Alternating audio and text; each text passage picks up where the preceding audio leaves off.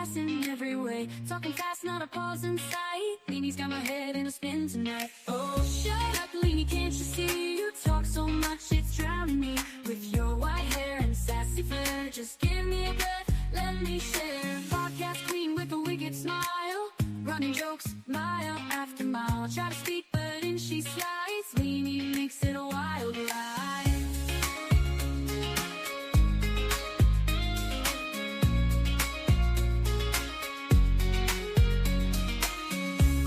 With a wicked smile, running jokes mile after mile. I try to speak, but in she slides. Leanie makes it a wild ride. Oh, shut up, Leanie, can't you see? You talk so much, it's drowning me. With your white hair and sassy flair, just give me a breath, let me share. Oh, Leanie, don't get me wrong, can't imagine life without your song. But girl, you've gotta let me in. This ain't just your show to win. So here I stand with my mic in hand, trying to keep this show as planned. Leanie laughs, guess it's gonna stay a little secret every day.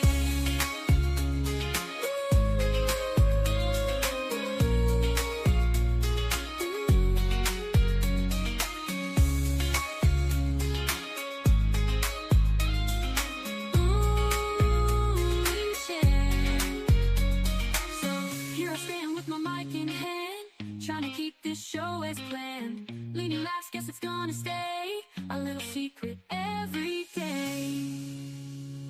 Oh, shut up, Leanie, can't you see? You talk so much, it's drowning me. With your white hair and sassy flair, just give me a breath, let me share. Let me share. Oh, Leanie, don't get me wrong, can't imagine life without your song. But girl, you've gotta let me. This ain't just your show to win.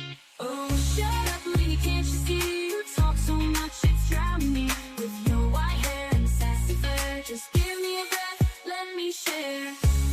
Oh, Leanie, don't get me wrong, can't imagine your life without your song. But girl, you've gotta let me. This ain't just your show to win. So here I stand with my mic in hand, trying to keep this show as planned. Leanie laughs, guess it's gonna stay a little secret every day. So here I stand with my mic in hand, trying to keep this show as planned. Leanie laughs, guess it's gonna stay a little secret every day. Oh, oh, oh, oh, oh, oh. It started with a chat, just a few of us there, talking about life and the stuff we all share. From kids to chaos and the mess we make, we bonded over laughs and every mistake. From bad hair days to a joke or two, no topic was off limits, nothing taboo. We laughed till we cried, had each other's backs. A sisterhood formed in the middle of tracks. Sisterhood of the chat, we're strong and we're loud. From West Virginia, Liverpool, we're proud. From Texas to Australia, we've got the best. Lifting each other up, we pass every test. From the East Coast to the West, we cheer. From Indiana to New York, we're always here. From late night texts to early morning calls, we've been through it all, big and small. From talking fashion to the crazy stuff, we've got each other's backs when life gets tough. We send memes and pics of the day gone wrong and the occasional "can you believe this song?" We share everything, no secrets to keep, like a wild dream that we never want to sleep. Sisterhood of the chat, we're strong and we're loud. From West Virginia, Liverpool, we're proud. From Texas to Australia, we've got the best. Lifting each other up, we pass every test. From the East Coast to the West, we cheer. From Indiana to New York, we're always here. From Tennessee, where the music plays, to sweet tea nights and lazy days. From England's hills to the country roads, our sisterhood's a bond that forever grows. Sisterhood of the chat, we're strong and we're loud. From West Virginia, Liverpool, we're proud. From Texas to Australia, we've got the best. Lifting each other up, we pass every test. From the East Coast to the West, we cheer. From Indiana to New York, we're always here. Through the highs and the lows, we've been there. When the world feels heavy, we just don't care. We're loud, we're bold, we're a little bit wild. but always there for each other, with hearts so mild. Sisterhood of the chat, we're strong and we're loud. From West Virginia, Liverpool, we're proud. From Texas to Australia, we've got the best. Lifting each other up, we pass every test. From the East Coast to the West, we cheer. From Indiana to New York, we're always here. So here's to the sisters who make life so sweet. We've got each other, no defeat. From the chat to the heart, it's all the same. We're a sisterhood forever in the friendship game. According to Leanie, the eclipse is to blame. But truly the Lord brought us together, and we'll never be the same.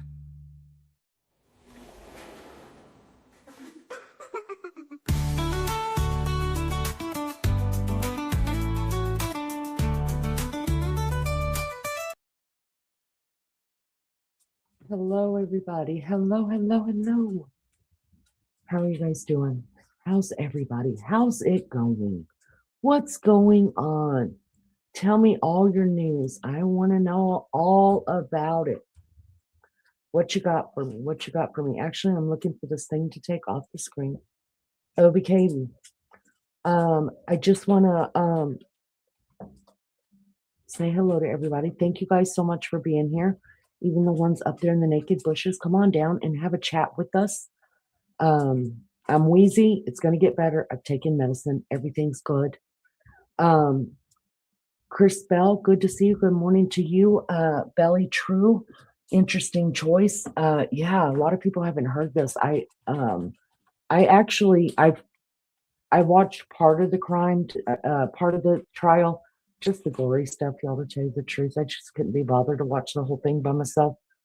And truly, when certain witnesses get on the state, I'm like, oh, for the love of God, can we get through this?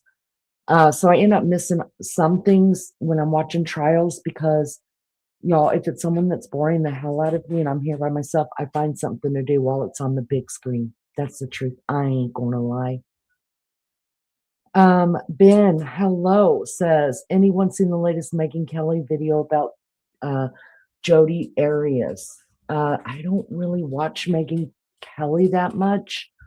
So no, I haven't, but that's interesting. I will watch it I'll watch it sometime tomorrow because we do lives on Jodi Arias as well, usually during the daytime unless something breaks, I'll come on. Hello, Maria. Good to see you. Thank you guys for being here. Appreciate it so much. I have to correct a few of my mistakes. The biggest mistake was spelling Shad's name wrong. Listen, if you were in my chat at the beginning last night, I had gotten some really bad news about 15 minutes before I went live, you guys, and it messed me up. And I just went ahead with the live because it was scheduled. And there's nothing I can do about that situation right now. So I just chose to hang out with y'all and do the live anyways. And that's what I did. I think because I kept saying his name wrong. And then also I don't have autocorrect. I'm sorry. I have autocorrect on my computer that it just puts what it thinks I'm wanting to say. Sometimes like your guys' phone does. Life Without Parole. That's LWOP, Life Without Parole Block. Good to see you. Thank you for being here. Anyways, I think because of that, between just me being screwed up in the whole situation and then what my computer does, then that's how I know his name is Shad Thyrion. So forgive me for that. I need to go back and correct it through the live from last night. Not voiceover. I'm talking about just in all the spellings and stuff that the computer did. So that's that. His name is Shad Thyrion, you guys. So please forgive me for that. Much respect to his family. I would never do that. Now, I do on purpose. Sometimes, Possum, I'm going to kill you. Sometimes I will spell Taylor SchaBusiness's name wrong just because I don't like the C in it. And I think it's funny to be SchaBusiness. I mean, I don't know. I'm just being sickening and facetious and sarcastic when it comes to her name. So all that is absolutely on purpose. And I'll probably continue doing that because I don't owe her any respect, y'all. I just don't. Um, and it's funny to me. I don't know. SchaBusiness is better than the C, I think. But anyways, I spelled it right for those that noticed all my mistakes last night. So there you have it. Thank you guys so much for being here. We're going to jump right into it. This case is not that long of a case, you guys. Just considering Jodi Arias, this case lasted less time from start to finish than the time Jodi Arias stood on the witness stand. You guys, 18 days she was on the witness stand. And anyways, so this case went really, really fast. So we should get through it this week. And really, I need to get through it this week, to tell you the truth, because I have to go out of town, and I don't want to leave it hanging. I want to finish what I started, and then I got to go out of town for a couple of days. All right, so there's that. More about that later. Let's go ahead and get this started here so that my medicine will kick in. You guys don't hear me being wheezy weeny over here. And that's my dogs in the background. In case you don't know, I have 3 golden retrievers. This is their living room, you guys. I don't really hush them too much. They do what they want to do. They'll fall asleep soon. All right, let me bring this up really quick.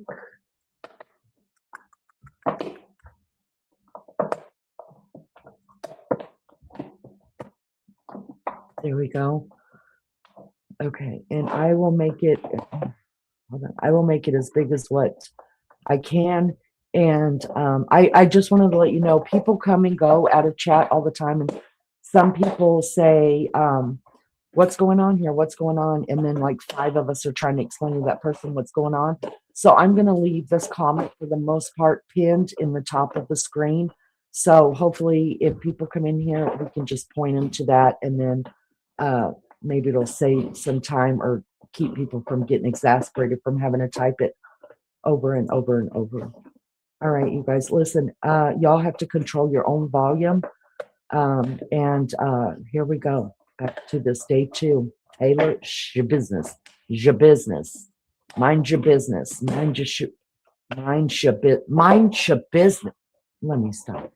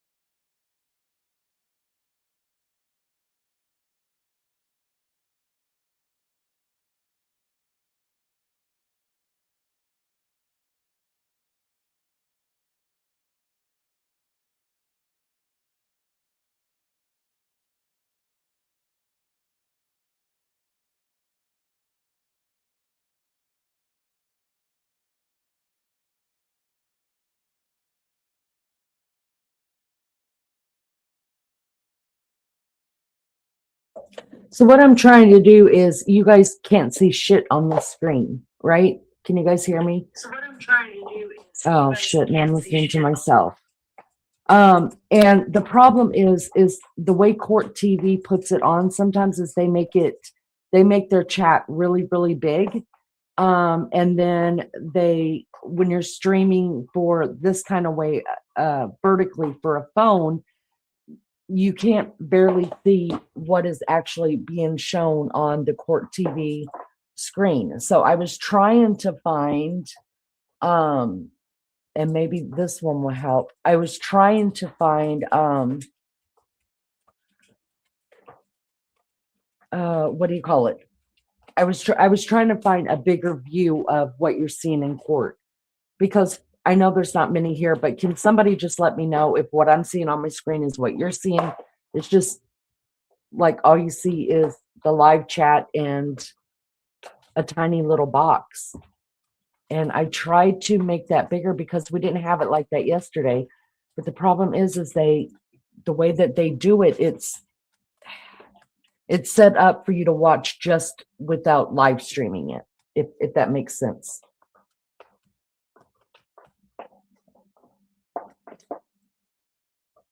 No.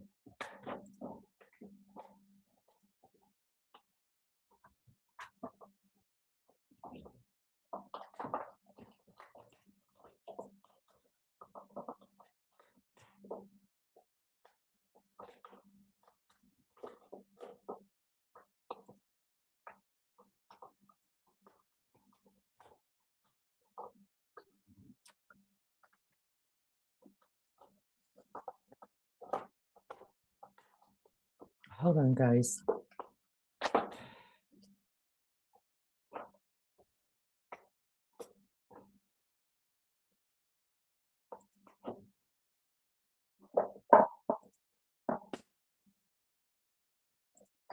Hi, Lulu.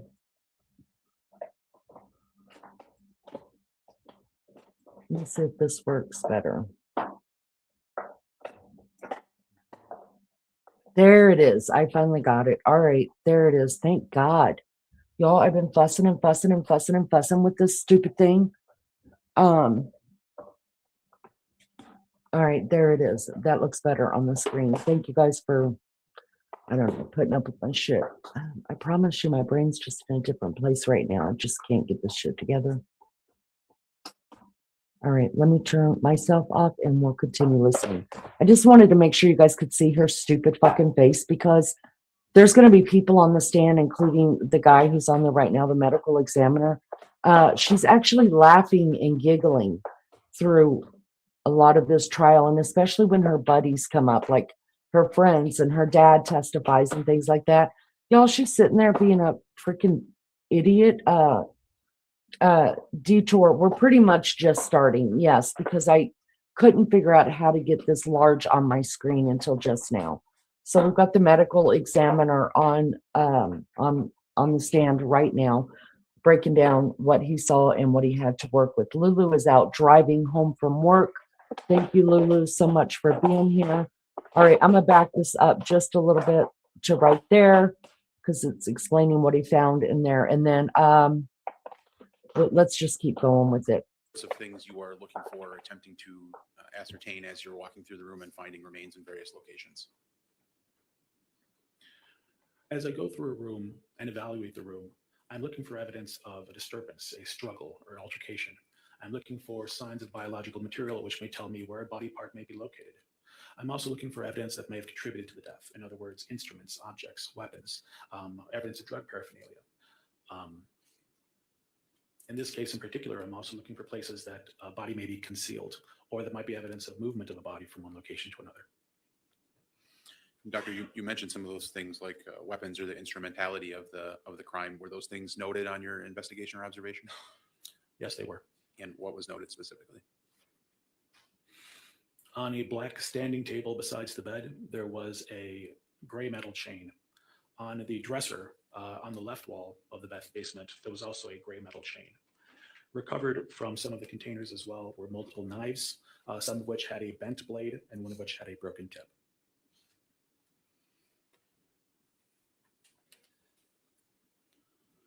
Specifically as it relates to the human remains that are located, as you're collecting those items, are you sort of conducting an inventory or attempting to ensure that you have everything that you need with respect to the body that was cut up?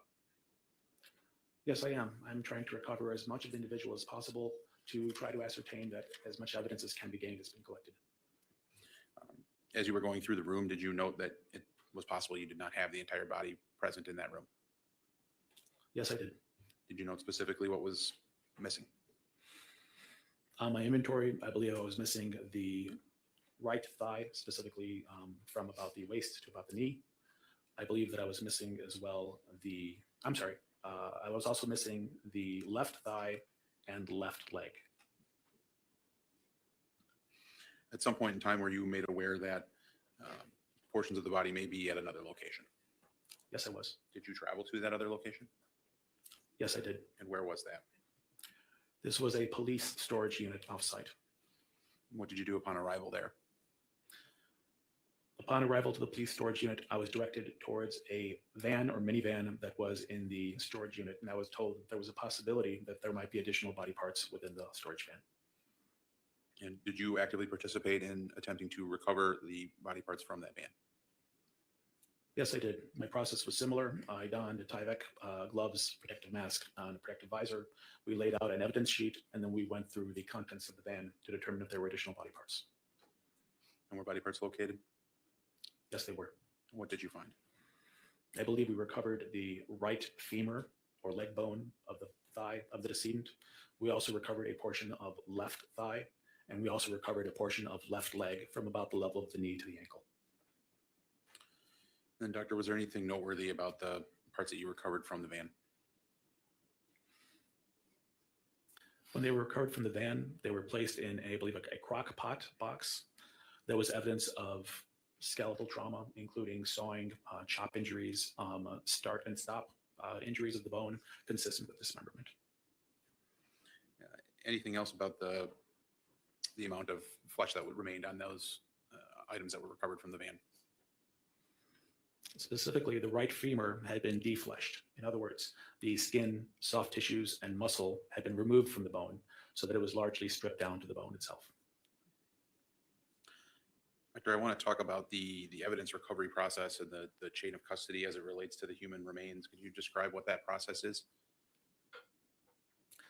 Very important in the nature of evidentiary work is maintaining a chain of custody. In other words, that the location of the remains and the custody of the remains is documented for each step along the way. At the scene, the evidence is photographed in the presence of witnesses. It is placed in a secured and sealed evidence bag. And then on the outside of the bag, we attempted to write and document which container, which pieces came from, to attempt to recreate or be able to follow the story of the evidence as it goes from the scene through transport all the way to the medical examiner's office. When we use a secured body bag, what we mean is it's an intact body bag that's labeled on the outside, and then we also place a security seal, which is intact and numbered. We photograph and document the seal to show that the seal is intact and that the seal that was placed at the scene is the same seal that we're cutting at the medical examiner's office. And then do you recall what specifically the process was for transporting the remains to the Dane County Medical Examiner's office for autopsy was? Yes, I do.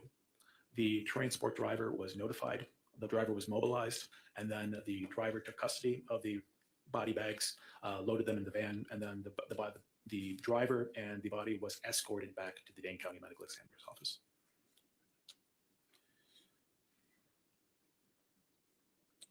So then, doctor, ultimately, did you perform an autopsy on the remains that were recovered? Yes, I did, on February 25th. And where did that take place? That took place at the Dane County Medical Examiner's office in McFarland, Wisconsin. Do you recall who was present for that autopsy? Yes, I do. And who was that? Present for the autopsy was Brown County law enforcement and our own morgue technician.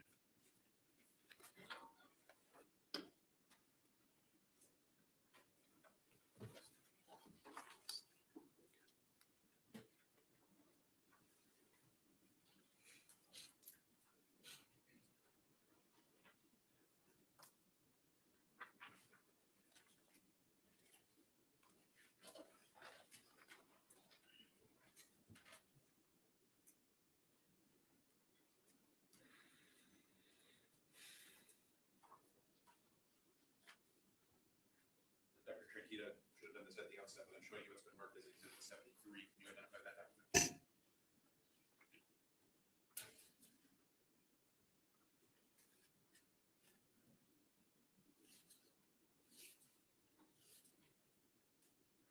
Yes, I can. What is that?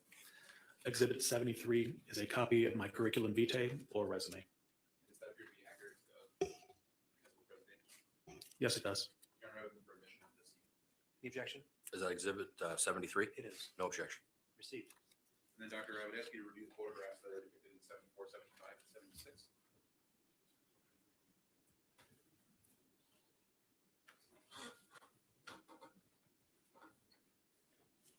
Have you had an opportunity to review those? Yes, I have. And could you just briefly describe for the jury what is depicted in Exhibit 74? Would you like me to show the photograph as well? I intend to publish it if I could, so. Exhibit 74 is a photograph of a blue gloved hand with a gray label on it. It is holding a blue security seal that is present around a body bag zipper. The gray label reads 223433, and the blue security seal reads 0012227. Doctor, do you know where that photograph would have been taken? This photograph was taken within the Dane County Medical Examiner's Office morgue. Does it denote the seal and the fact that the bag that was received by the medical examiner's office remained intact and sealed when you received it in Dane County prior to the autopsy? That is correct. Can you describe what's depicted in Exhibit 75? Exhibit 75 is another photograph taken of an outside of a body bag. A blue security seal can be visible at the lower left corner of the photograph.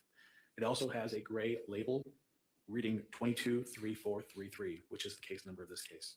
Written on the outside of the bag is sealed by PS, the initials are P and S, at sign 1506 on 02/23/22. Doctor, are you familiar with the initials PS? Yes, I am. And whose are those? They are our lead investigator's initial who are at the scene, Petra Schwab. And then, Doctor, can you describe what is depicted in Exhibit 76? Exhibit 76 is also another photograph taken from the inside of the Dane County morgue. It depicts an opened body bag that contains four smaller containers or four smaller bags inside, containers 1 through 4.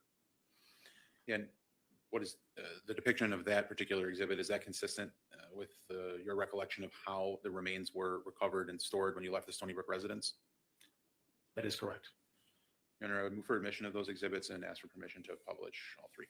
The objection to 74, 75, and 76 was given. Yes, Your Honor, defense objects to Exhibits 74, 75, 76, more prejudicial than probative, relevancy, and duplicitous arguments. Overruled. You can publish the jury.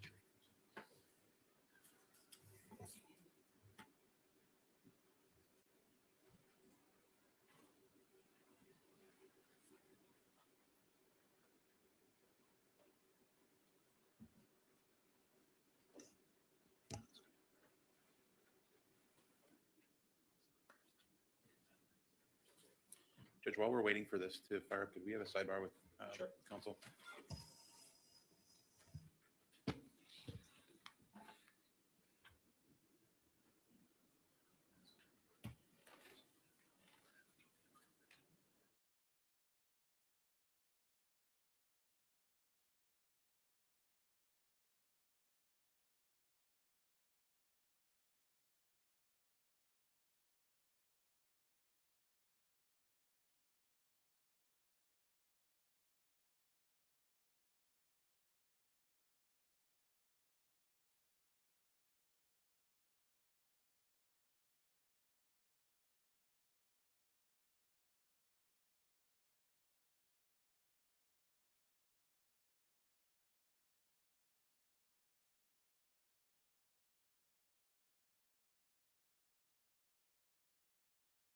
All right, I put a lot of time into, reviewing all the pictures and did file a motion making objections to photographs that I thought were, that should not come into evidence.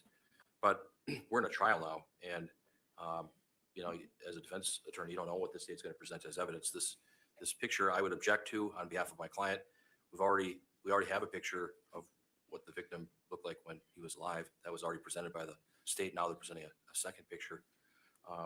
I would argue that this picture, if it has any relevancy to the case, It's highly prejudicial. It's an autopsy picture. I don't believe a lot of people on the jury have ever seen something like this before, and it could shock their conscience and create horror in their minds. So I would object to it, Your Honor, on all of those grounds. Thank you. Okay. And Dr. Exhibit 77 was a photo that was taken at your office during the course of the autopsy. Is that correct? Yes, Your Honor.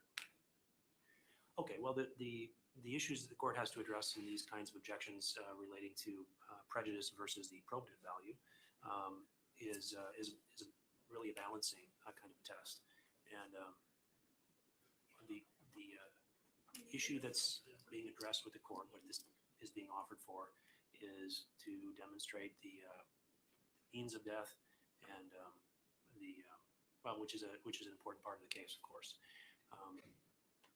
And I ruled earlier at the hearing in June that I was not going to permit the exhibit of the crime victim's head in the bucket.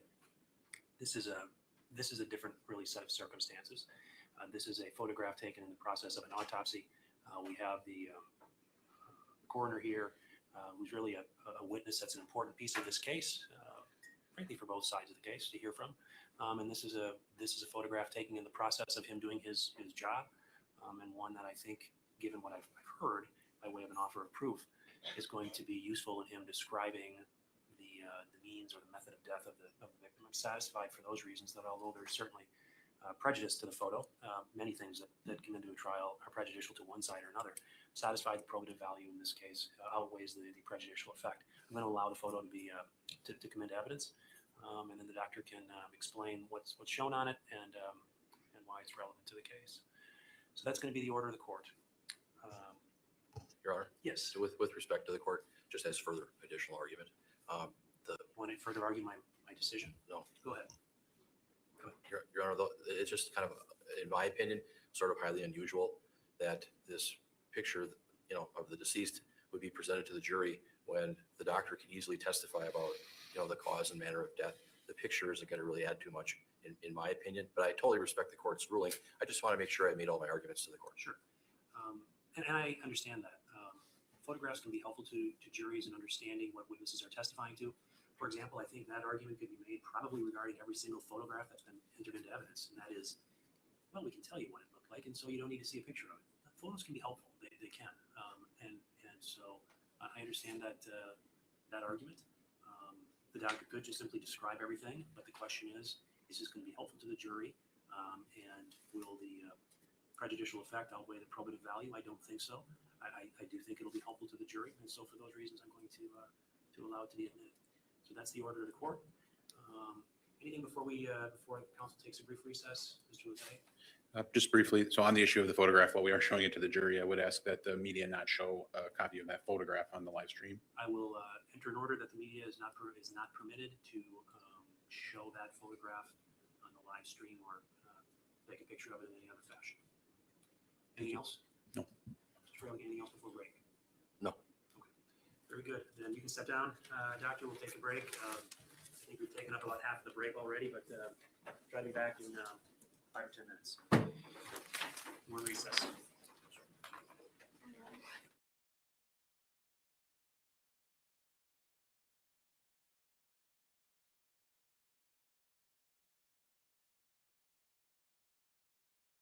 Effect outweigh the probative value? I don't think so.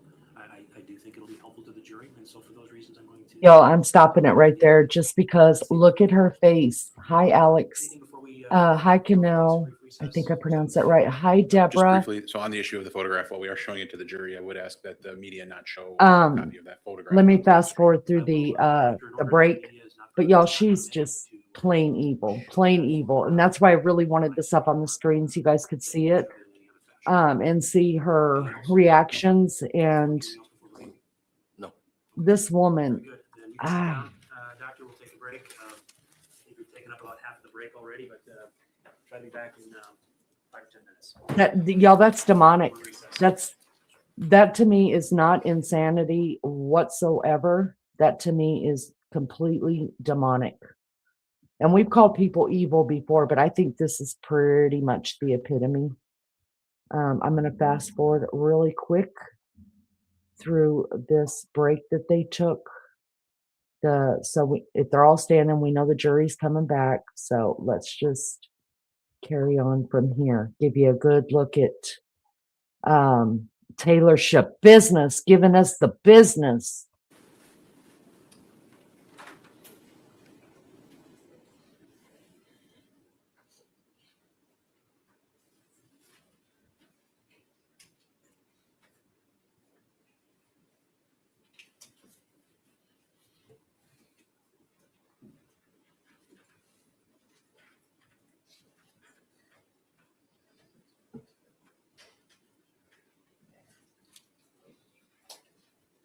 Okay, you seated.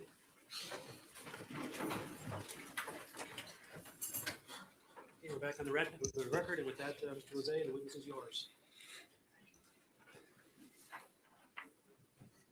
I think we were about to publish the 3 photographs that the doctor had previously described.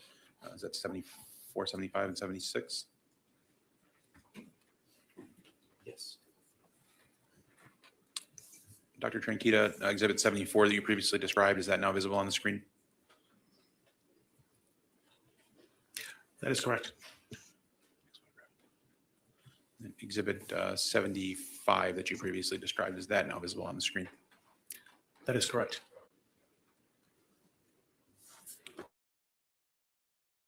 Exhibit 76 that you previously described, is that now visible on the screen? That is correct. Thank you, doctor. Now, doctor, if you could confirm the human remains from Shad Thyrion, you received them in the form that was just demonstrated in those photos, is that correct? That is correct. From a chain of custody and evidence standpoint, did everything appear to be in order when you received it at the Dane County Medical Examiner's office prior to autopsy? Yes, they did. Can you give a general description of the process that was utilized to conduct the autopsy in this case? Of course. At the scene, we performed the examination as I previously described. In addition, because this occurred during the time of the pandemic, we also did a nasopharyngeal swab to determine if the decedent was COVID positive, and he was. Upon beginning the examination, our first step is usually to take x-rays of the body.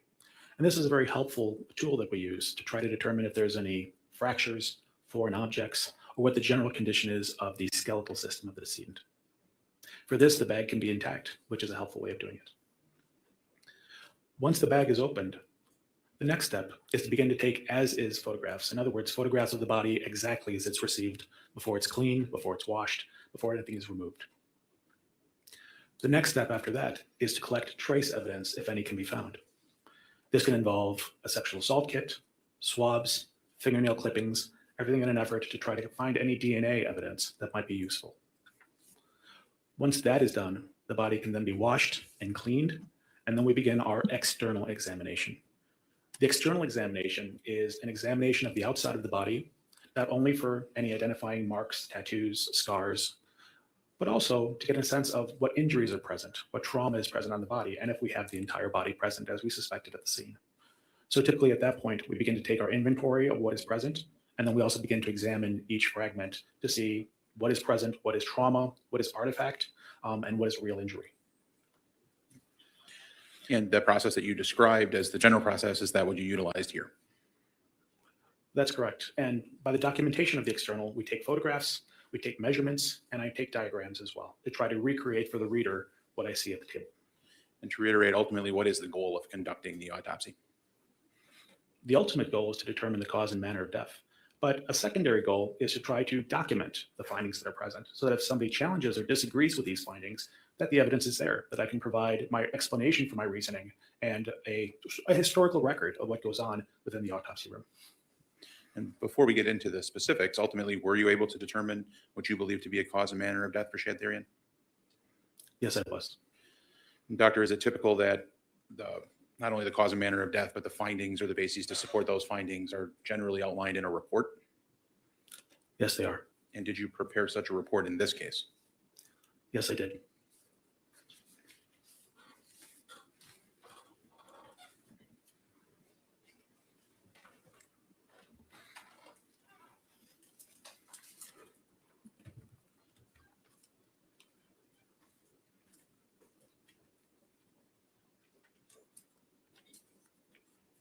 Pete, I'm showing you what's been marked as Exhibit 78. Can you review that and identify that document for the jury?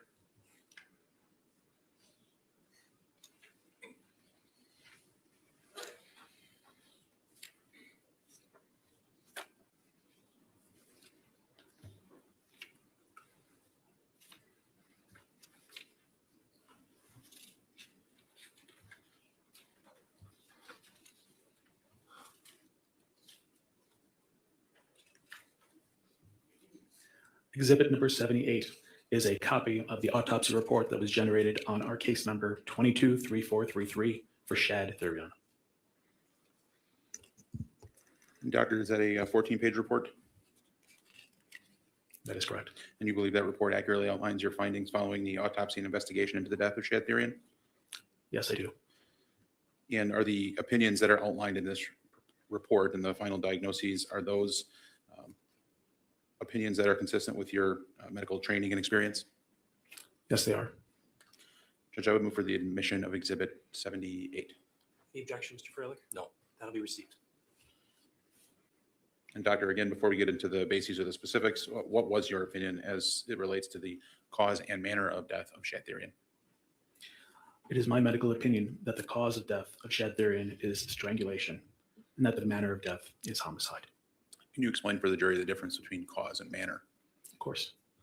Cause of death is the mechanism by which somebody dies.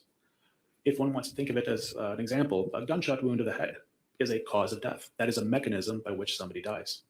The manner of death is the category or classification of that mechanism. So in other words, a gunshot wound to the head can be a suicide, it can be an accidental death, or it can be a homicidal death. The cause of death you want to think about as the mechanical process which results in someone's death. And the manner of death is the circumstances or the totality of the story, including the investigation and the scene findings, and the history, which helps you categorize that mechanism in terms of the class of death that this occurs. And Doctor, I'll first address the issue of cause of death. Can you outline for the jury the findings or the circumstances that support your opinion that the cause of death in this case was strangulation? Of course.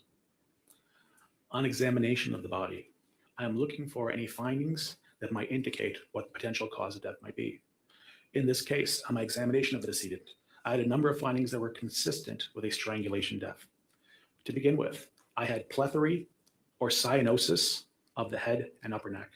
And by plethory or cyanosis, I mean a deep purplish discoloration or congestion of the head and neck, such that I know that return of blood flow back to the body from the head is interrupted or blocked. Along those lines, I had numerous petechial hemorrhages or burst blood vessels of the skin of the face, of the conjunctivae around the eyes or the pink around the eyes. I had hemorrhages as well of the whites of the eyes or the sclera, and I also had hemorrhages of the mucosa of the inside of the mouth. These are all consistent with sharp pressure being applied to the neck and the blood vessels of the neck, causing bursting of these blood vessels. In addition, the tongue was protuberant outside of the mouth, consistent with the tongue being driven up and outwards during the process of strangulation. When I examined the tongue itself, there was a patterned indentation on the surface of the tongue, consistent with an object being pressed hard across the tongue such that it left an indentation within the tongue. There were also abrasions or scrapes on the surface of the tongue, and there was an intramuscular hemorrhage or bleeding within the tongue. This is often seen in cases of strangulation, where the tongue can be trapped between the teeth and the jaw is driven upwards and trapping the tongue between the teeth. Once I dissected down the neck, I had hemorrhages of the muscles of the neck as well. And this is also classically seen often in cases of strangulation, where blunt force trauma is applied to the neck during the process of compression, and you have injury and bleeding within the neck muscles. These hemorrhages were not only in the neck muscles, but they were also in the soft tissues surrounding the trachea or airway or windpipe, surrounding the larynx or upper airway, all the way down to the cervical spine or the spinal column as it goes all the way down to the vertebra. So in other words, I had hemorrhages going from the surface all the way down deep into the neck muscle structures, indicative of significant force being applied to the neck. Just wanted to follow up on that particular last point. Doctor, you indicated in multiple areas where you saw evidence of strangulation. Did those same areas allow you to make some sort of determination or form an opinion as to the amount of force or the amount of time that force would have been applied to the neck? Objection, speculation. I think that's exactly what his professional role is. Overruled. This is a great deal of force. We're not talking about simply injuries to the superficial structures, for example, the skin. I have injuries to the very thick muscles on the sides of the neck. I have injuries to the soft tissues beneath this. I have injuries to all the soft tissues surrounding the neck, and also have hemorrhage on the soft tissue on the anterior aspect of the cervical spine. This is hemorrhage deep through multiple layers of neck, consistent with a great deal of force being applied and a great deal of injury. Doctor, as we've heard, obviously there is a significant amount of mutilation to the body or disruption of the body in multiple different places. Can you describe how you are able to determine that those other cutting injuries to the portions of the body are postmortem as opposed to causing the death of Shad? In my examination, there was extensive post-mortem mutilation of the body. And I believe that this is post-mortem mutilation because there is no hemorrhage associated with these injuries. In other words, I have multiple sharp force trauma with multiple stab wounds, multiple punctures, multiple incised wounds of the skin, deep cuts within the muscles and tendons and soft tissue, deep cuts within the bone. But all of these cuts are non-hemorrhagic. In other words, there's no blood or bleeding associated with it. These are consistent with post-mortem mutilation. In other words, there's no circulation going on. There's very little blood actually still left within the vascular system. This is all consistent with the body being dismembered after death.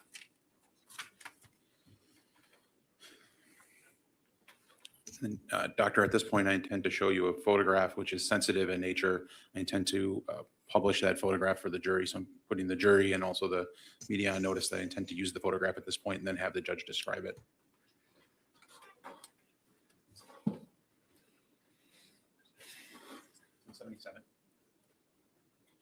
Yes.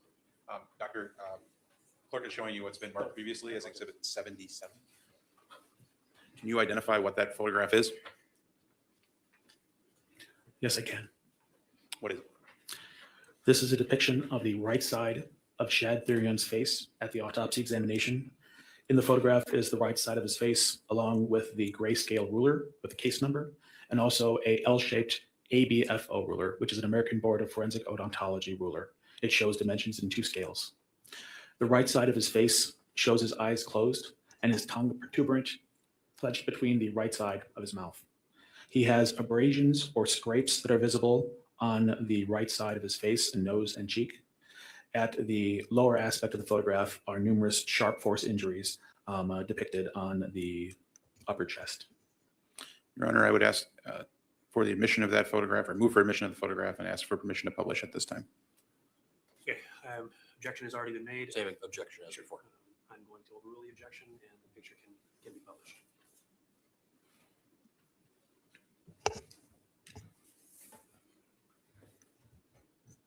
And I'll note that the media is not allowed to publish this photo. Doctor, the photograph depicted in Exhibit 77, is that now visible on the screen? Yes, it is. Can you utilize that photograph to describe some of the indicia of strangulation that you had previously outlined for the jury? Yes, I can. As you look at his face compared to the lower aspect of his body, which is visible in the upper right corner, you can see how much more purple and how much more congested it is compared to the rest of his body. Similarly, particularly you can see around the cheek, there are small pinpoint hemorrhages or circular petechial hemorrhages also on the right temple, which are burst hemorrhages present on the skin. And these are referred to as petechial hemorrhages, caused from ruptured capillaries on the skin surface. His tongue is protuberant and visible in this photograph coming out the right side of his mouth. Subsequently, as we examine the tongue further, we can see that there are abrasions and contusions of the tongue from impacts between the teeth. There is also a ligature oppression, as we previously described, on the surface of the tongue, which is not visible here. It's hidden by his mouth. And doctor, you talked about the coloration and how that's relevant to the strangulation as the cause of death. Is the coloration from the body, is that also relevant to your determination that injuries to the body were postmortem?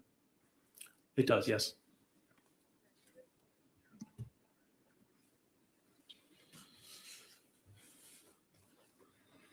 Doctor, in addition to preparing a report and taking photographs of the injuries, do you also utilize diagrams?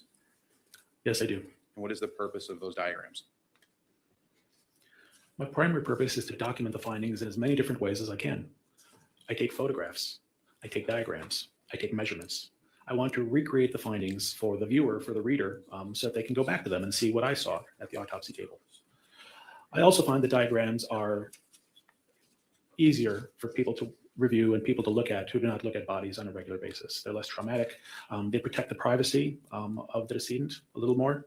And I think that they are a document which I found to be very valuable for conveying what I found in a very easy to understand and not disturbing way. Doctor, I've provided Exhibit 79. Can you take a look at that and describe what that is for the jury?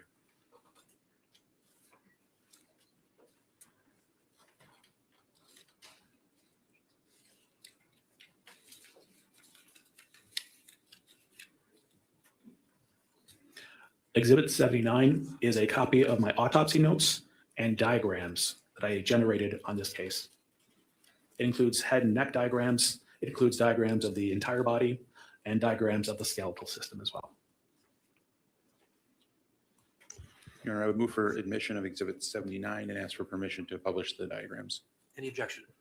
No. All right, that can be published to the jury. I'll receive it and it can be published to the jury. And Judge, for the diagrams and the subsequent discussion, could the lights be dimmed as well? Sure.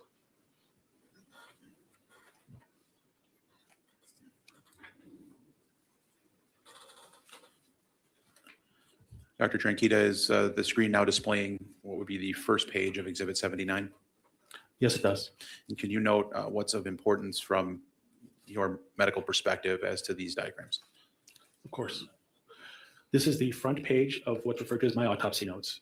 And this allows me a front and back view of the body to depict findings. Also, a spot at the top where I can enter the general demographic features. In other words, weight of the body as it's recovered, approximated age, frame, hair color, eye color, what's the state of the postmortem changes, such as rigor mortis or livor mortis.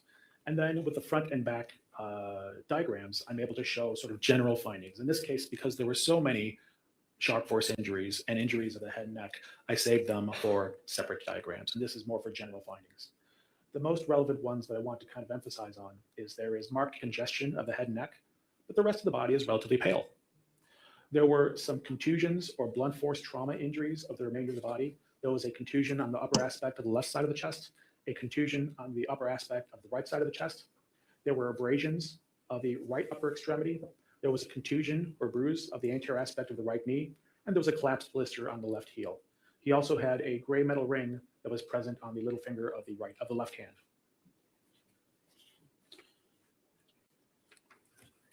Doctor, on the screen, are we now showing page 2 of Exhibit 79? Yes, we are. Specifically, I draw your attention to the top right-hand corner of that. There's a depiction or a drawing. What is that? In the top right-hand drawing is a picture of the surface of the decedent's tongue. With my crude art skills, I apologize. But I'm depicting where the arc-like abrasions are present on the tongue, and that's at the tip, those curvilinear interrupted abrasions. There was a contusion of the right side of the tip of the tongue or bruise. And then on the back and middle aspect of the right side of the tongue, there were two parallel, very patterned, very regular indentation rows consistent with a potential ligature being pressed against the neck. Being pressed against the tongue. Doctor, based on your prior experience with strangulation cases, is that something that is typically seen or ordinarily seen where there's a potential ligature strangulation that you may see ligature marks not only on the neck, but also on other parts of the body? Yes, it occurs when the ligature shifts during the assault. If the ligature shifts, often the victim or the decedent will try to get their chin underneath the ligature. I can sometimes see injuries across the chin, across the lower lip, or inside the mouth as ligature is shifting in position before it's placed again on the neck. Doctor, you mentioned that you were present on scene and had the opportunity to observe two metal dog chains that were collected by law enforcement. Is that correct? That is correct. And did you note any consistency between those chains that were collected and the marks that you observed on Shad Thyrion's body? Yes, I did. And what was that? When I'm observing injuries or trying to interpret injuries, I'm looking for patterns. Anything that I can use to convey to an investigator, hey, you may want to look for this at the scene. In this case, we had very organized, repeating, interrupted indentations on the surface of the tongue, very evenly spaced apart. This would not be inconsistent with the pattern of a chain and the chain links as they twist, leaving separate corner impressions on the surface of the tongue.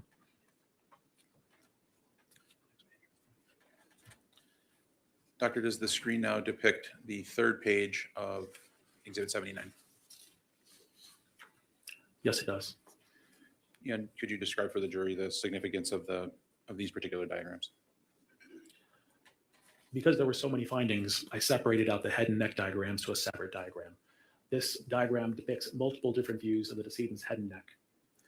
Similar to the photograph, we can see that there is congestion of the head above the level of decapitation. In other words, there's purplish discoloration or cyanosis or plethory of the upper aspect of the neck and head, consistent with congestion. On the right side of the decedent's face and nose is an abrasion. There are contusions at the left temple, just above the ear, and at the right temple, just above the ear as well, or bruises. Once I dissected down the neck, I found hemorrhages of the muscles of the neck on the left side and right side of the neck. I also found sharp force injuries of the outer aspect of the left eyebrow and outer aspect of the left upper eyelid, and then also on the left side of the tip of the nose.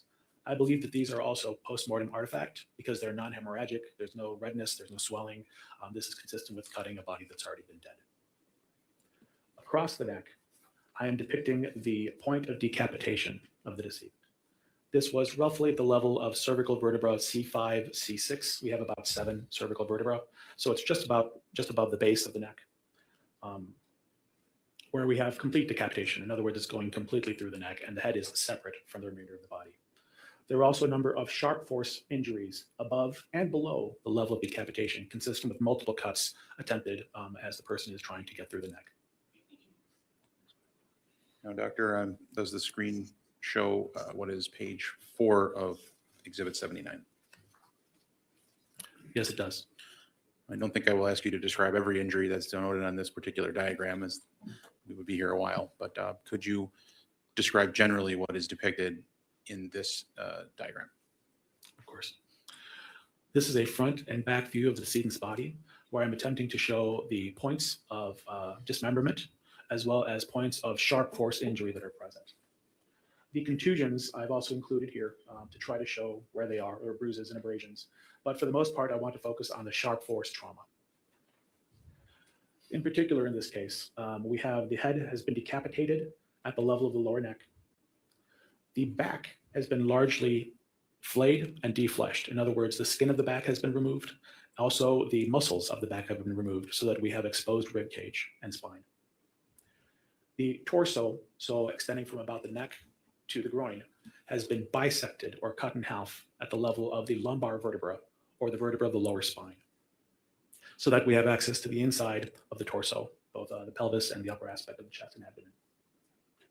We have attempted amputations at the level of the right shoulder and right elbow. We have numerous cuts and stab wounds of the extremities. When we get to the abdomen and thighs, we have areas of skin removal where flaps of skin have been removed. Where we get to the right thigh, all of the soft tissue has been removed, so we're down to the bone. In other words, all we have is exposed femur for the length of the femur. When we get to the lower extremities, the left lower extremity has been amputated to the level of the knee.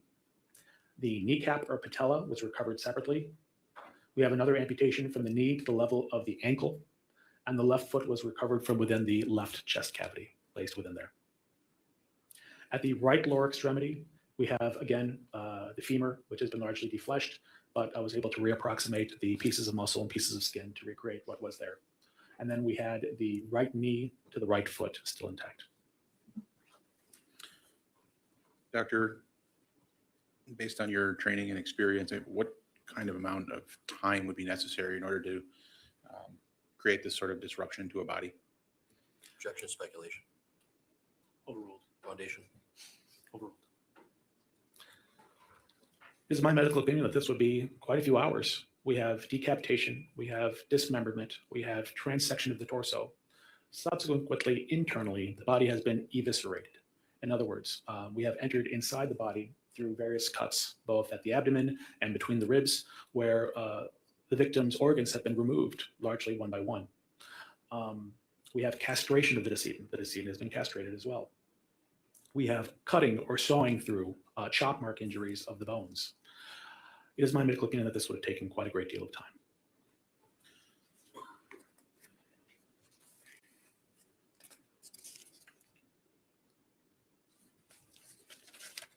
And doctor, is the screen now depicting page 5 of Exhibit 79? Yes, it is. And what are you attempting to denote here as opposed to on the previous exhibit? Again, I don't want to overload one particular set of diagrams. So in this set of diagrams, what I'm trying to do is I'm trying to show the points of skeletal dismemberment. In other words, where in the skeletal system the body has been taken apart. So here I'm illustrating that the head and neck have been severed at the level of C5, C6. I have that the torso has been severed at the level of about L3, L4 of the lumbar spine. I've shown that the pelvis has been cut right at the pubic bone and separated open. I've shown that there is attempted to sharp force trauma at the distal right arm or right humerus, and also at the proximal right forearm or right radius and ulna. I'm showing that we have amputations or severing of the left femur, both just proximal to the hip and at the distal left femur. I've shown that the left kneecap has been separated, and I've also shown that the left lower leg has also been separated at the distal tibia and fibula. At the right lower extremity, the right hip socket has been opened and separated. I have severing of the right lower extremity at the level of the knee, and the kneecap on the right side is received with the lower leg.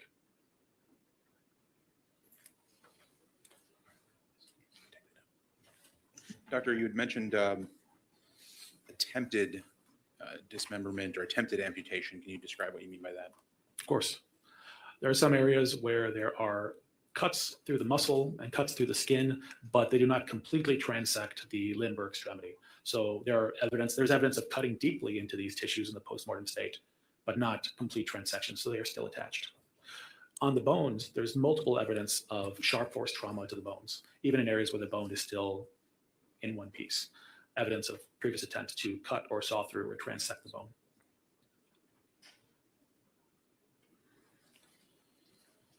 These pieces of bone were I'm going to check collected. non-responsive. Just wait for another question, Doctor. Go ahead. Doctor, is it typical that in the course of your investigation into a death that you would ask for toxicology to be performed on the decedent? Yes, I would. And was that done in this particular case? Yes, it was. What were some of the challenges that you faced with respect to toxicology? The largest challenge was the amount of disruption of the vascular system. This body was essentially bloodless. So what I did is at the scene, I collected a hemorrhagic fluid that was present in one of the containers where the body was kept, with the hope that some of this was blood that was drained from the decedent's remains as they sat within the container. And these were submitted for toxicology. In addition, I saved tissues as well, should there have been a need for that. Based on your training and experience, are there concerns about the accuracy of the toxicology based on how you had to obtain the fluid for toxicology? Yes, there are. And what are those concerns? This was hemorrhagic fluid that was collected from in this case, the bucket, where a portion of the decedent's remains were recovered. Whether this all represents the decedent's blood, somebody else's blood, substances that may have been present in the bucket before the decedent was placed in there, whether the blood is entirely blood or a combination of blood and cerebrospinal fluid and vomit and other fluids, whether there is water present in the bucket as well. So as a result, these findings are noted, but they should be taken in that context and with those caveats. And in terms of the toxicology report, what substances did you note from the fluid that was submitted for toxicological testing? From the fluid that was submitted, we found cocaine. We found cocaine metabolite benzoyl ecgonine. We found methamphetamine. We found amphetamine. We found delta-9 tetrahydrocannabinol, or the active component of marijuana. And I believe we also found nicotine, which is present in most tobacco products. Now, doctor, you found a number of those substances in the fluid. Are those substances, in your opinion, contributory to Shad Thyrion's death in any way? I do not believe so, no. I think you mentioned this earlier, doctor, when you were describing the general process of the autopsy. Is swabbing of the body something that you typically do? When I suspect that there may be the involvement of another individual within a death, yes, swabbing is something that I typically do. And is that something that was done in this particular case? Yes, I did. Can you describe the process for swabbing and then the process for maintaining the integrity of the evidence that's collected in those swabs? Of course. Before the body is cleaned or altered in any way, while it is still resting on an evidence sheet, what I do is I collect DNA swabs of the external surfaces of the body. Typically, I'll go for areas where I suspect the greatest possibility of contact. In this case, I believe they're all listed on pages 14 of the autopsy report. So it included the left and right sides of the forehead, the left and right cheeks, the left and right sides of the chin, the left and right sides of the neck, both sides of the chest, what was left of the skin surface of the abdomen, what was left of the skin surface of the back, the left and right arms, the left and right forearms, the left and right wrists, the palmar aspects of the left and right hands, the dorsal aspects of the left and right hands, the skin of the left thigh, the skin of both legs, the skin of both feet. And then I took oral, penile, scrotal, and rectal swabs. And then of all the fragments of skin that were recovered separate from the decedent, I swabbed the skin surfaces of those as well. So those were 12 separate fragments of skin were each swabbed. After that, they're air dried, packaged, and given to law enforcement. And that process was followed in this case with respect to the integrity of the evidence. That is correct. Is it typical that you obtain a swab that's intended to be either a swab or some sort of evidence that is intended to be a known sample for the deceased? That is correct. What is the typical process for that? Typically, we collect what's referred to as a DNA card, which is a blood spot card that is air dried and then subsequently can be used for DNA testing. Do you know if that was used in this case? Yes, it was. Do you know if you also did a buccal swab in this case, or a swab from the inside of the mouth of the decedent? That's correct. That was with my oral swab that I took earlier.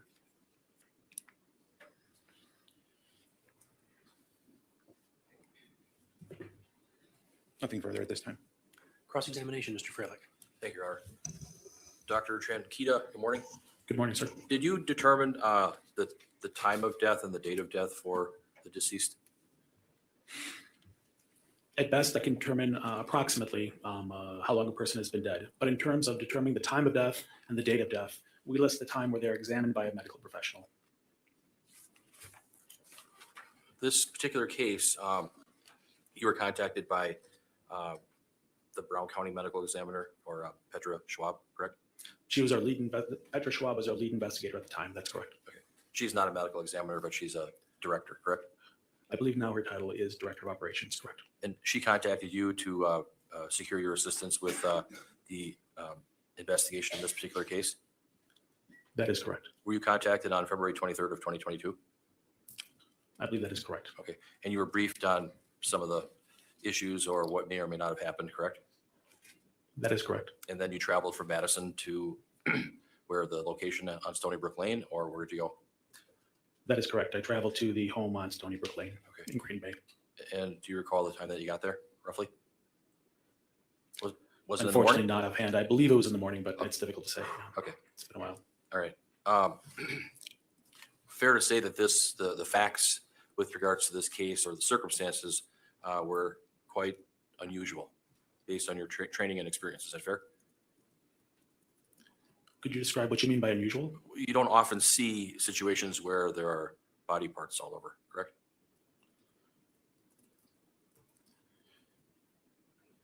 I think my line of work is unfortunately very different from others. Fragmentation of people is very common. Motor vehicle accidents, train accidents, people who have jumped from tall buildings or been hit by a subway train. That's not unusual for me. It's something that I see quite often. How about a severed head in a bucket and body parts in different locations? Is that unusual for you? I would say it's not a common occurrence. That's correct. It's different, correct? Correct. And would you agree that those particular facts make it a little bit more challenging when you have to do your autopsy and your testing and your swabs and your analysis? Is that fair? In what sense, sir? In the sense that you essentially have to try to understand the global picture. Is that fair? That's correct.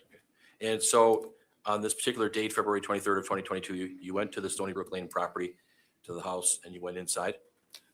That is correct. You conferred with several detectives, correct? That is correct. Ms. Schwab was there. Is that fair? That is correct. And you found human remains in different locations, correct? That is correct. You found a head and a penis and testicles in a black bucket, correct? That is correct, at the base of the stairs. And then you found some other body parts in a duffel bag called a Jimmy Choo bag on a entertainment center, correct? I believe so, yes. I believe that was the dark blue bag on the dresser. I'm not very familiar with bags, unfortunately, but yes, that was, I can see color at least. Yes. Okay, sure. Inside that blue bag, as you say, there were lots of plastic shopping bags in there, correct? I believe so, yes. Was it hard or difficult to understand what you were actually looking at when you were removing these items from the bag due to having plastic bags inside? I would say no. I'm fairly comfortable with plastic bags. They're often seen at scenes. And then the recovery of the individual pieces, identifying them, of course, is something that I do fairly regularly. So I was able to start saying, okay, this is clearly a piece of this is clearly a piece of that. As we began to gather the inventory, that becomes a very important part of determining if the entire body is present or whether there might be other pieces at another location or destroyed. As you moved along in the basement of 829 Stony Brook Lane, you moved towards a pink and black Under Armour backpack, correct? That is correct. And there were more human remains in there, correct? That is correct. And did you know that these remains belong to one person, or did you have a concern that, did you have any concerns about that? Very much. My goal was to determine whether or not there might be more than one person present. So in other words, if I found, for example, 2 patellas from the left side, or if I found 2 left arms, then I would be concerned that there might be more than one decedent present. And then as you went through the basement, did the detectives follow you? Did you take the lead, or how did that kind of work? Typically what's done is the law enforcement has the jurisdiction or the investigation of the scene, of the surrounding circumstances. But the investigation of the body and the examination of the body falls into the jurisdiction of the medical examiner. So in this case, also because our goal is to try to prevent contamination and preserve as much evidence as possible, we took the lead where we are wearing Tyvek suits and gloves and masks and trying to collect things in as clean and preserved a way as possible. So we took the lead on that, and law enforcement remained in the background. This wasn't a perfect situation as far as the basement was concerned because there was lots of clutter down there. Is that fair? That's correct, yes. There's like a table, Pac-Man machine, all kinds of other items, correct? That is correct. You recall seeing 3 mattresses stacked on each other? Yes, I do. And then there was another container. Was it such that it was a blue tote? Yes, there was. I believe it was towards the head of the bed. And there were human remains in the blue tote, correct? That is correct. And on top of the tote, there was blankets or clothing items. Is that fair? I believe there were, yes. So fair to say that some of these items that you were attempting to collect may have been tampered with or tainted in some way because of other items being put on top or plastic bags being utilized? In what way, sir? If you could just answer my question with due respect.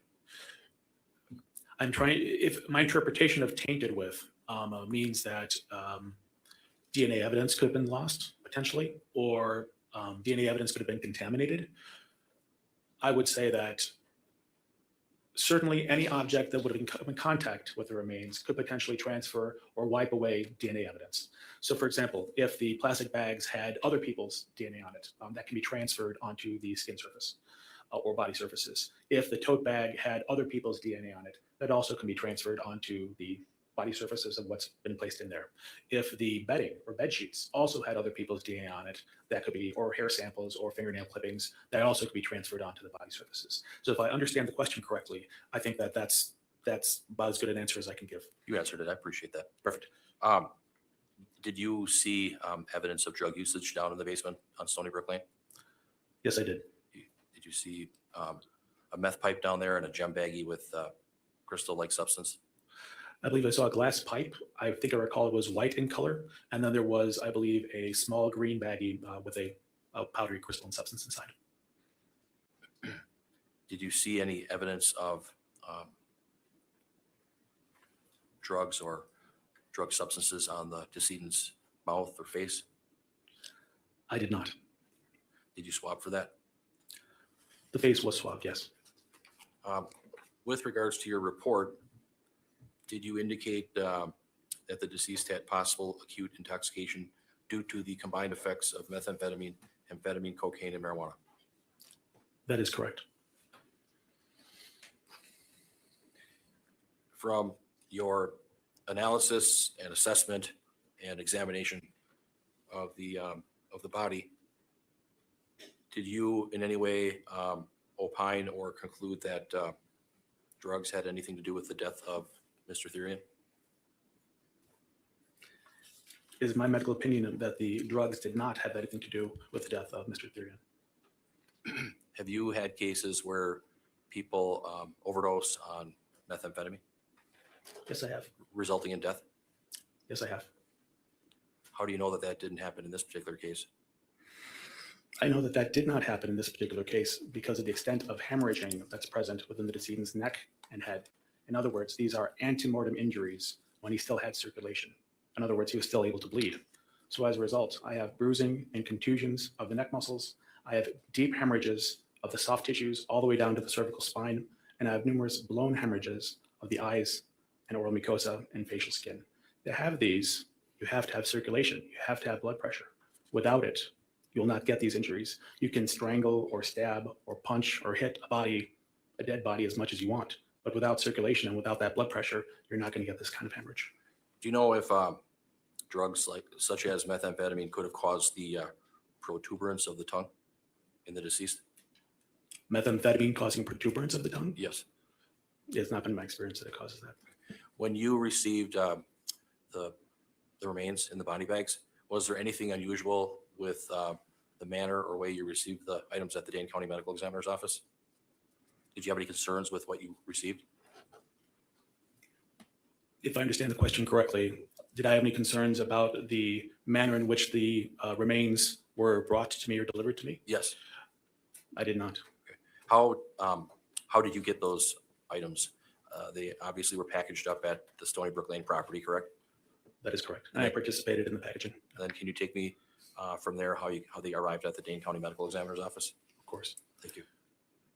Again, as the bodies were packaged up, the security seal was placed on the bags to show that the body bags are intact and undisturbed.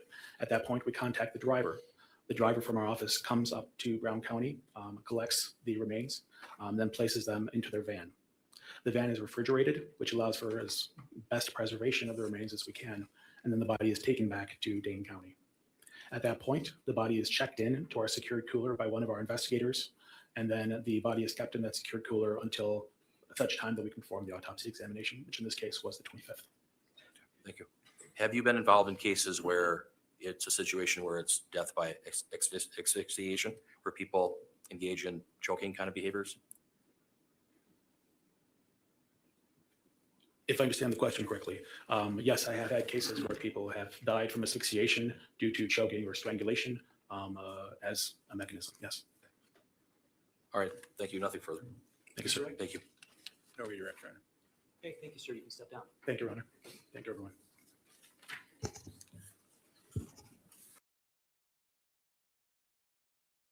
All right, guys, I'm going to stop it right there because I think what we're going to do at this point is I'm going to bring up some body cam footage. Now I'm back over in StreamYard, you guys. So I'm telling you, I only see about 4 people in StreamYard. Then when I go over to YouTube and chat there, that's when I can see all y'all chatting. So if you think that I'm ignoring you, I really am not. So that's where I'm at. Anyways, I think it'll be good to, at this point, bring up some body cam footage because some people want to hear her voice. Some people want to see her mannerisms and maybe, I don't know, match the person to the crime. And I think that's fair. Rockers, yeah, you know what? Usually our nighttime chat is flowing really fast. We've been getting, I mean, the nighttime chat to me, I run daytime lives and nighttime lives, and quickly my overnight lives has definitely become my favorite just because of the chat. But I understand, you know, this time of night, a lot of people just put something on, they sit back and they listen, and they don't feel like chatting. I mean, it's the middle of the night for those of us in America. So I'm the only crazy person that does this shit. But anyways, yeah, that's just the way it goes. Some people like to chat, some don't. All right, let's bring up body cam footage, y'all. How about that? How about it? Stop that screen. Bring this up. Thank you guys so much for being here. Will you do me a favor and either double tap your screen to hit the like or just find the thumbs up and do that. That's all I ever ask. If you don't feel like subbing up, you don't have to sub up.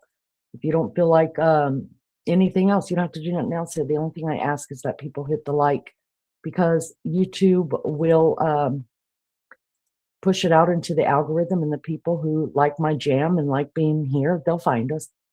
All right, so this is Law and Crime.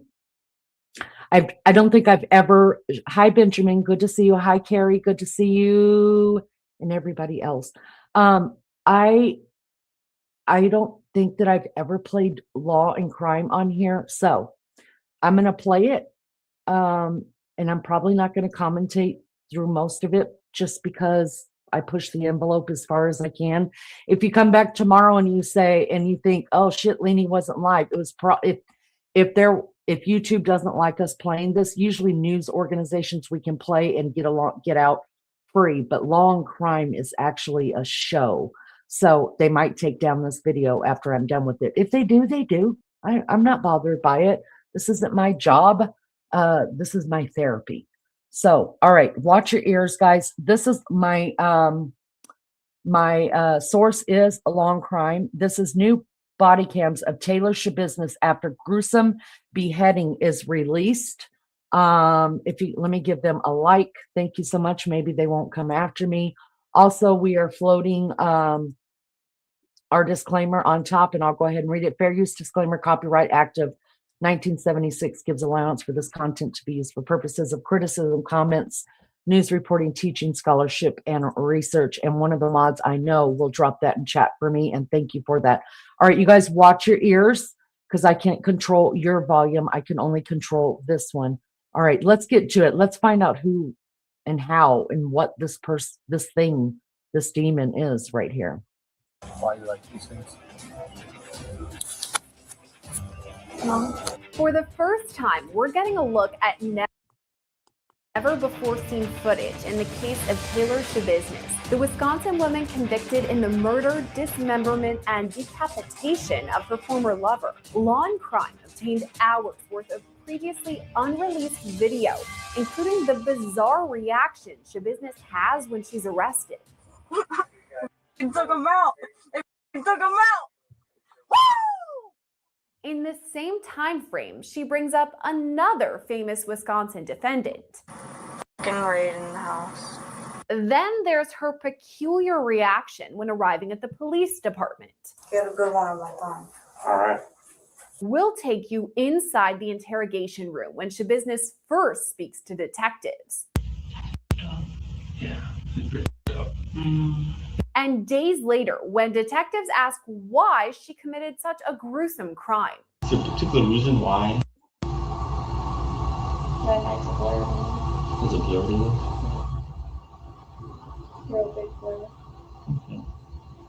All of this giving us a look inside the mind of a convicted murderer. The case takes us back to February 2022, when SchaBusiness murdered 24-year-old Shad Thyrion. She'd known Thyrion since middle school, and the pair had dated and hooked up in the past. But on this specific night, rough sex led to something much more nefarious: murder and dismemberment.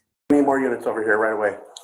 According to SchaBusiness's police interviews, she used a dog chain to strangle Thyrion. She didn't stop when he turned purple, and even admitted to officers that she liked it. And you also said that you enjoyed it, right? Yeah, I enjoyed it. Oh yeah. All right. Yeah. What you enjoy about that? Just Was it kind of thrilling, a rush, exciting? What was the feeling that you got out of it? that's a lot.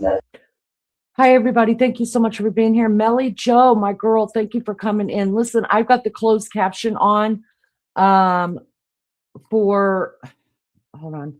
I've got the closed caption on for her. I'm trying to find it on my screen to see if I can turn on mine so you guys can see it. I know that her voice is kind of hard to hear, isn't it? But I don't have closed caption that I could put it on the bottom of my screen. So if you zoom in, I do have the closed caption on Law and Crime on here. So oh man, I just wish that we could hear her better during this. So I don't know, zoom in, maybe you could see the closed caption that I've got playing at the bottom of the law and crime one.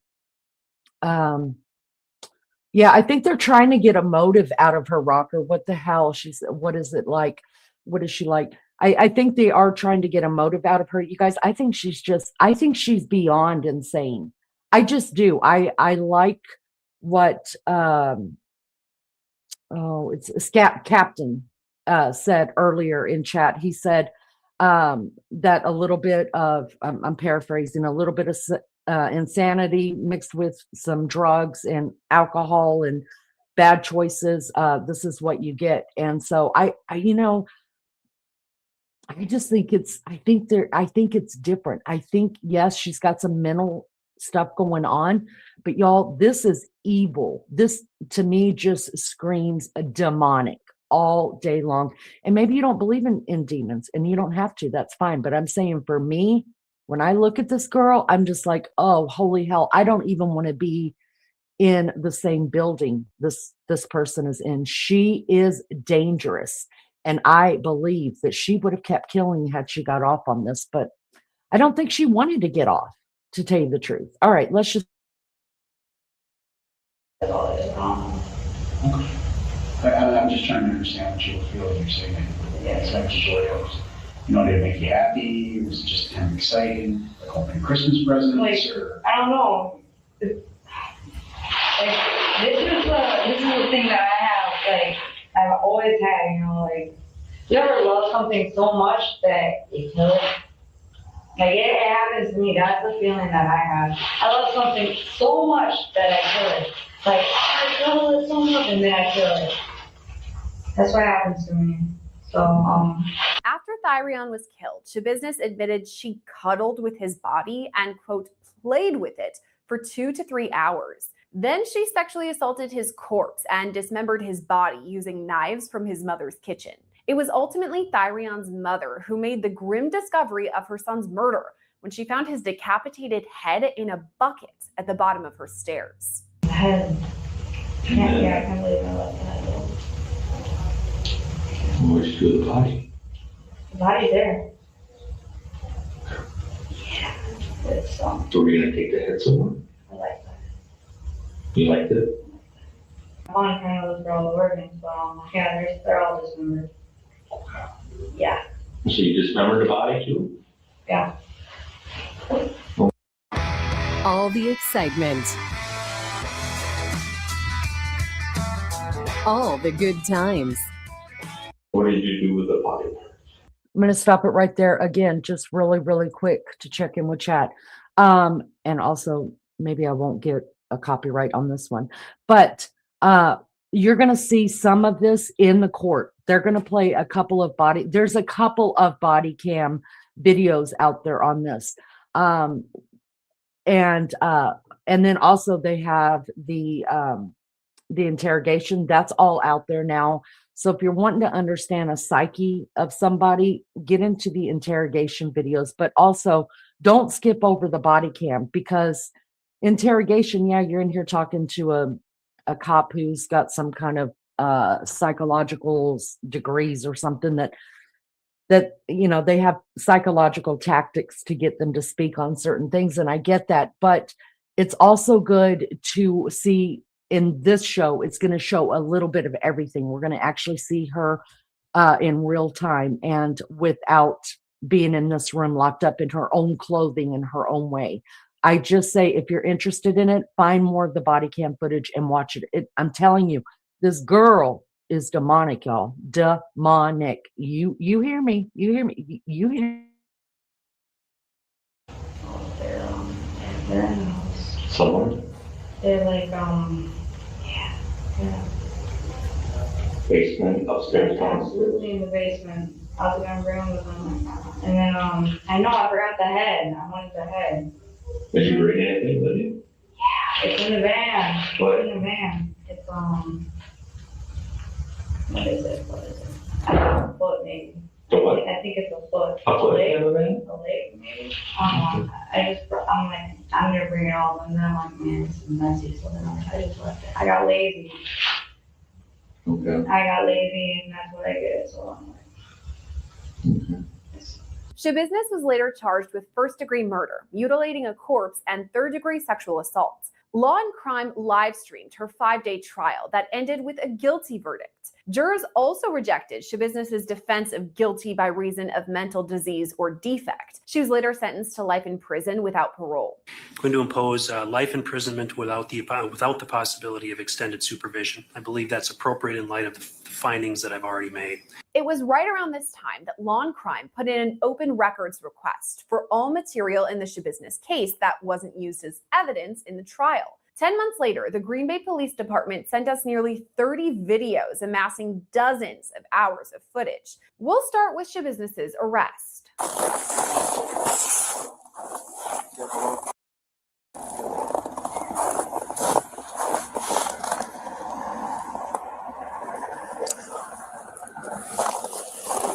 Thyrion was murdered at his mother's house on the west side of Green Bay, but SchaBusiness was arrested at an apartment complex on the east side. This is video of officers arriving at that apartment, looking at evidence on the scene. Investigators find blood in the snow outside near this minivan. Detectives later determined the minivan belonged to a man named Scott Holmes, but SchaBusiness was driving it after the murder. Detectives would later search inside the minivan and find parts of Thyrion's remains. Body cam shows that as officers get their first look at the minivan, SchaBusiness appears outside. That's when she's taken into custody. Could possibly be blood. No footprints on the passenger side.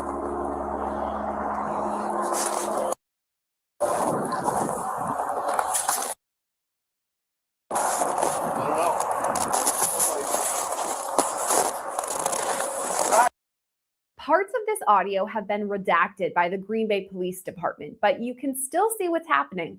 Taylor SchaBusiness is being handcuffed.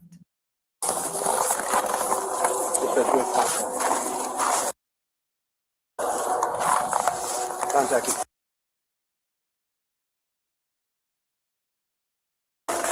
Anybody else in your apartment?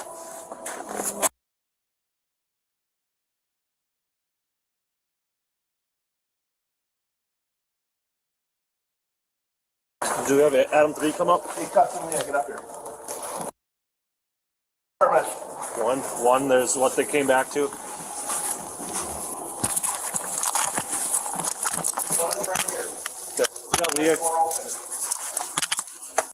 I want to thank Morgan & Morgan for sponsoring this body camera video.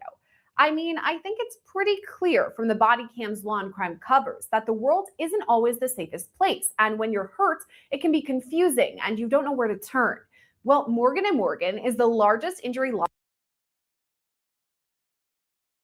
Another angle. Hi. Dispatch, we have contact. Contact with you. Anybody else in your apartment? No. What apartment is she in? A third perspective shows her arrest again, this time with better audio. Thank you. Dispatch, we have contact. Taylor. Contact with you. Once SchaBusiness is cuffed, she's taken to a squad car nearby. Green Bay Police! Everybody get here! Enough!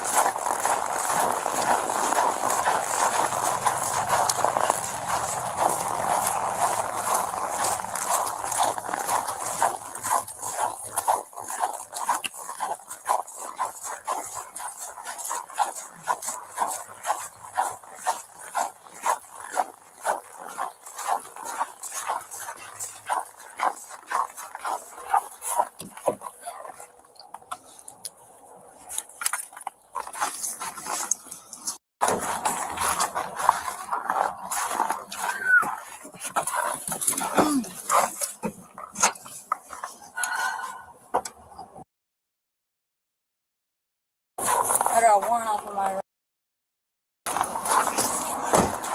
I got a warrant out for my arrest.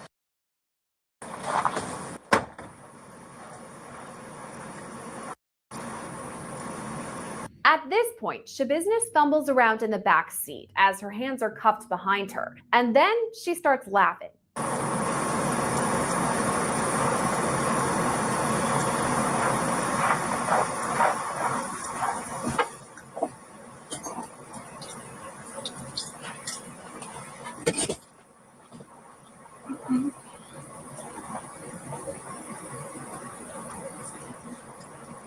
Seconds later, SchaBusiness is laughing to herself yet again before saying she took him out. It took him out. It took him out. Woo! As time goes on, she continues smiling to herself and appears to be mouthing words, but not actually speaking.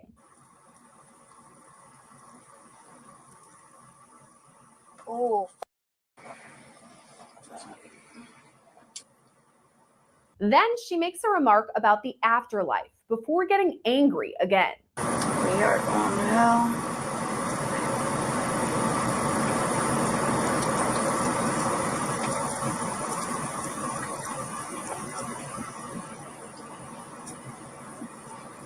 That's up. I'm pissed. I could have went.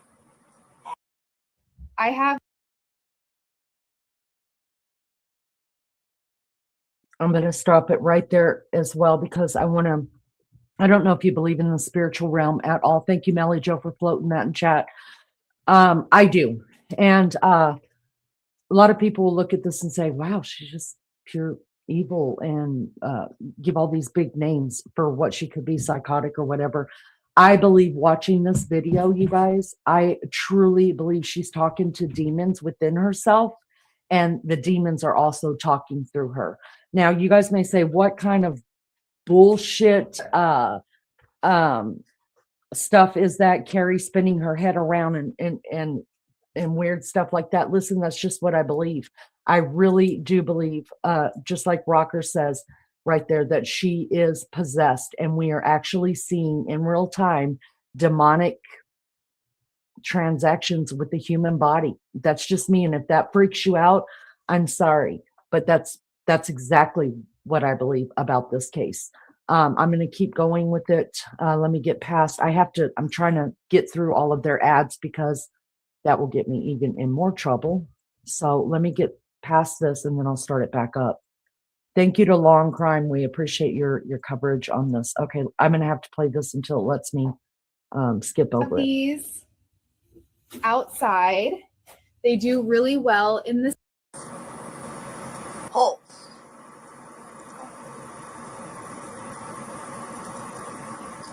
SchaBusiness's next remark comes out of left field. Right in the house.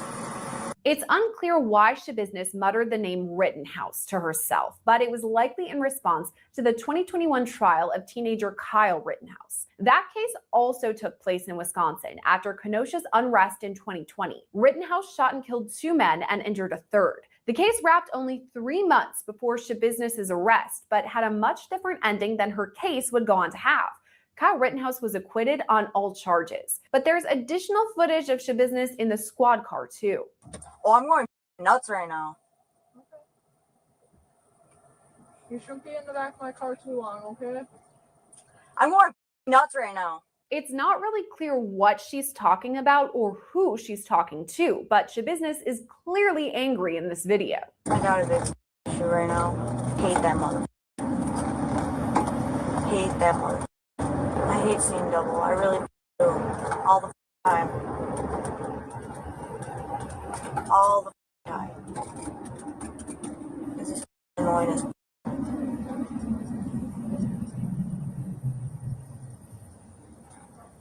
I can't wait to get out of this cops.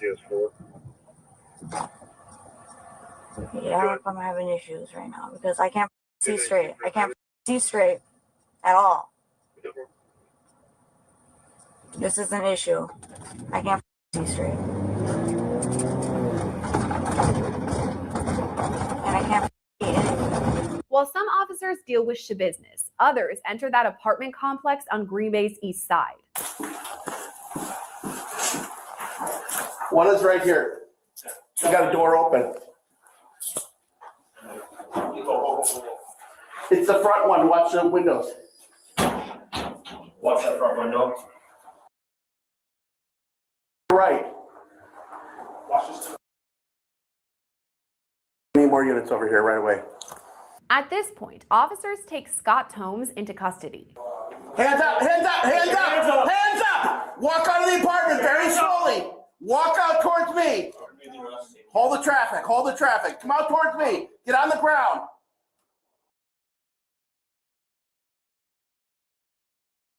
Hands out at your side, just like an airplane. Do it now. I got at the apartment. Find out if anybody else is in here. Green Bay Police! If anybody's in here, announce yourself now! Green Bay Police! If anyone's in here, announce yourself now! What's your name? Are you Scott? Hands up! Put your hands up! Hands up! Walk out of the apartment. Put your hands up! Slowly. Walk out towards me. We're gonna be the arrest team. Hold the traffic, hold the traffic. Come out towards me. Get on the ground.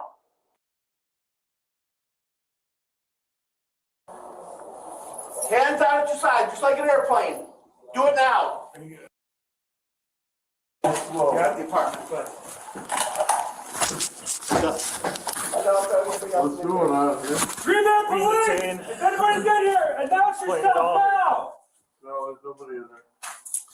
Is there anything on the Green Bay apartment that we need to be worried about? Police! Announce yourself now! Not at all. What's your name? Are you Scott? Yes, I am.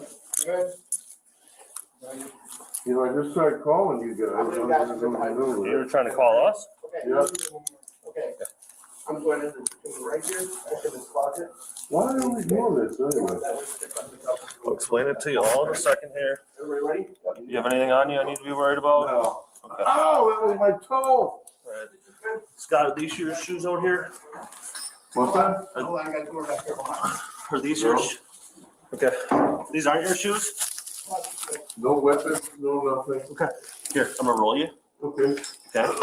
Hey guys, hold on. Easy. Yep. It's easy if you fold that. Okay, I gotta get my shoulder. I gotta get my shoulder out. Okay, you can lay me down now. I'm gonna have you stand up. Oh. Are those slippery fingers? Yes. Okay, stand up. Ready? Yep. 1, Ready. 2, 3. Just face this wall for me. Step up to that wall.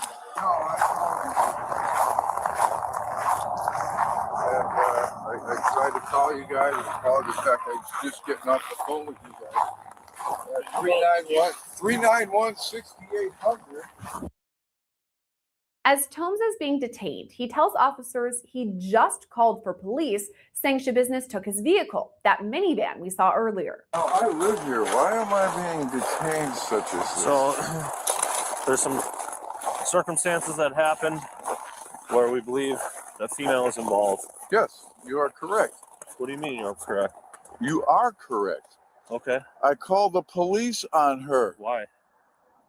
Because she took off with my car earlier. Okay. She's on ankle bracelet. Okay. I called you guys. Okay. I called you guys. This is for man. something way more important than a stolen car at this point. But still, I called her on We're gonna set you. this way. At this point, Holmes is in the back of a squad car. How do you know her? I've She been just a taking friend? care of her for quite a long time. Just have you sit in the back here where it's warm, okay? All right. Again, nothing better be touched Okay. in my apartment. I hear you. Holmes maintains he called for police help, but doesn't know what's going on with SchaBusiness. I'm trying to figure out why I'm being handcuffed and I'm in the back of the squad car. That is going through my mind rapidly. Okay, so like I said, we're just detaining you at this point because we're not sure if you're involved in something that I'm had not involved. Well, I don't know that. I know that, and I'm telling you that. If I wouldn't be calling you guys the last 10, 15 minutes. You could check my phone. Okay. 391-6800. I've been calling you guys, trying to cooperate, and you're putting me in handcuffs. It's ridiculous. Right now, you're wanted for questioning. That's all I can tell you. And what? Detectives will explain it all. CIA or some shit? Detectives will explain it all to once we get to the station. Tomes is taken to the Green Bay Police Department, and separately, so is SchaBusiness.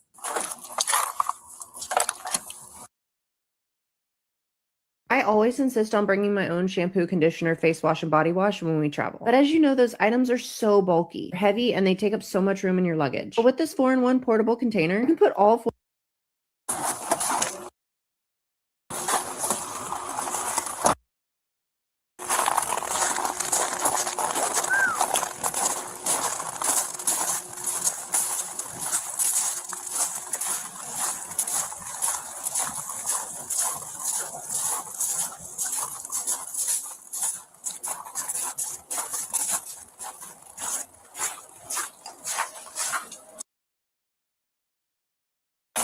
These are some of the first moments after SchaBusiness's arrest when she's being held at the Green Bay Police Department.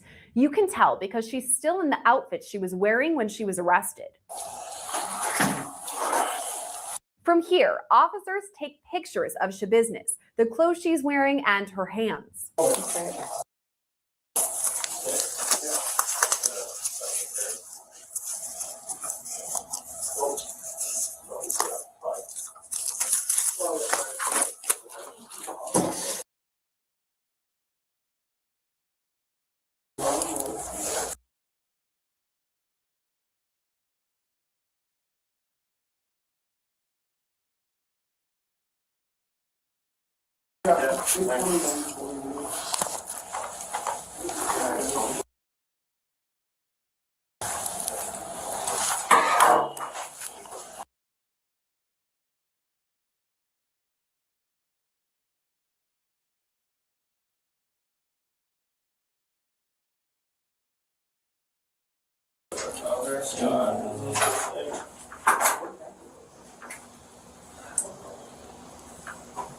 She ended up walking on us as we walked.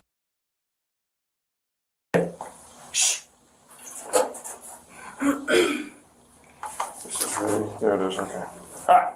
Let's see. Overview quick. Can you lift your head up, please? Put your arms up. Hold my arms up. Arms out, just like you have them. There you go. So arms out again. And keep the arms out for a while.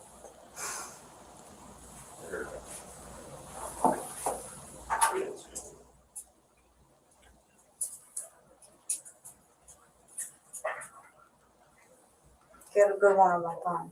All right. All right, this hand. Can you pull your sleeve up a little bit? Thank you.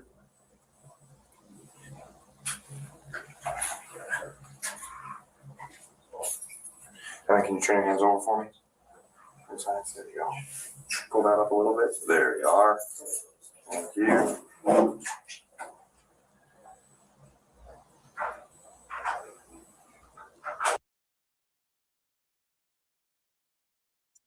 Let me jump over here and say, welcome everybody. Thank you for being here. We're watching Law and Crimes footage that they received after the trial was over through a FOIA act.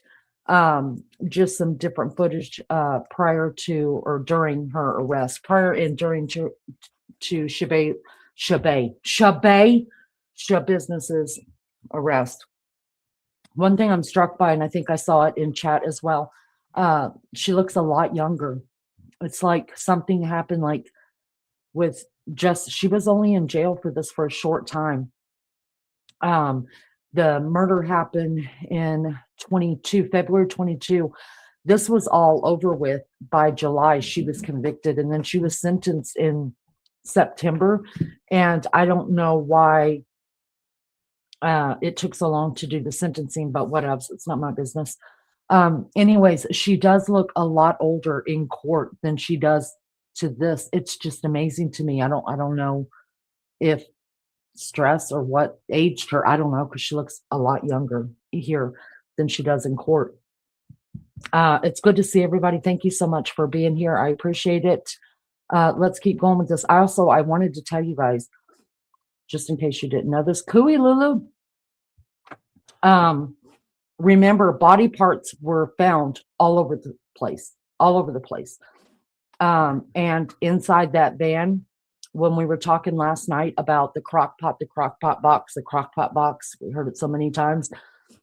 Parts of his body part are in that crock pot box in this van. There were actually 2 crock pot, try to say that, guys, crock pot boxes that she used to transport different body parts. Now, I did hear when this first came out that her plan was to also take the head with her. I think she says it in her, when she's been interrogated, I think she actually tells them that her plan was also to take the head, but because there was so much blood and other stuff in the bucket, like it just wasn't, she didn't have a lid for it. So I think that's why the head was left there, but I think that's in her interrogation video as well, if you guys want to look it up and listen to it. Here we go. You need water or anything? Early on, SchaBusiness has read her rights. We need to get some information from you, okay? But the way you were brought down here, and because you are here, that I need to read you something called your Miranda rights. Have you had your Miranda rights read to you before? Yeah. Okay. So I'm going to read them right now, and once we get past these Miranda rights, then you can ask questions, I can ask questions, so we can have further discussion. Okay? In the same time frame, SchaBusiness gives officers the okay to collect some of her DNA.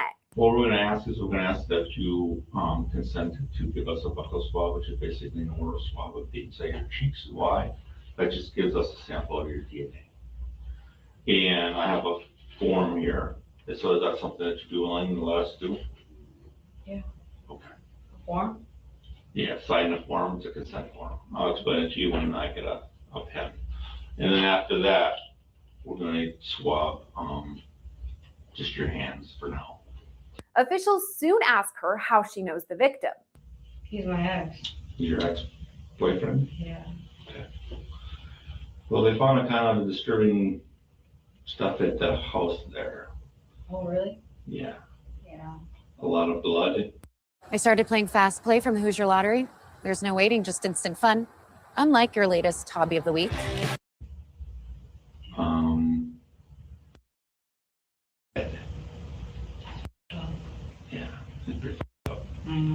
When she's left alone, SchaBusiness again talks and laughs to herself. That was weird. It was really weird. It was blacked out moon. Blacked out moon.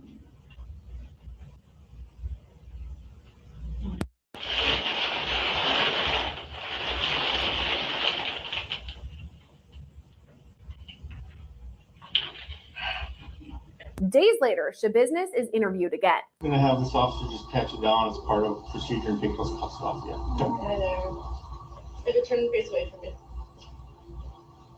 And then I didn't even worry about it. No. No.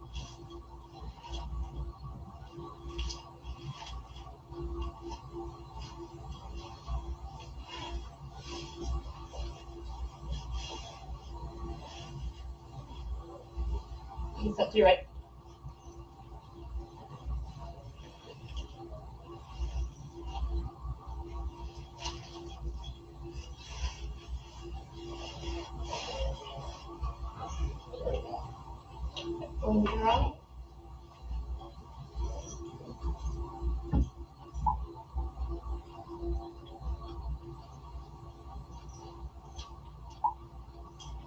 The hand on top of your head for me. We just have, I guess, some more follow-up questions that some people have asked us to ask you. Like we talked to the medical examiner and forensic pathologist who did the autopsy. We just had a couple questions that you wanted us to ask you too. Based on the nature of Thyrion's wounds, the medical examiner had a specific question for SchaBusiness. Well, some of the things that, in all seriousness, that like the medical examiner asked me to ask you is do you have any experience like being a butcher or anything like that, in meat processing or deer hunting or anything like that?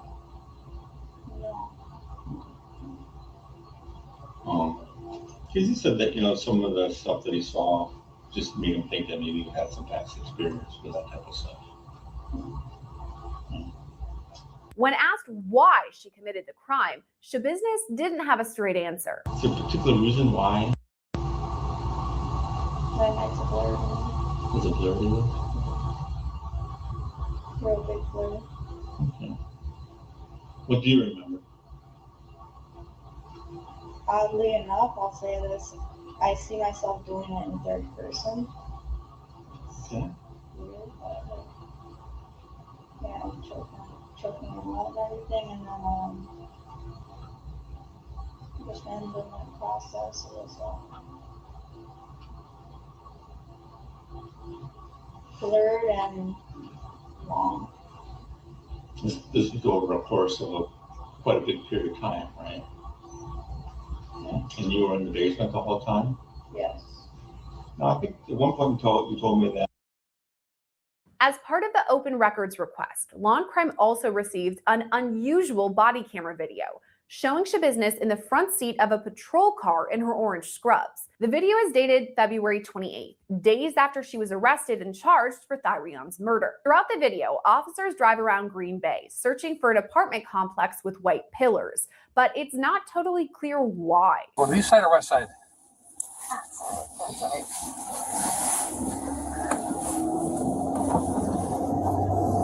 Across the bridge? The thing is, I gotta find this place first. So I'm gonna assume, like.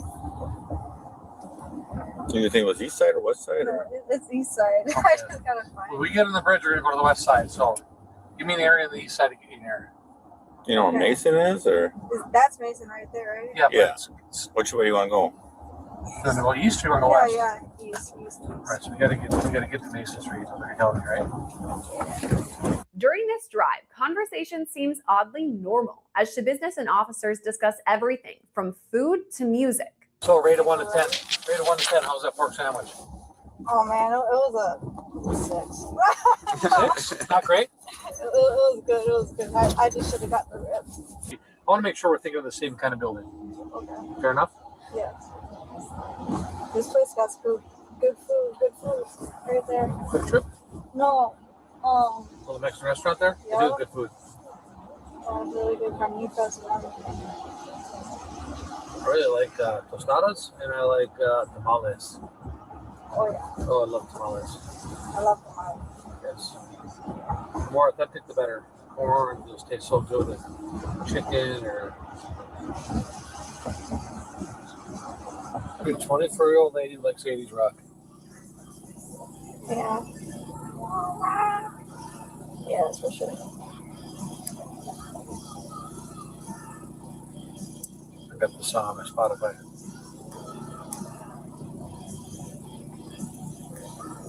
You listen to SoundCloud? You listen to SoundCloud? You should listen to my boys a mixtape, Frostbite Season. Really? Yeah. I never heard something about it. Expo. Throughout the recording, the driving officer points out locations as SchaBusiness gives directions. So Mason's one street over, right? Yep. Okay. Want to get on it or you want to go straight? Just keep going straight. It's somewhere around here now, that's all I know. All right. Yeah, take a right. Take a right somewhere in here? Yep. So this will look for the white pillared apartment building, right? Yep. All right. I know of one not terribly far from here, but I don't know one this direction. Okay. But we'll go right. If that's where you want to go, we'll go All right. I know is that I remember that starlight right there, and that is it. Gas prices went up. Holy. Yeah. Yeah, it's going to get ugly with gas prices.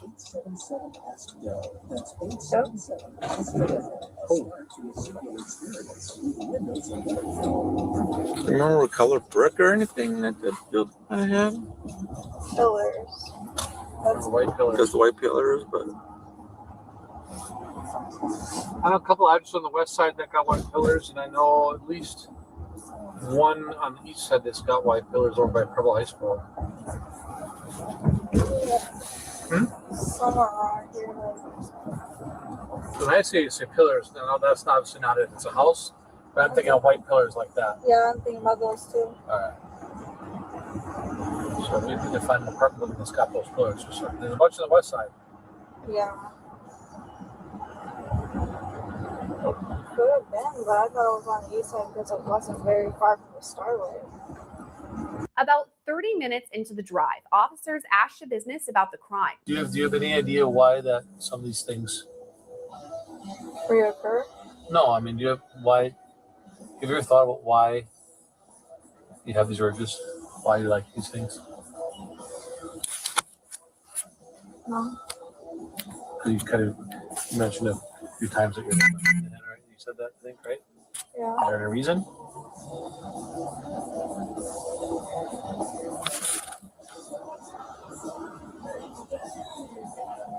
I really wouldn't. I wouldn't know how to start. Let me just stop it right there just a minute. Hello, everybody. Thank you so much for being here and welcome. Sue, listen, I don't think you're wrong and I'm right. I don't think there's a wrong or right way at all to feel about this situation. You may be a little bit more sensitive to this kind of content and this kind of chat because of things that you've been through, and that's understandable. And if it is triggering to you, then please come back at another time. All this stuff is on the internet. You can find it. It's very, very easy to do it, and I understand. And listen, I don't judge you for that at all, but you cannot come in here and judge people for the way that they react to this. This is not the ones that are able to have a normal conversation about food. And if you know my channel, we talk about everything here, everything and everything in chat. And so it's not, they're listening to this, yes, but these people that you see talking are really friends that hang out day in and day out. We know each other's lives. We hang out outside of our YouTube channel. So if it's triggering, listen, no hate, no foul, just go ahead and exit stage right, and let the chat be the chat. They're not hurting anyone. If they're hurting you, it's not on purpose. Please just exit stage right. Nobody's going to control the chat here except for me, and I haven't seen. I'm good. I'm good. I know these people. And listen, the ones that are chatting, I tell you right now, they're good people and they do care about stuff like this, or they wouldn't be here. But we're not going to sit here and boo-hoo and boo-ha about things like that. So anyways, the hate is about the bitch that took this young man's life. That's right. That's right. And we're not trying to be disrespectful to the family. Listen, have you seen the family on the stand? All I'm going to say is I don't think at the time of this murder, they were feeling anything but high, even on the stand. Got to watch it. All right. Yeah, we don't do Karens here. I don't do that very well. All right, guys, let's keep going. Let's keep going. Just ignore the ignore. I explained myself on that one at all. So I just keep on my show. Have you talked to any other inmates about what you're in here for? I don't like talking to people. I like staying by myself. No one's approached you or said anything to you? They ask if they can make me playing cards. What I mean about the case? No. Okay.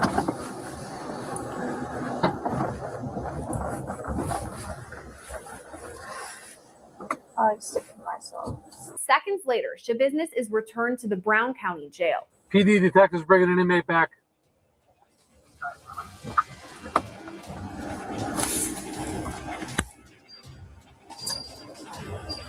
SchaBusiness SchaBusiness spent more than a year in the Brown County Jail awaiting trial and eventually sentencing. Since then, she's been transferred to the Pt2 Correctional Institution for Women. Reporting for Law and Crime, I'm Sierra Gillespie. The biggest. All right, y'all. That's the end of that. I hope that I probably should have played that in the very beginning, and I'm sorry about that, y'all. Lesson learned. Look, this is only the second case that I've ever covered from beginning to end as far as the court trial goes. So I'm learning as I'm going, and I appreciate you guys being here and accepting all my flaws as well, because listen, I'm learning too. Thank you so much for saying that, Mariana Lini. I watched you last night. I know this is a channel. I know this channel has haters, y'all loving, lighthearted people. Yeah, listen, we're not perfect, and there's going to be people that can't stand us, but that's just life, right? That's just life. Not everybody's gonna like us. We just do our thing, and if it's not your thing, then it's not. No hate. If you come in here and say, I fucking hate Lini and I'm never coming back, and she's got a foul chat and her channel is stupid, I'd be like, right on. Thank you for the view. Hit the door. Listen, no hate, no judgment at all. We all like different stuff. But I'm telling y'all right now, y'all are my jam, and I appreciate you being here. Thank you so much, Aussie True Crime. I appreciate you so much. All right, guys, we're going to go back. I hope that you guys gleaned something from Taylor's, the way that she acts, the way that her mannerisms are, maybe understood a little bit of her psyche in her words and things that she mouthed and said. Y'all, it's going to get tons worse. I promise you that. This woman has spikes and then highs and then lows and then another spike. We know for sure, it's on video. She has attacked, not beat up, attacked, y'all, straight up attacked in court 2 different defense lawyers. And I'm surprised they got, as many crimes as we see that go on over the years before we finally get to trial. I mean, but they were done with this girl. Do you hear me? They were just like, negative. Like, we just want to be done with this. Can somebody please come in and defend her, and let's get her locked away for the rest of her life, because nobody wants to deal with that. And so kudos to this lawyer for not being scared to sit right next to her, because I'd be like, Judge, I'll defend that bitch, but I'm going to need her in a cage right over there, and I'll sit right here.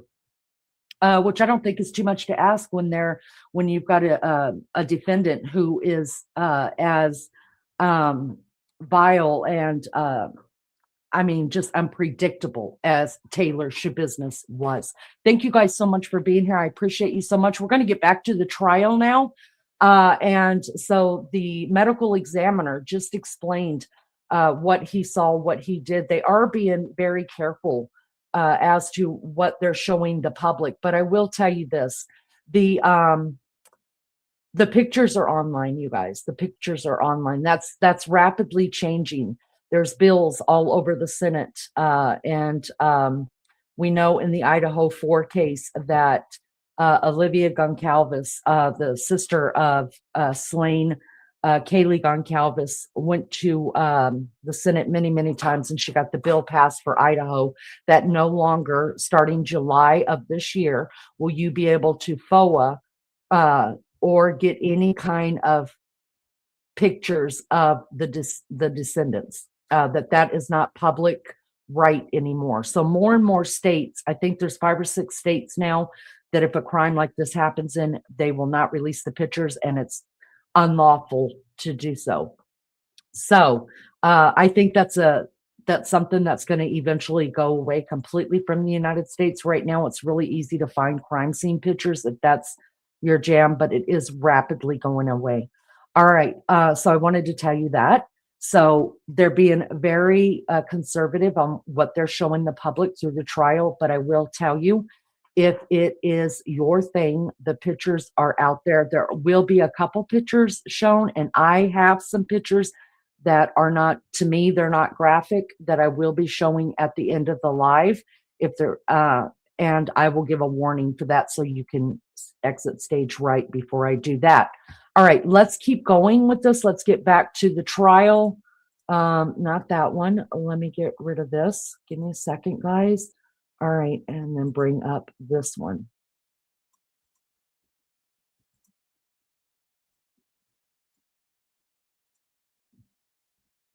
Here we go. All right, again, like I said, this is the medical examiner. He is leaving the stand. He just testified. So let's jump back into this, find out what else they have for us.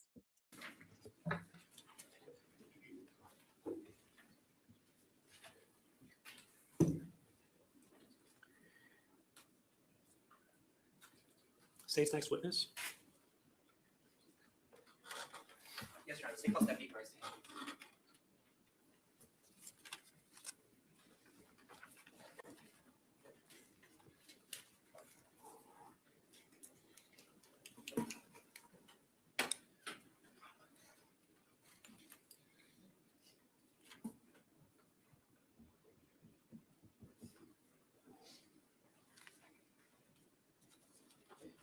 Okay, sir, if you want to just step up right over here, and then before you have a seat, if you could turn and face her, raise your right hand, she'll place you under oath. You solemnly swear to tell the truth, the whole truth, and nothing but the truth in the matter now before the court, so help you God. Yes, I do. Please have a seat and state your name for the record. Deputy Bryce Haynes, Haines. Okay, and Mr. Saunders, the witness is yours. All right. Can you tell us how you're employed? I'm employed as a patrol deputy with the Brown County Sheriff's Office. And how long have you been employed in that capacity with the Brown County Sheriff's Office? Approximately 2.5 years. And is that the totality of your law enforcement experience? I worked for approximately 1.5 years in the village of Black Creek as a police officer. But then for the last 2.5 years with the Sheriff's Office? Correct. And as a patrol deputy, do you sometimes get called out to respond to incident locations in the county of Brown? Yes. And you also have occasion to assist other jurisdictions with their own cases? Correct, yes. Okay. I want to ask you, Deputy, then about February 23rd of 2022. Do you recall if you were on duty on that day? Yes, I was. Okay. And were you dispatched to a residence on Eastman Avenue on that day? Yes, I was. And what was the reason you were dispatched to that location? So deputies were requested to assist the Green Bay Police Department in locating a vehicle that was involved with what was dispatched as a suspicious situation. That they requested that we look for a gold town and country van. And do you recall approximately what time that call would have come in to your department? I was dispatched at roughly 4:15 a.m. And this is on February 23rd? Correct. And was there information provided that this van may be located at that Eastman address? It was my understanding that the possible suspect had been driving the vehicle and staying at that residence. And did you ultimately arrive at 2523 Eastman Avenue? Yes. And is that in the city of Green Bay? Yes, it is. And did you locate that reported gold van in the vicinity of that address? Yes, it was located on the north side of the building.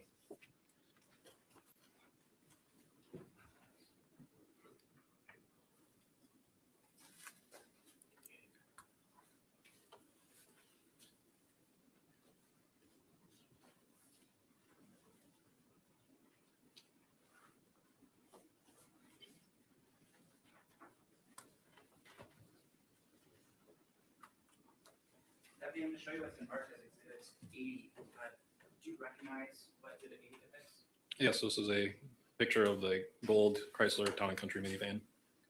And the depiction in Exhibit 80, does that appear to be consistent with the scene around the Eastman Avenue address that you encountered? Yes, it does. Sorry, on February 23rd? Yes, it does. Okay.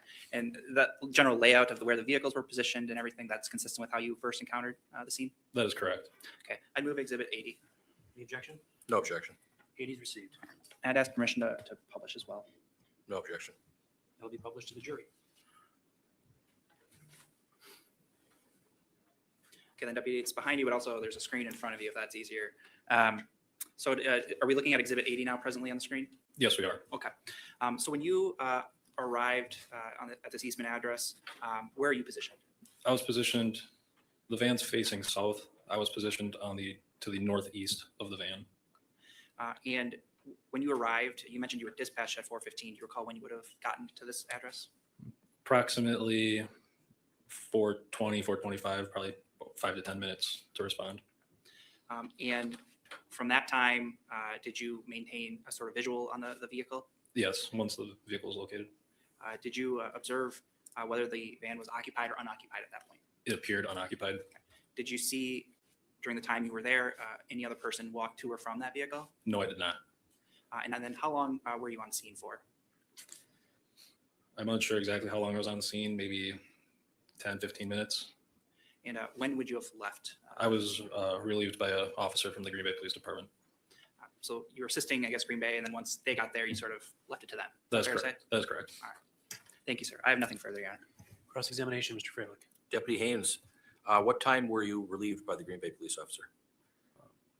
I would guess approximately 5 a.m. I do not know the exact time. Okay.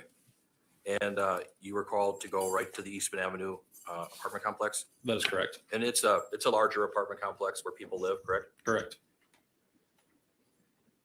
And when you got there on February 23rd of 2022, it was fairly dark outside, correct?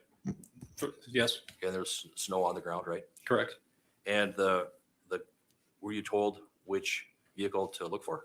Yes, we were given the description as well as the license plate for the vehicle. Did you arrive there by yourself? No, myself along with two other deputies and our patrol sergeant arrived on scene. Okay. Did you get there first? I arrived first, I believe. Okay. We all arrived roughly at the same time. All right. You took your own squad car? Correct. When you got out, then what did you do? Did you walk? I did not get out of my patrol vehicle. I did not approach the vehicle. Okay. You just parked behind it? I parked to the northeast of the vehicle, not directly behind the van. Okay. You didn't get out and walk around the perimeter of the van, is that fair? That is correct. I did not do that. And that picture that you saw, the back of that Town and Country minivan, it had all snow on the back window, right? Correct. And there was a car to the left and a car to the right of it, correct? Yes. And would you say that these vehicles were kind of parked fairly close to each other? Yes. When you were sitting in your squad car, could you see inside of the Town and Country minivan? I could see the side windows. I could not tell if anyone was in the vehicle or not. Were the windows tinted? It was dark. I can't tell you if they were tinted any regularly or not. Okay. Did you see any person, we'll strike that. Did you put any police tape out there? I did not. When the other Green Bay police officer arrived, then you just left? Correct. Did you see anybody walking around the van or in front of the van while you were there? No.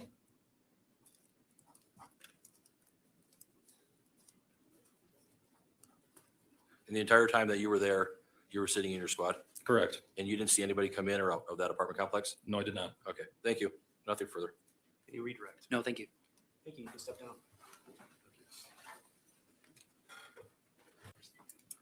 Next witness? State calls Officer Garth Russell.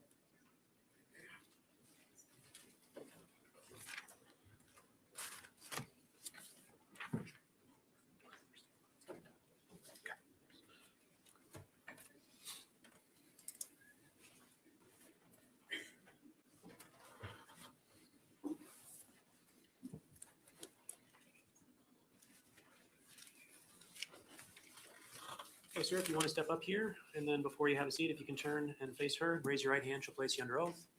And then I believe the media is aware of the situation with the video, correct? Got it. You solemnly swear to tell the truth, the whole truth, and nothing but the truth in the matter now before the court, so help you God.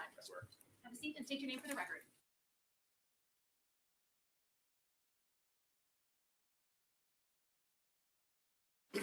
Can you tell us how you're employed? I'm a police officer with the city of Green Bay All right, and how long have you been employed as a police officer? since October of 2016. And prior to that time, do you have other law enforcement experience? Yes, I was a military policeman in the United States Army For about how long? for approximately 2 years. And then since 2016, you've been employed with the Green Bay Police Department? Yes, I want to ask you about February 23rd of 2022. Were you working as a police officer with the Green Bay Police Department on that day? yes, I was. And do you recall being dispatched to a residence on Eastman Avenue on that day? Yes, And to where were you dispatched on Eastman Avenue? I believe the address was 2353 Eastman Avenue. Is that a house? Is that an apartment building? Is that a duplex? Can you describe that? It's an apartment building. And why were you dispatched to that residence on Eastman? I was dispatched to that residence. I was asked by Sergeant Bresser, who was a supervisor on shift, first relieve the deputies on scene there because they were on scene, I guess, waiting on an individual to arrive. And I was also tasked with assisting in the locating of a gold Chrysler van and a person associated with that van and that address. So prior to your arrival, you were informed that sheriff's deputies had already located the vehicle? I believe the sheriff's deputies were on scene. I don't remember if they already located the vehicle or not. But you were told to go to that area? Yes. All right. And when you got there, what do you observe? When I got there, I subsequently walked into the parking lot with me and a few other officers, and we were told to look for this van, and then we were told to see if there was anything strange happening with the van or anything. So we walked the parking lot, saw the van, and then we went from there. The van that you reported seeing, is that the same gold minivan that you were kind of looking for? Yes. All right. And you mentioned you were sort of walking around the van area. What happens next? So while walking around the van, the marker lights on the van blinked twice, indicating that somebody was manipulating the keyless entry system into the van. Then once that happened, I think approximately 10 seconds later, someone came out of the apartment complex. And the person that came out of the apartment complex, did you have contact with that person? Yes, I did. And did you ultimately identify that person? Yes, I did. Who did you identify her as? I identified her as Taylor SchaBusiness. The person who you had contact with on February 23rd as they exited the apartment complex, do you see him or her in court today? Yes, I do. Could you please point out what they're wearing and where they're sitting for us? She's sitting to my right. She's wearing a black, what appears to be a thin jacket and a dark blue dress with a blue and white floral pattern. I'd ask the record to reflect the witness identify the defendant. It will so reflect. No objection. What happened when you observed Ms. SchaBusiness then? When we observed Mr. Business, I made contact with her. I subsequently placed her in handcuffs and noticed what appeared to be dried blood on her sweatshirt, the front and the back. And did you make any note of any potential evidence on her hands? Yes, I also saw what appeared to be smeared blood on both her hands. During this time, you were working as a patrol officer? Yes, is that I right? was. And were you utilizing any body-worn camera on that day? Yes, I was. And was it operational in your belief? Yes, it was. When a particular incident or an arrest is made, is there a way for you to sort of save that body camera footage to a system? Yes. Does that allow you the chance to then review that at a later date? Yes.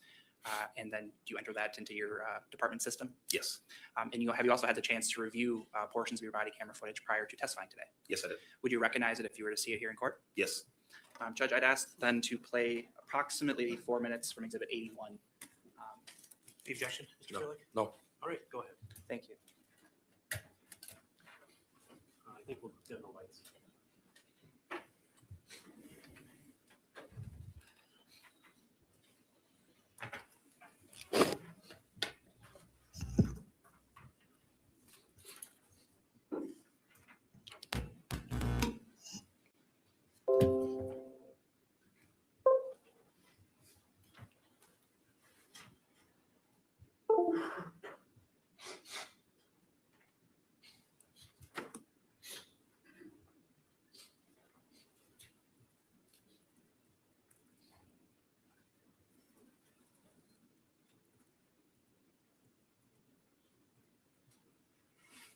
Hitting play at 0 minutes, 0 seconds.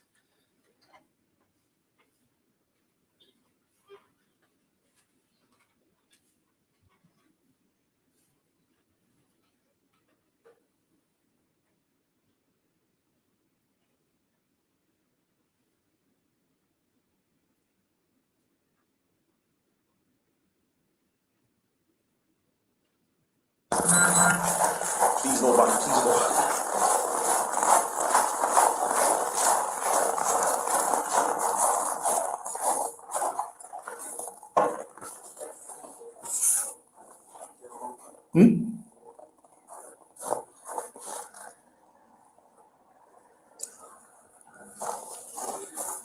Nothing.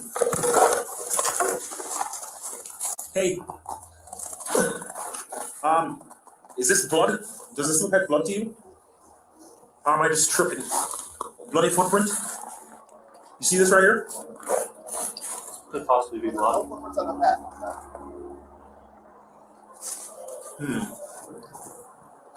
Hey, who did that? Hi, Taylor. How's it going? Officer Russell with the Green Bay Police Department. Just make sure you got nothing on you here. With Taylor.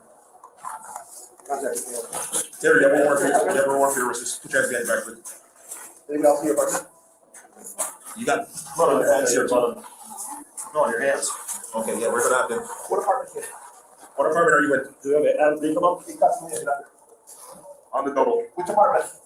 One. There's what they came back to.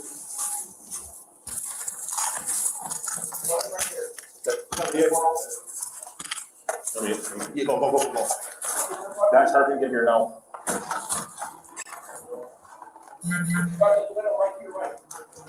Watch this window right here. Gun.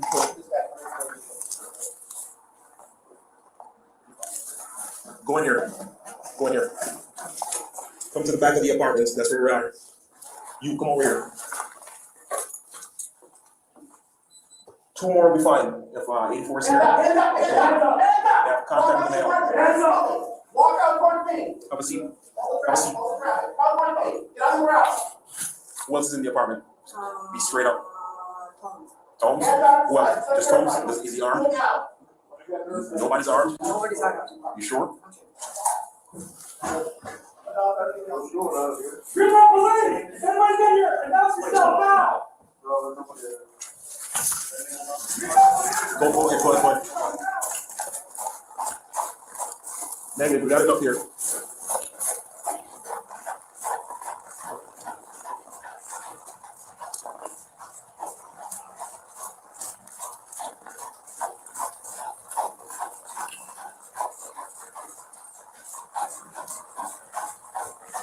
Okay, and for the record, 4 minutes of that exhibit, actually the entirety of that exhibit was played into the record.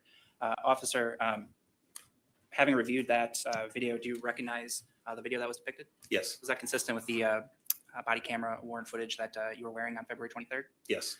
I'd move exhibit 81. Any objection? No. Received. So I want to ask just a few questions then, officer. There's an earlier part in the clip where you had noted some area of suspected blood. Is that right? That's right. And what do you recall observing? It looked like a couple drops of blood in front of the vehicle, along with a footprint that was within, or that encompassed one of the drops. And I guess was that pointed out to other officers who were on scene? Yes. You mentioned then the lights of the vehicle were activated and sort of flash. Is that right? Yes. And then about 10 seconds later, Mr. Business exited the apartment? Yes. At the end of the video, where were you walking Mr. Business to? I was walking her to my patrol car. And was she, I guess, put in the back of the squad car? Yes, she was. Was there any further questioning or anything done at that point? The only question I asked Mr. Business was if she knew why we were there. Okay. And then did you ultimately just transport her then to the Green Bay Police Department? Yes. When you got to the Green Bay Police Department, what further steps did you take? We placed her in interview room 3, I believe, where I had Officer Kenny assist me with taking photographs of what looked like smeared blood on her hands and on her clothing. I also had her remove the sweatshirt that had what appeared to be blood on it, as well as her socks and her shoes. And then was another officer requested to assist with the further removal of some clothing? I believe after I left the room, there was another officer that might have been asked to assist with removal of some additional clothing so that Mr. Business could get temporary clothing, because we wanted all her clothes as evidence. The clothing items that you took, did those stay within your custody and control? Yes, And did you subsequently enter them into evidence at the Green Bay Police Department? I did. I guess in totality on February 23rd, in your interactions with Mr. Business, did you ask sometimes some questions of her? I didn't ask questions of her. I more like commands like, hey, please remove your jacket. Please remove your hat. Let me get your shoes. Sit here. Just commands, not really questions. The commands that the requests that you were giving Mr. Business, was she in that time following those? Yes, she was. Was she in some instances responding appropriately? Yes, she was. In the context of your questions and commands? Yes, she was. For instance, did you ask if there was anyone else in the residence at that point? I did ask her. Did she provide a response? She did. And was there a person located in the apartment? Yes, there was.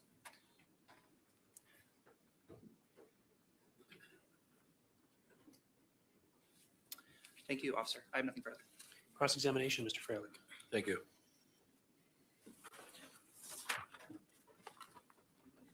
Officer Russell, good morning. Good morning. So you were asked to go directly to 2353 Eastman Avenue on February 23rd of 2022, correct? Yes. Who asked you to go over there? I was dispatcher, and Sergeant Bresser also instructed me to go there. Sergeant Brester? Yes. Okay, did you go by yourself? Several other officers were sent to the location. And what was the purpose of you going over there? The purpose of me going over there was to relieve deputies that were on scene, along with assist with the overall incident. Were you going over there to look at a vehicle or talk to people or what? You know? I was tasked, me and other officers were tasked with locating a person who was last seen with the victim, as well as looking at the vehicle as I described earlier. Okay. So you were asked to go and see if you could make contact with Taylor SchaBusiness? Correct. Have you been involved in death scene or homicide scene investigations prior to this particular situation? Yes. How many? Death scenes, I can't recall a few, on at least one other homicide scene that I can recall. Okay. And so on this particular date, you drove over there and you parked your SUV, correct? That's correct. And then you walked up, correct? Yep. And it was dark and there was a lot of snow on the ground. Is that fair? It was dark. There was snow on the ground. The apartment buildings provided light to the parking lot, though. But was it kind of a glared look outside that apartment complex? Wouldn't necessarily say a cleared look. It was dark, snow on the ground. The lighting from the apartment complex was adequate enough to illuminate the parking lot. Okay. And is it fair that there are several vehicles all parked in front of the building at 2353 Eastman Avenue? That is correct. And did you have a license plate as you walked up? Yes. Okay. And on that video, was that you that was shining the light, the flashlight? Yes. You found this gold minivan, correct? I'm sorry? You found the gold minivan? I believe before as we were walking off, the minivan might have been found already. Okay. You walked around the minivan, correct? Yes. The vehicles that were on either side of the minivan were parked fairly close, so there wasn't a lot of room. Is that fair? There was adequate room for people to get between the vehicles, the minivan and the vehicles parked on either side. You walked on the driver's side of the minivan, correct? I did. Then you walked around the front of it? I did. At some point then, you heard a keyless entry system or some kind of beep? I didn't hear any beeps. What I saw was a flashing of the parking lights on the vehicle, indicating that somebody might have manipulated a keyless entry system to the vehicle. Okay. And how many officers were there at the time that you were there? It was myself, Officer Fisher, along with Officer Whitman, and then Lieutenant Buckman was on the scene somewhere. And then you, correct? Yes. So 4. I believe other officers arrived while we were on scene as well. And at some point, you made contact with Taylor SchaBusiness on the step outside the door, correct? I did. She was under the overhang, is that correct? She came out of the common entrance for the apartment complex. And you asked what her name was, correct?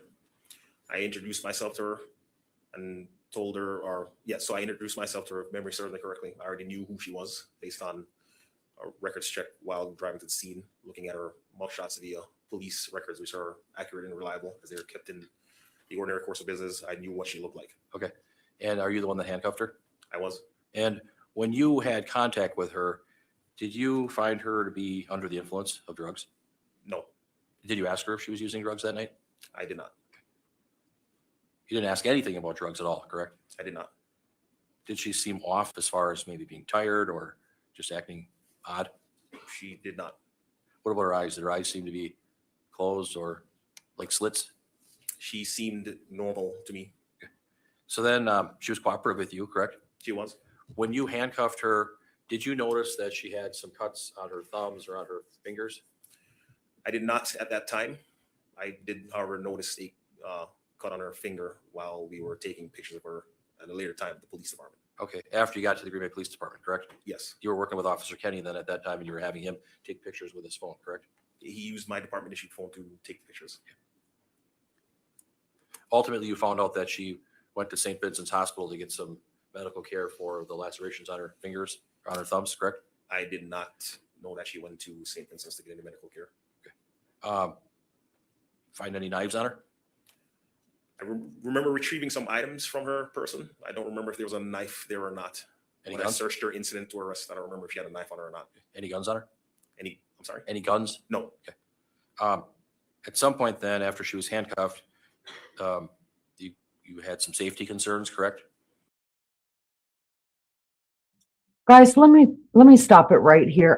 Hi Dawn, welcome, honey. Good to see you. Thank you for coming in. So I'm sitting here and I'm wondering, how the hell do you defend this? What is the point? I understand that in the United States, everybody has a right to a trial, but when there's this much evidence stacked up against you, and you basically already said, oh, I did it, y'all, I did it. I guess I just don't understand our court system. Why, if they say they did it, why are we even trying this? How do you defend it?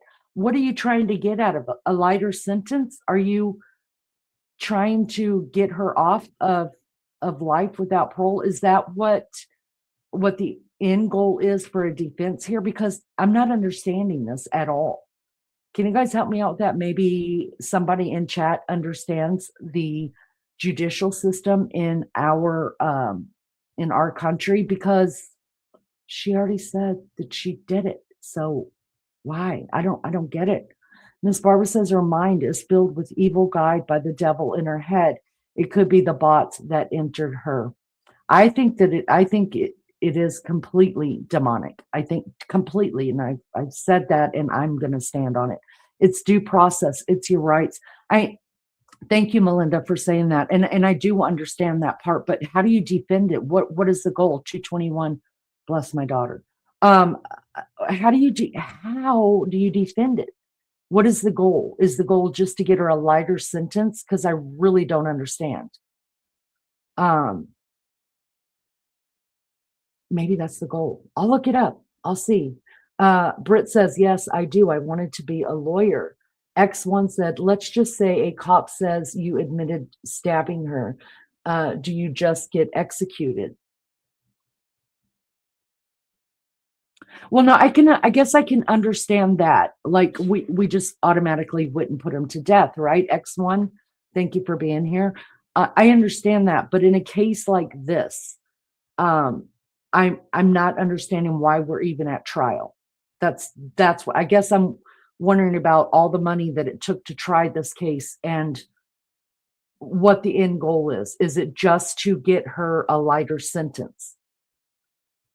I'm just asking for myself. That's all. All right, let's go back. Just thinking out loud. That's what I do. Yes. And other officers did as well? Yes, other officers had safety concerns inside the apartment. Okay. And so they unholstered their service revolvers, correct? Duty weapons. Duty weapons. And then they directed their attention to the hallway of apartment 1, correct? They directed their attention to an apartment that was on the lower level inside that common entrance area. And that was Taylor SchaBusiness's apartment 1?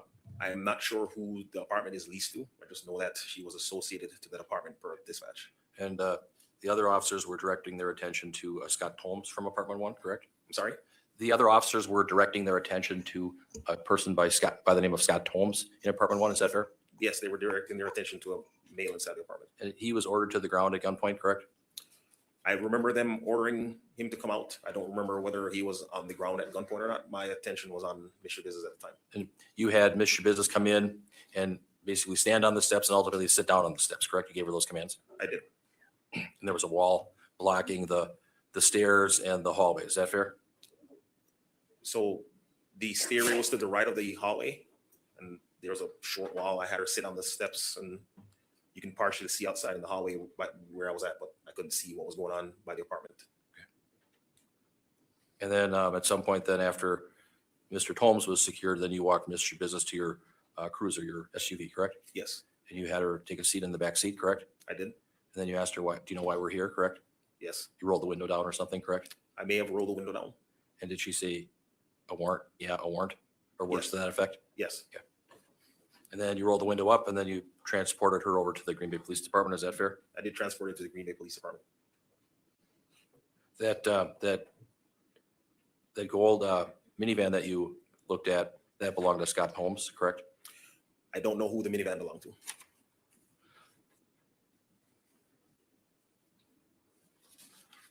Okay, nothing further. Thank you. Any redirect? Mr. Oh, yeah. Summers? Okay, thank you, sir. You can step.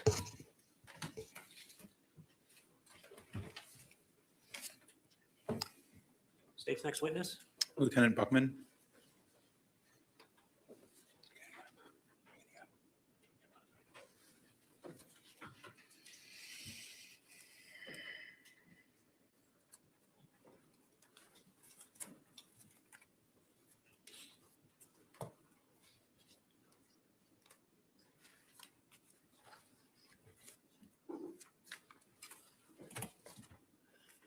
All right, if you could just step up right over here, sir, and before you have a seat, you can turn and face her and raise your right hand. She'll place you under oath. Do you solemnly swear to tell the truth, the whole truth, and nothing but the truth in the matter now before the court, so help you God? Yes, I do. Please have a seat and state your name for the record. Name is Lieutenant Tom Buckman, Buchmann. Okay, and Mr. Lizay, the witness is yours. Lieutenant Buckman, can you state how you are employed? I'm a lieutenant for the Green Bay Police Department. And how long have you been with the Green Bay Police Department? I've been with the Green Bay Police Department since 2009, but I've been in law enforcement with 2 other agencies since 1996. And you indicated that your current position is lieutenant. How long have you been a lieutenant? Since 2013. And prior to your practical law enforcement experience, do you have any education and training to be a law enforcement officer? Yes. I graduated from Loyola University in Chicago with a bachelor's degree in criminal justice, and then I attended the Illinois State Police Academy, and then the equivalency test over in Wisconsin to transfer my previous certification over to Wisconsin, and then ongoing training throughout the years. Were you working as a lieutenant for the Green Bay Police Department on February 23rd of 2022? Yes. Were you called in to assist with an ongoing homicide investigation in the early morning hours of that date? Yes. What was your role upon initial call in or response? I was called in to assist on the road because the officers and supervisors were tied up with the investigation. When I arrived, I spoke with Lieutenant Sobiak, who was sitting on the shift commander's desk. He informed me that objection here, Sarah. I'm merely trying to have him set the table for what he was being asked to do. I don't need a specific answer to that question, though. All right, questions withdrawn. Go ahead. After speaking with Lieutenant Sobiak, what did you do? I went out to the 2300 block of Eastman Avenue. Was informed that there was a gold minivan at that location that was associated with the defendant in the case. Were you aware who the registered owner of that particular minivan was? Yes. And who was that? Last name was Thomes. And you indicated you were informed that that van was associated with the defendant. Who are we talking about? It would be Taylor SchaBusiness. And did you then travel out to the 2353 Eastman Avenue address? Yes. What did you do upon arrival there? Well, there were Brown County deputies that had discovered the van, and they had kept the van under surveillance until they were receiving further instructions on what to do with the van. So myself and other Green Bay officers arrived on the scene and took over surveillance of the van and the apartment building until we received further instructions. What did your surveillance entail? Well, we just watched the area where the van was parked at the apartment complex. After a short time, I spoke with a lieutenant that was working the case and asked him what he wanted us to do with the van. And they informed us that they didn't know at that point in the investigation whether SchaBusiness was potentially another victim or a suspect, or had the association, what association she had with the victim, or what her role was in the incident. So they told us to approach the van and to try to make contact at the apartment with Taylor SchaBusiness and see what we could ascertain from that investigation. And what steps did you take to do that? So myself and a couple of officers walked up towards the van. As we approached the van, we looked inside the windows just to see if there was anything, any people inside of it or any, we knew at that point they hadn't found the body of the victim yet. So we were seeing if there was a body in the van or anything that would stick out as being obvious associated with. All right, y'all, since I'm full of information, let me go ahead and read this to you. These are the results for what does third-degree sexual assault mean? Third-degree sexual assault generally refers to a non-consensual sexual contact or penetration, often involving coercion, abuse of power, or victims who are incapacitated or underage. I would say Shad was pretty incapacitated at the time. It is typically classified as a serious felony, often carrying penalties of 5 to 15 years in prison, depending on the jurisdiction. And then it gives different examples of it. And you guys can imagine what that is. I'm not even going to bring it up, mainly because he's a deceased body when she is doing this. So there you have it. That's how she was convicted of that part of it. And I think it said that she was added 18 years. The judge added on 18 years for the third-degree sexual assault component to her crime. The crime, as we were stepping next to the van, we were also looking on the ground for footprints leading from the van. I happened to be on the passenger side. I did not see any footprints in the snow at that point from the, right outside the van. Then while we were standing next to the van doors unlocked. We heard them unlock. And then the parking lights flashed, which is an indicator that somebody is using a key fob to unlock the van. At that point, what did you do? So the officers looked at each other, kind of thought, well, somebody just unlocked this van. A couple of seconds later, Taylor SchaBusiness walked out the front door. It's the apartment complex it's got a main door that's shared with the apartments inside. She walked out of the main door of the apartment complex. I recognized her immediately because I already looked up her picture. So I recognized her and I immediately started approaching her along with other officers. I told her to keep her hands out of her pockets, and another officer put handcuffs on her and placed her under arrest. She had a warrant at that time. Excuse me. She had a warrant at that time, and we knew about the warrant, so they placed her under arrest with a warrant. Thank you. Did you make any specific observations of Ms. SchaBusiness's person when you approached her? I did not specifically, but I heard officers talking that she had blood on her. Objection, hearsay. Move to strike. That's fine. Okay, I'll Actually, sustain the objection. The answer is stricken to the extent that he got it out. So go ahead. were you able to observe Ms. SchaBusiness's face when you approached her? Yes. And how did her face appear? She appeared to be in shock or very surprised to see us. I equate it to a deer in the headlights kind of look, or a child caught with their hand in the cookie jar. And you indicate that officers then placed her under arrest. Is that correct? Yes. Were you present when that happened? Yes. And were officers giving commands to Ms. SchaBusiness? Yes. And was she responding to those commands? Yeah, she was complying with their commands. Did she appear to understand what officers were saying? Yes. Did she appear to have any difficulty or trouble communicating with officers or following commands? No. After Ms. SchaBusiness was placed under arrest, what did you do? I then asked what apartment she came from the officers. They informed me that it was apartment 1. I immediately went inside the apartment building. We knew that we had to secure the apartment that she was in.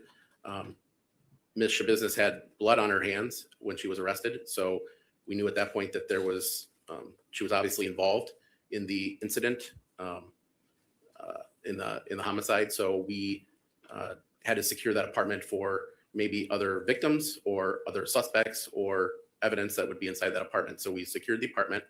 I approached the apartment door and pulled out my handgun and held the door. The door was ajar at apartment 1, and I had other officers come in. We were going to make entry into the apartment to secure it for any other suspects that might be inside for officer safety.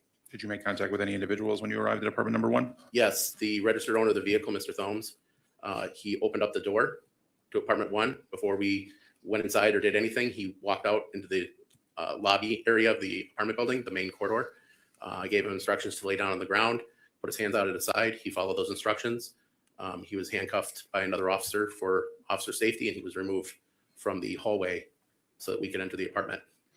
Did you do a initial sweep of the apartment for officer safety? Yes, we did. And again, the purpose of that was merely to sort of secure it then and maintain it for future evidence collection?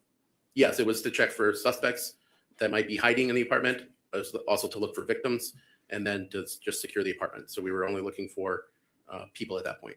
On that initial sweep, did you notice anything in plain view? No, I did not. Did you notice anything else as you were leaving the apartment? When I was leaving the apartment, I did notice on the floor in the main area where approximately where Mr. Thomes was laying down at, when I had commanded him to lay down on the ground, I did see like a tissue that had what looked like to be blood on it and a cigarette. And I pointed those out to Sergeant Schilling. Stayed on scene. I pointed those items out to Sergeant Schilling so that he could let the detectives know that those items were there and whether they wanted to collect them as evidence or not. And after leaving the apartment, what did you do? So then I walked out of the apartment and I was informed that there was footprints and possibly a few drops of blood in the snow outside leading up to the apartment building. I then had Officer Whitman, who was on the scene, secure that area with crime scene tape so that it would be preserved for when detectives would come later. No further questions. Cross-examination, Mr. Freilich. Thank you. Lieutenant Buckman, good morning. Morning. Couple of questions for you, sir. So on February 23rd of 2022, you were asked to go to the 2300 block of Eastman Avenue. Yes. Did you get a call from like at home or what? Well, they called me at home to report into work. I reported into work and then was instructed by the lieutenant that was at the desk, at the shift commander's desk, to go out to 2300 block of Eastman. What time did you report into work? Do you know? I think it was like 4:42 in the morning. Was that kind of like your normal shift or is that? No, I would have started at 6 a.m. They called me in early because of the incident. Okay. What time did you get to the 2300 block of Eastman Avenue? Approximately. Maybe 10 minutes later. And you took your own squad car? Yeah, I took a squad car that was available. When you got to the apartment complex, did you park near Officer Garth Russell's squad? I parked at the east end of the complex. I don't remember if I was next to Officer, I might have been next to Officer Russell and Officer Cups. I don't remember exactly who was all next to me. And I think it might have changed at different times depending on where we were stationed on the parking lot. You had to walk up, correct? Yeah, we parked our vehicles further away and we walked up on foot. What's the purpose of parking farther away? When you approach in the car, it's easier to see a car approaching than it is a person on foot. And so you want to have that kind of surprise or stealth to be able to walk up on something. If you don't know what you're approaching, we just had a homicide. So we're obviously concerned about people that might be involved in that homicide in the area. We want to approach on foot. You can hear things better if you approach on foot. You can hear, you don't have the car engine noise and the radio from the inside the squad car and whatnot making additional noise that you won't be able to hear what's going on around you. And parking back like that, is it true that then you can kind of see the big picture as you walk up to a scene? Sure. Okay. You had learned that there was an apparent homicide, correct? Yes. And was it true that you were told to try to make contact with Taylor D. SchaBusiness? Yes. Who told you that? Lieutenant Bagoon. Okay.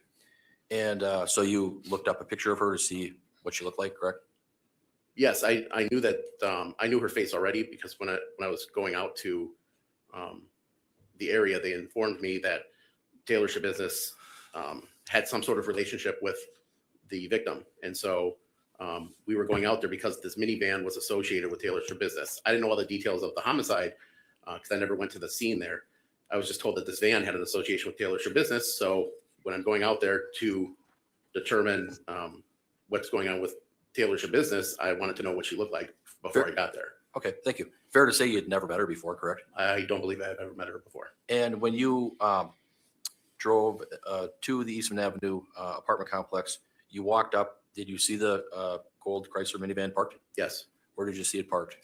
In relation to like the front door? So if you go straight out the front door, if you're coming out the door of the apartment building, a few spaces to the right. So not far from the front of the apartment building. Okay. And is it fair to say that there was a long line of vehicles that were parked in front of the complex? Is that fair? There are several. Yeah, there's several vehicles parked there. And were there vehicles parked on either side of the minivan? I know there was a vehicle parked on the right. I don't remember if there was one parked on the left or not. I think there was, but parked on the, if you're driving into the spot, the passenger side, because it was pulled forward like you normally would pull into a spot. And then on the passenger side was the side that I approached. And that I remember there being another vehicle there. Okay. When you approached on the passenger side, did you have a flashlight where you looked in the vehicle? Yeah, briefly. Did you see anything that was unusual or concerning? No, I didn't see anything that would spark my attention. Okay. And when you were approaching the Eastman Avenue apartment complex, was it true that you didn't know, that it was unknown whether Ms. SchaBusiness was a suspect or victim? Is that fair? Right, we didn't know. But you and other investigating officers were told to be on the lookout for this van, correct? Yes. And you found it parked, correct? I didn't find it parked. Brown County deputies found it parked. Then you were told that this is the van that's a concern? I was told that this was a van associated with Ms. SchaBusiness. Did you later come to find out that the van was owned by Scott Holmes? Yes, I knew that when we approached it. Officer Russell was dealing with Ms. SchaBusiness, correct? Correct. And your task was to focus on whoever else was inside of apartment 1, correct? That's correct. And you drew your duty weapon, correct? Yes. And then you walked down the hall?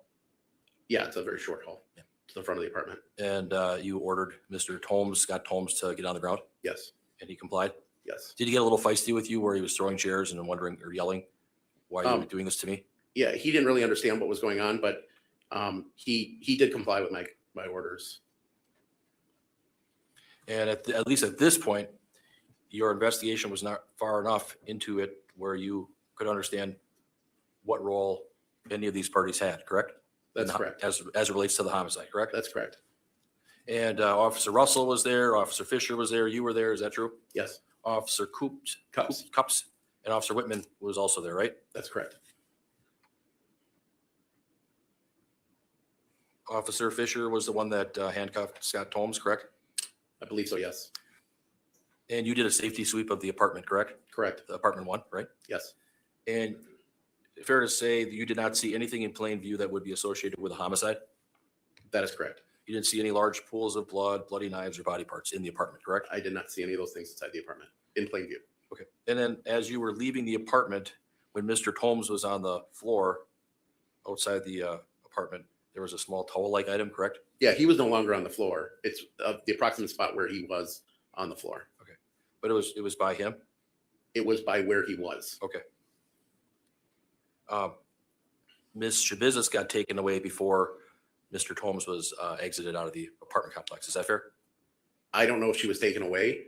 When I separated from, okay, so Officer Russell put her in custody, put her in handcuffs, and then I entered the apartment building. I did not see Ms. SchaBusiness after that. So I don't know at what point they left. I don't know if she was in the back of a squad car, if she'd left the scene, or.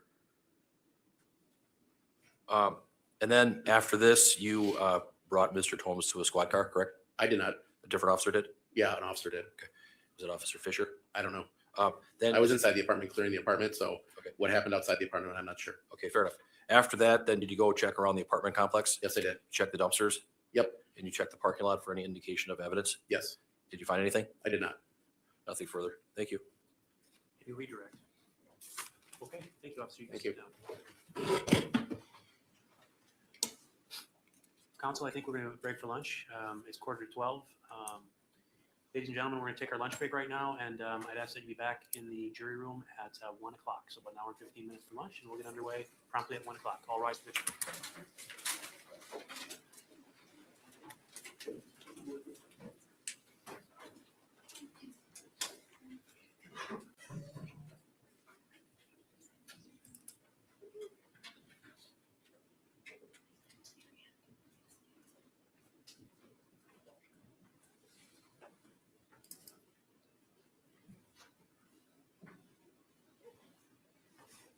to take up before we break, Mr. Saunders? No.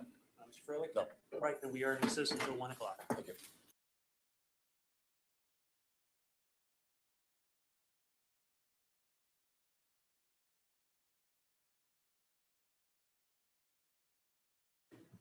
Looks like a black cover with a black and blue blouse. Okay. Thank you. I'd ask the record to reflect witness identified the defendant. It will so reflect. And then what were you asked to do with respect to photographing the SchaBusiness? There were, I guess, cuts on her hands and blood on her clothing, which I was asked to photograph. And did you document, I guess, the exterior clothing areas? Yes. Those are photographs that you took? Yes, they were.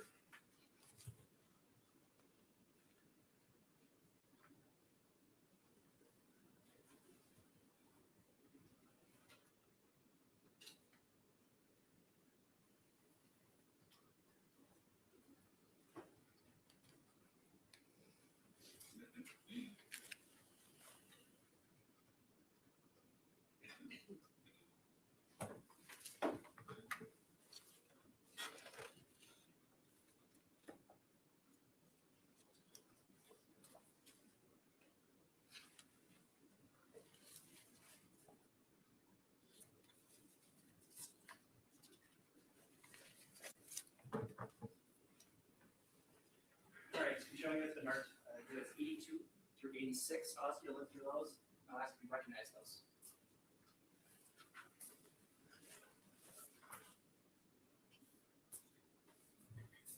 Yes. And what do you believe those to be? These would be the photographs that I took of her external clothing. I think I'd move exhibits 82 through 86. Any objection to 82 through 86? Exhibits 84 and 85 appear to be the same, so duplicity, so I'd object. Okay. Well, what I'll do is I'll hold receipt of those exhibits.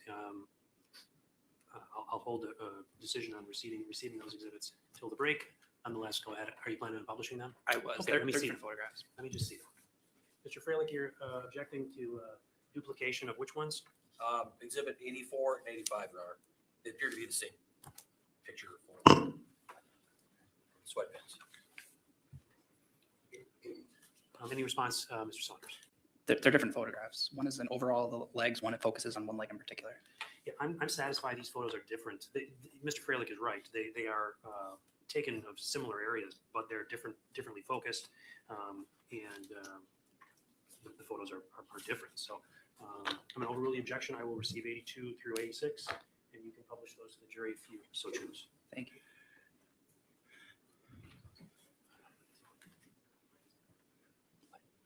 Go ahead. Yeah, Judge, can we get the lights dimmed? Yeah, just briefly. Thank you. Okay, officer, are we observing exhibit 82 currently on the screen? Yes, we are. Okay, and what does 82 depict? That would be the outer sweatshirt she was wearing, which had dried blood on it. And then 83, are we doing that now? Yes. Okay, and what is 83? The rear of the sweatshirt, which had dried blood on the lower part of it. And then 84? Would be the black sweatpants she was wearing. And then 85? The left leg of the black sweatpants. Did you also observe a substance on that area? Yes, there appeared to be matted blood in the area of the knees. And then 86? Would be the right leg of the black sweatpants. And do exhibits 82 through 86, do those appear to be consistent with the clothing the SchaBusiness was wearing as you encountered her on February 23rd? Yes. Thank you, officer. Nothing further, Your Honor. Cross-examination, Mr. Freilich. Officer Kenny, you made some assumptions with regards to what was on those sweatpants, correct? Correct. You didn't do any testing, correct? I did not know. Do you make comments like that before you verify what the results are? Is that your practice? As to what it appeared to be? Yeah. Yes. Now, you were given a police cell phone from Officer Garth Russell, correct? Correct. And there was some discussion when Mr. Business was in the interview room about bringing her water, correct? Possibly. And then you were told, or someone was told not to bring the water, correct? I don't recall, but it's possible. Now, you observed cuts on Mr. Business's fingers. Oh. Okay, that's okay. Sorry. Could you repeat that last question back, please? You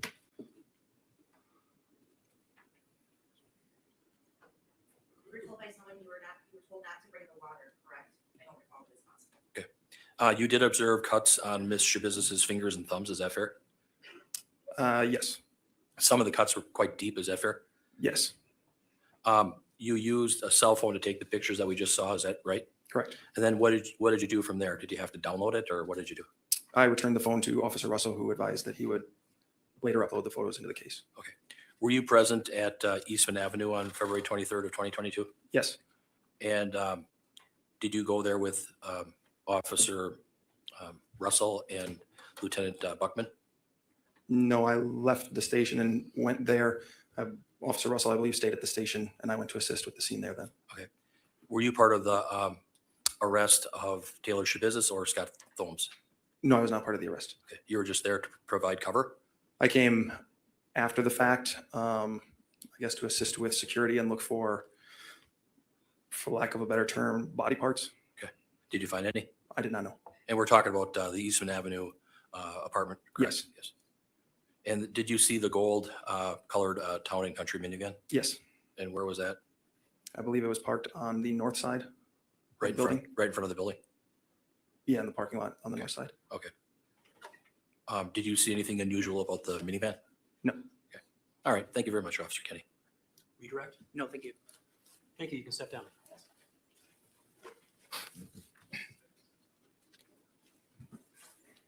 State's next witness. State calls Officer Leah Whitman.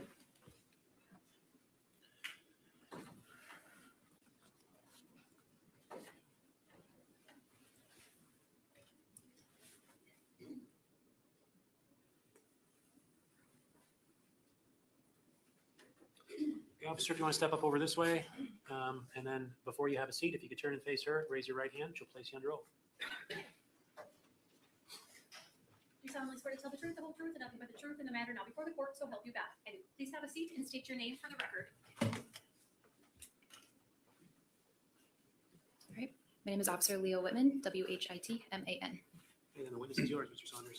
Thank you. How are you employed? I'm employed through the City of Green Bay Police Department. And how are you employed with the Green Bay Police Department? I'm a patrol officer. How long have you been employed in that capacity? A little over 3 years. Were you working as a patrol officer with Green Bay Police Department on February 23rd, 2022? Yes. And do you recall being dispatched to a residence on Eastman Avenue on that day? Yes. And what was the reason you were dispatched to that location? I was going to assist in picking up a suspect in a case that occurred on Stony Brook Lane. And what did you do at the Eastman Avenue residence? I just held a perimeter spot at first on one of the corners of the building, and then we were told that we were going to make contact with the vehicle that was seen in the parking lot, and I assisted in being like I was part of the arrest team with that. Okay. After, I should say, which individuals were, I guess, arrested at that point? It was Taylor SchaBusiness. Okay. After that, did you conduct a protective sweep of that residence? I assisted in it, yes. All right. And did you look at any other individuals inside the apartment? Yes, a male by the name of Scott Thomes. Okay. And when you were done doing the protective sweep, what did you do after that point? I assisted with putting up crime scene tape around the van, as well as kind of blocking off the entrance to the Eastman apartment complex. And then I started a crime scene log as well for Eastman. And what is the purpose of a crime scene log? It's just to protect the integrity of the crime scene, making sure nobody that is unauthorized goes in to the crime scene, and everybody that is authorized to assist in the investigation signs in and then signs out, so we can keep record of who goes in and out. And was that done with respect to the Eastman Avenue apartment building? Yeah. As well as the van that was outside? Yes. And both areas were sort of cordoned off by crime scene tape as well? Correct. When you were completed with those tasks, did you have any other involvement in the case? Yes, I was asked to go back to the police department and assist in collecting clothing that Ms. Taylor was wearing. Okay. And what clothing did you assist in collecting from? I collected a black tank top, black sweatpants, a black bra, and then purple underwear. Okay. And I guess, was that done in a separate area that wasn't being monitored, I suppose? Yeah, we went into a separate interview room where there were no cameras, and my body camera was off, so we could give her privacy while she undressed. And the items of clothing that SchaBusiness was wearing, those were the items you listed off earlier? Yes. And did you take custody of those? Yes. When you're taking custody items of evidence such as clothing, what steps do you take to ensure the integrity of that item of evidence? I've ensured that I was wearing gloves so I didn't get any of like my DNA or anything on the clothing. And then I packaged them in a brown paper bag due to them saying, I was told by a detective that there was possibly some red matter on there that could have been blood. We put them in a brown paper bag to make sure that if it was still wet, it wouldn't get contaminated by any kind of like plastic or anything. That protocol you outlined, is that consistent with your training and how to collect items of evidence? Yes. And that's what you did in this case as well? Yes. When you collected the, I think you said tank top, bra, sweatpants, and underwear, is that right? Correct. What did you do with those items once they were bagged? I gave them to Detective Kemp. And I guess, was he responsible for then entering it into evidence to your knowledge? Yeah, yep. He took custody of it and entered it into evidence or the drying rack for clothing that's soiled in either like bodily fluids or anything. I'm not sure what he did afterwards. And was SchaBusiness provided alternative clothing? Yeah, they provided yellow scrubs, I would call them, for her to wear. Thank you, officer. Nothing further, Your Honor. Cross-examination, Mr. Freilich. Thank you, Your Honor. Officer Whitman, did you observe cuts on Taylor SchaBusiness's fingers or thumbs? Not that I recall. I wasn't looking. I was just focused on getting clothing and making sure she got dressed. You initially went over to 2353 Eastman Avenue? Yes. Okay. And that was on February 23rd of 2022? Correct. And did you ride with anybody? Sorry. Did you ride with someone or did you take your own squad car? I was in my own squad car. Okay. And then you met up with Officer Garth Russell? Correct. And Lieutenant Buckman? Correct. Anybody else? I think there was a couple other officers there as well. Was there an Officer Fisher there? Yes. And did you park a distance away? Yes. And then you walked up? Correct. Did you walk up on your own or did you walk in conjunction with the other officers? I walked up on my own. Did you park quite a distance away so you could see what was going on? Yeah, I parked in, I believe, the northwest corner of the parking lot, so I was still out of sight, but I could see the van and the entrance to Eastman from my point of view. Were you told to be looking for a van? Yes. What kind of van? It was just a tan Chrysler van with a license plate of 580ZJZ. At some point then you walked up to the van? Correct. The back of the van had snow on the back windshield? From what I remember, yes. Snow on the ground, correct? Correct. And when you walked up, it was dark outside? Correct. What time was this about? Oh, I don't recall. After midnight? I can't really give a for sure time on when that happened. Did you at some point hear anything or see anything with regards to lights coming on the minivan? Yes, the lights, the flashing lights came on, indicating either the van was being unlocked or locked at that time. Did you walk around the van? Yes. Is that before you heard the lights come on or saw the lights come on? Or Yes. after? Before? Before. Okay. And this van were there vehicles on either side of the van? I don't recall. Were numerous vehicles parked in front of the complex? Yes. Did you walk around the entire perimeter of the van? No. Which side did you walk on? The driver's side or the passenger side? The driver's side. Did you have a flashlight? Yes. Did you use it? Yep. What did you do with the flashlight? I just watched the ground to make sure I didn't compromise any kind of evidence that might have been on the ground at the time. Did you use your flashlight to look in the van?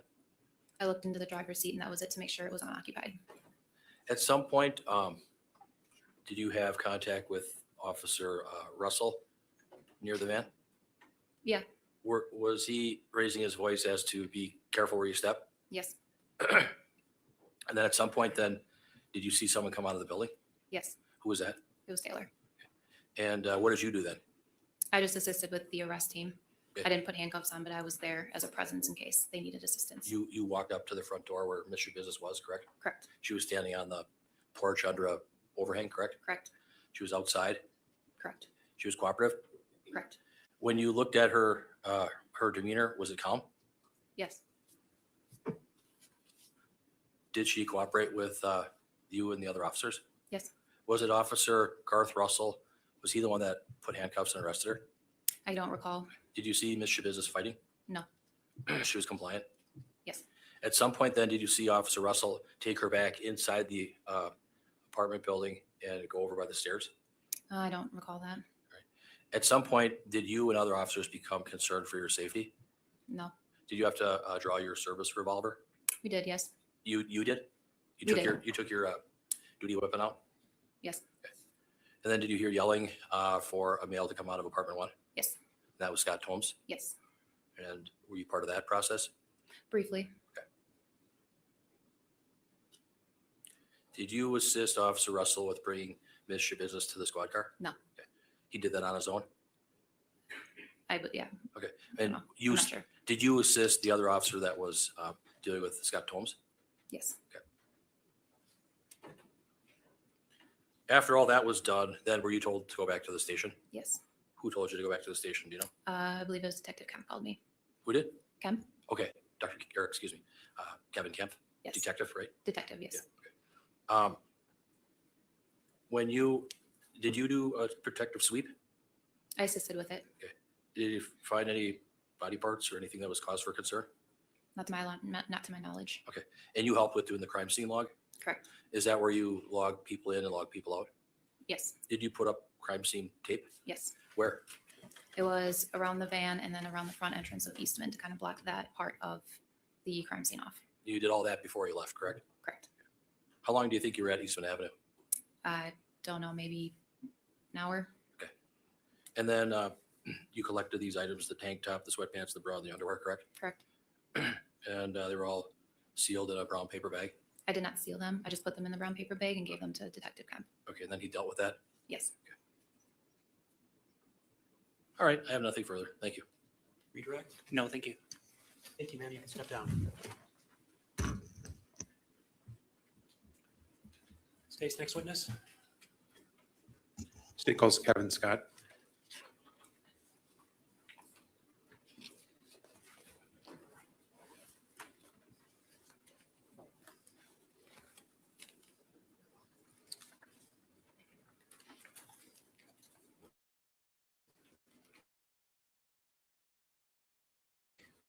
Way. And then before you have a seat, if you could just turn and face her and raise your right hand, she'll place you in your oath.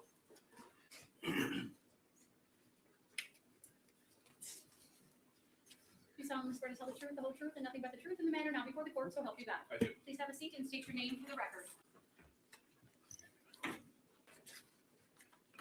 My name is Kevin Scott. Okay, and Mr. Jose, the witness is yours. Good afternoon, Mr. Scott. Can you state for the record how you are employed? I am a DNA analyst at the Wisconsin State Crime Laboratory in Madison. And how long have you worked as a DNA analyst? I've been there for about 10 years.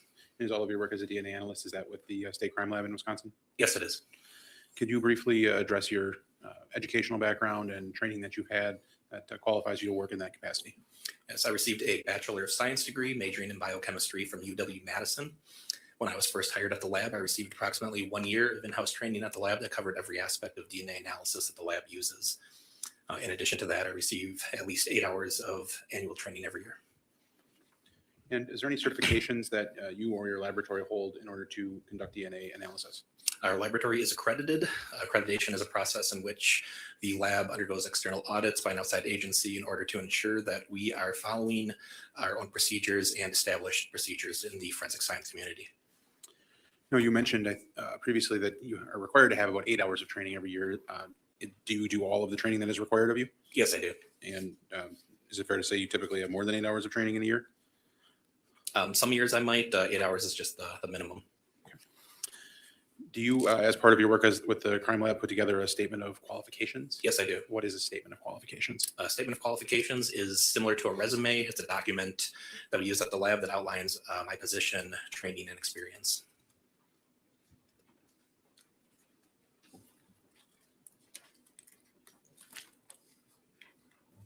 Mr. Scott, I'm showing you what's been marked as Exhibit 87. Can you review that document for me? Yes, Exhibit 87 is a copy of my statement of qualifications. Do you believe that is an accurate and up-to-date statement? Yes, it is. I move for admission of Exhibit 87, Your Honor. Any objection? No objection. Right, 87 will be received.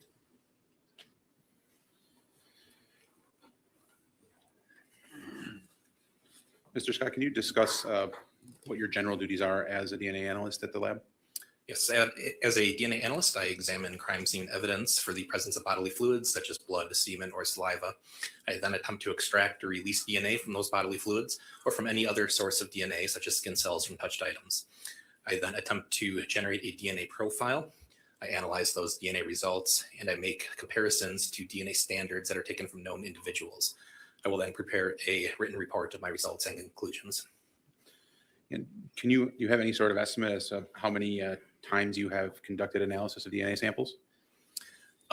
I've worked somewhere in the neighborhood of 700 cases, and each case can consist anywhere from one item of evidence upwards of several dozen, depending on the case. Is it fair to say that in your career you've analyzed thousands of DNA samples? Yes, I have. And have you testified in court in the past regarding your findings as to your DNA analysis? Yes, I have. Have you been accepted as an expert witness in courts in the state of Wisconsin regarding DNA analysis? Yes, I have. Mr. Scott, as part of your work with the State Crime Lab, were you asked to assist in an investigation of a homicide case from the city of Green Bay with a case named Shad Thyrion? Yes, I was. And in terms of how cases are identified at the lab, can you talk about what the lab does when they receive a request from law enforcement to analyze for DNA? Yes.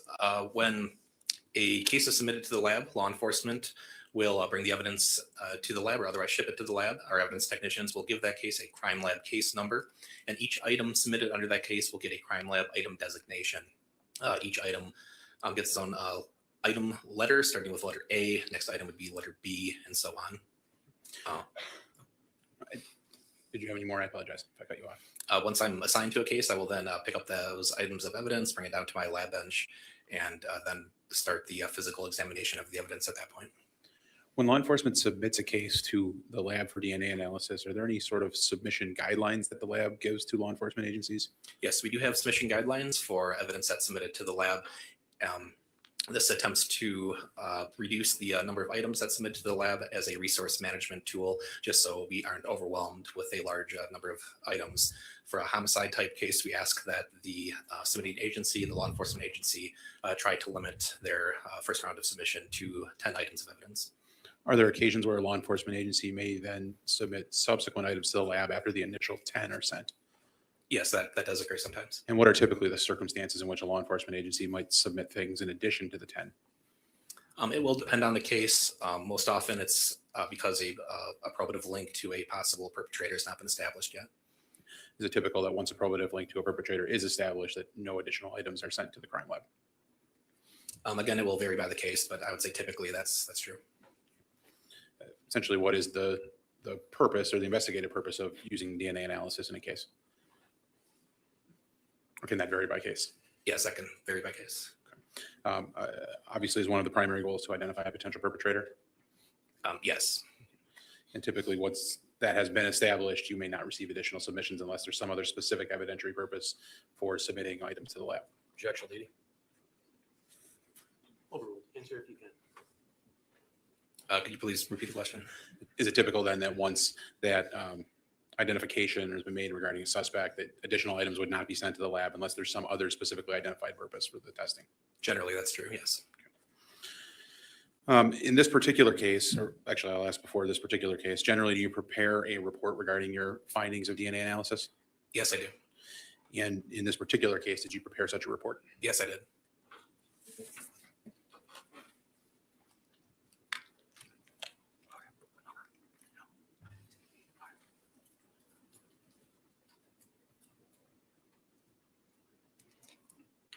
Mr. Scott, I'm showing you what's been marked as Exhibit B.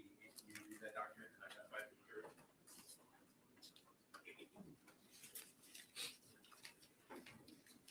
Yes, Exhibit 88 is a copy of the DNA report that I authored in this case, dated April 1, 2022.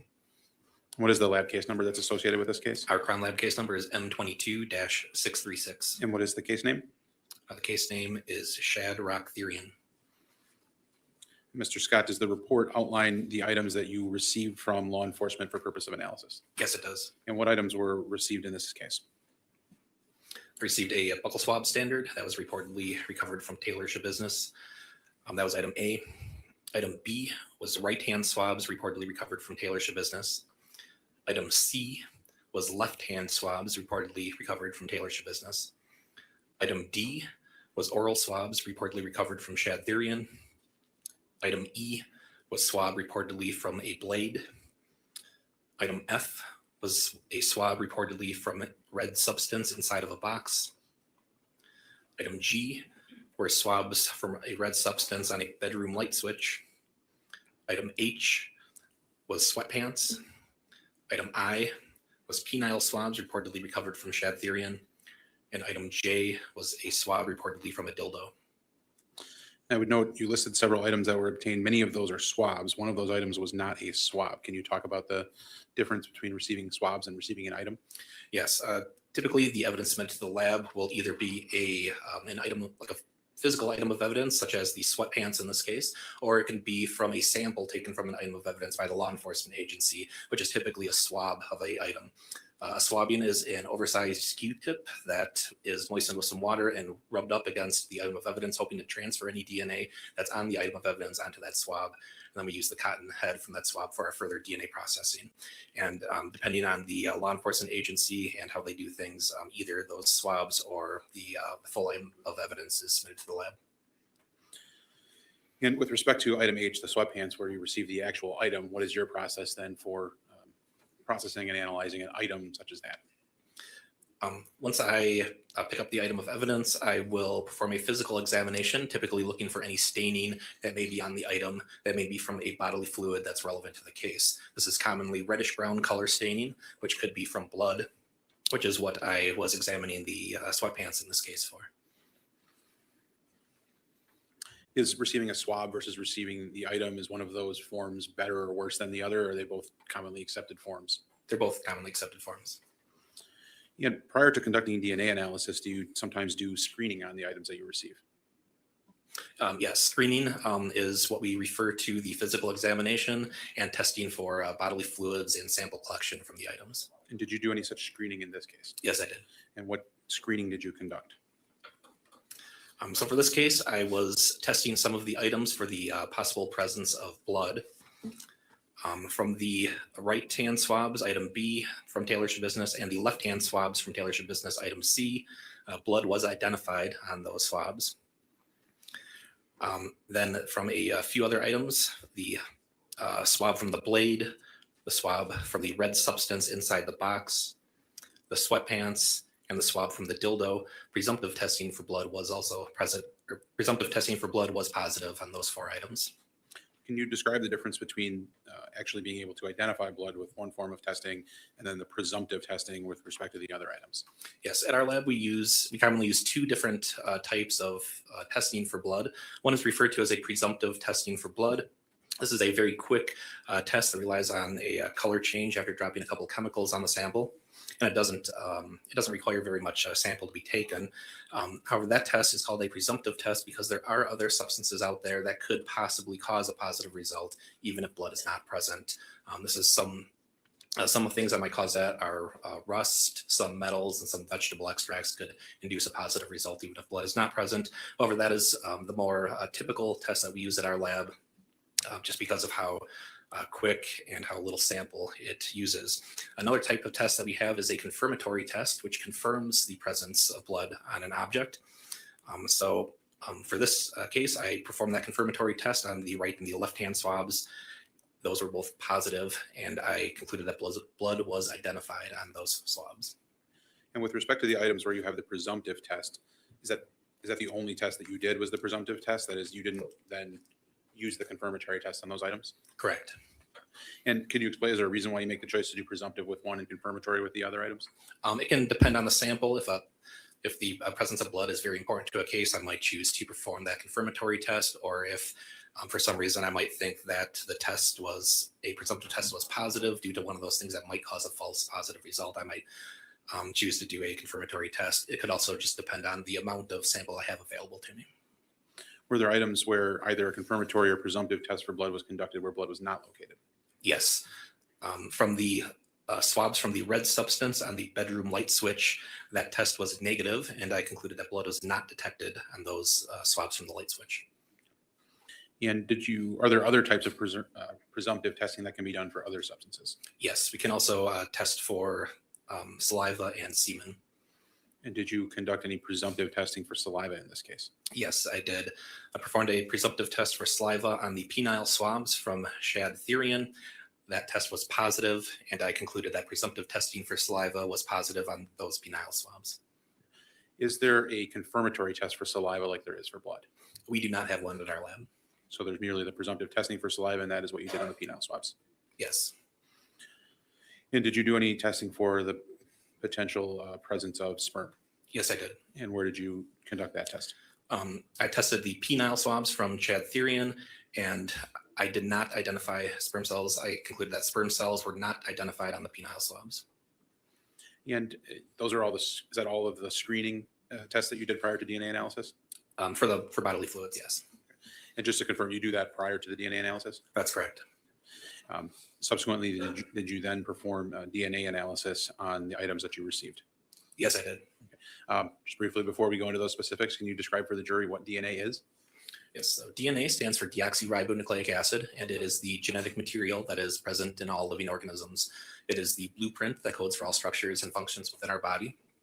DNA is inherited, so you receive half of your DNA from your mother and half from your father. And why is DNA a valuable tool in criminal investigations or in identifying potential individuals? Yeah, so DNA is valuable because different people will have different DNA profiles. With the exception of identical twins will share the same DNA profile. Almost everybody else will have different DNA profiles, and that allows us to compare DNA profiles taken from items of evidence to DNA standards that are taken from known individuals to see if those profiles match or not. And what are the common sources of DNA that we can find in the human body? DNA is found in nearly every cell of the body. Bodily fluids such as blood, semen, and saliva are very good sources of DNA. So if those bodily fluids are present, I would generally expect to find DNA as well. DNA can also be found in other cells such as skin cells that are commonly left behind on touched items. Is the DNA from a particular person the same throughout their body despite the source of that DNA? Yes, regardless of which specific source or bodily fluid your DNA comes from, your DNA will be the same throughout your body. Now, turning back to the DNA analysis that you conducted in this case, can you first describe the autosomal STR DNA analysis that you conducted in this case? Can you please clarify your question? Sure. Well, what is autosomal STR DNA as opposed to other types of DNA like YSTR DNA analysis? Yes, so at our lab, we have two different types of DNA analysis available to us. The more common one is referred to as autosomal STR DNA analysis. Autosomal refers to the DNA that everybody will have, both males and females. Everybody has 23 pairs of chromosomes in their body. 22 of those are referred to as autosomal chromosomes, and the last pair are referred to as the sex chromosomes. So males will have an X and a Y sex chromosome, and females will have two X chromosomes. When we perform the autosomal analysis, we generate a DNA profile from any DNA that's present in that sample. The other option available to us is YSTR testing. YSTR testing generates a DNA profile only from the Y chromosome. So since only males have a Y chromosome and females do not, that YSTR testing will essentially ignore any female DNA that's present in a sample and only generate a profile from male DNA that's present. This is very helpful in samples in which there is a lot of female DNA and a very small amount or relatively small amount of male DNA compared to the female DNA. So if that male DNA is relevant to the case, we might want to perform this YSTR testing to try to help us determine the DNA profile from that Y chromosome. Now, unlike autosomal DNA profiles, YSTR profiles are not as discriminating because they are not unique to any one individual. While most males will generally have different Y profiles, it is possible that unrelated males could just happen to share the same Y profile by chance. And we do expect that all paternally related male relatives, so male relatives who share a father-son type relationship, we would expect that they would also share the same Y profile as well. So prior to doing your DNA analysis in this case, is there something that you need to do to prepare the samples to be analyzed? Yes, so once I have my item of evidence, I will take my sample for DNA analysis and then extract or release the DNA that's present in that sample. This is done by adding some water with some chemicals and heating it up in order to break open those cells and release the DNA. I then purify the DNA sample by removing everything else that's not DNA. And once I have my purified DNA extract, I will then quantify that sample to see how much DNA is present. If there is a sufficient amount of DNA present in that sample, we will then try to generate a DNA profile. And depending on how much total human DNA or male DNA that's present in the sample, we will then choose at that point whether we attempt to generate an autosomal profile or a Y profile. As you began your analysis of the individual items in this case, did you note items that appeared to be sort of what you might call standards for the individuals that were involved in this case? Yes, I did. And which items were those? So item A was a buccal swab standard reportedly from Taylor SchaBusiness. A buccal swab is a swabbing of the inside of somebody's cheek, hoping to gather DNA from that person's mouth. We then process that buccal swab standard in the same manner as an item of evidence to generate a DNA profile, and we use that DNA profile as that person's DNA profile for the purpose of comparisons. I also received oral swabs, item D. Those oral swabs were from Shad Thyrion. And were you able to develop single source profiles for both item A1 and item D1? Yes, I was. And what is a single source profile? So when we generate a DNA profile, that DNA profile will either be single source or from just one individual, or it could be a mixture of DNA. So that DNA profile could have DNA from multiple individuals. Which of those are more easier to work with when doing comparisons? Typically single source profiles are easier, as we can just do a direct comparison between that single source profile and the profile from the DNA standards in order to see if they are consistent with each other or not. So once you develop those single source profiles, presumably both for Taylor SchaBusiness and Shad Thyrion, did you then conduct comparisons for subsequent items that were analyzed? Yes, I did. And specifically as it relates to item B1, what was item B1? Item B1, to back up a little bit, item B were the right-hand swabs from Taylor SchaBusiness. When I took a sample from that swab, I just cut a little bit of the swab off for DNA analysis. That cutting from the swab was called item B1 for the purposes of tracking within our system. So item B1 is also from the right-hand swabs from Taylor SchaBusiness.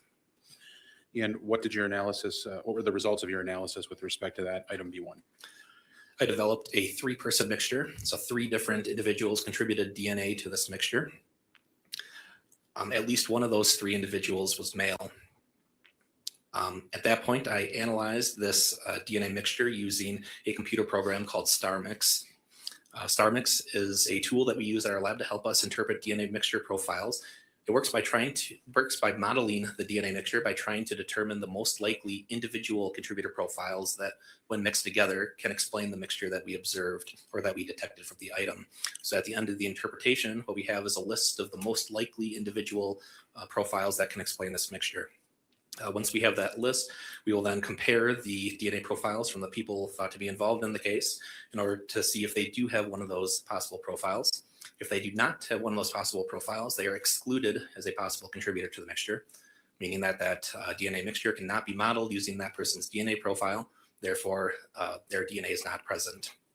If their DNA is one of the possible profiles, then we will get a likelihood ratio. And what that likelihood ratio is a level of support for the strength of the comparison.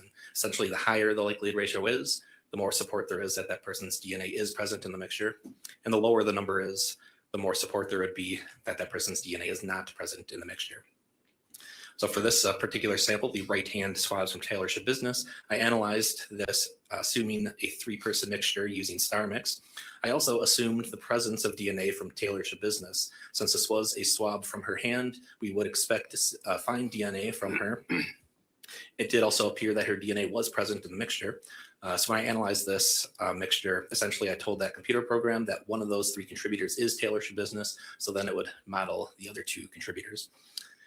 So once we had that interpretation and made the comparison to Shad Thyrion, I found that it is at least 1 quadrillion times more likely to observe this DNA mixture profile if it is a mixture resulting from Taylor SchaBusiness and Shad Thyrion and one other person than if it were a mixture resulting from Taylor SchaBusiness and 2 random unknown people. That provides very strong support for inclusion, or very strong support that DNA from Shad Thyrion is present in the mixture. Now, the way in which you report this data as a ratio, is that the standard process when you have DNA mixtures? That is, does the lab actually tell someone that a person's DNA is present, that it is the source of DNA, or does the lab always report it out as a ratio like this when you have a mixture?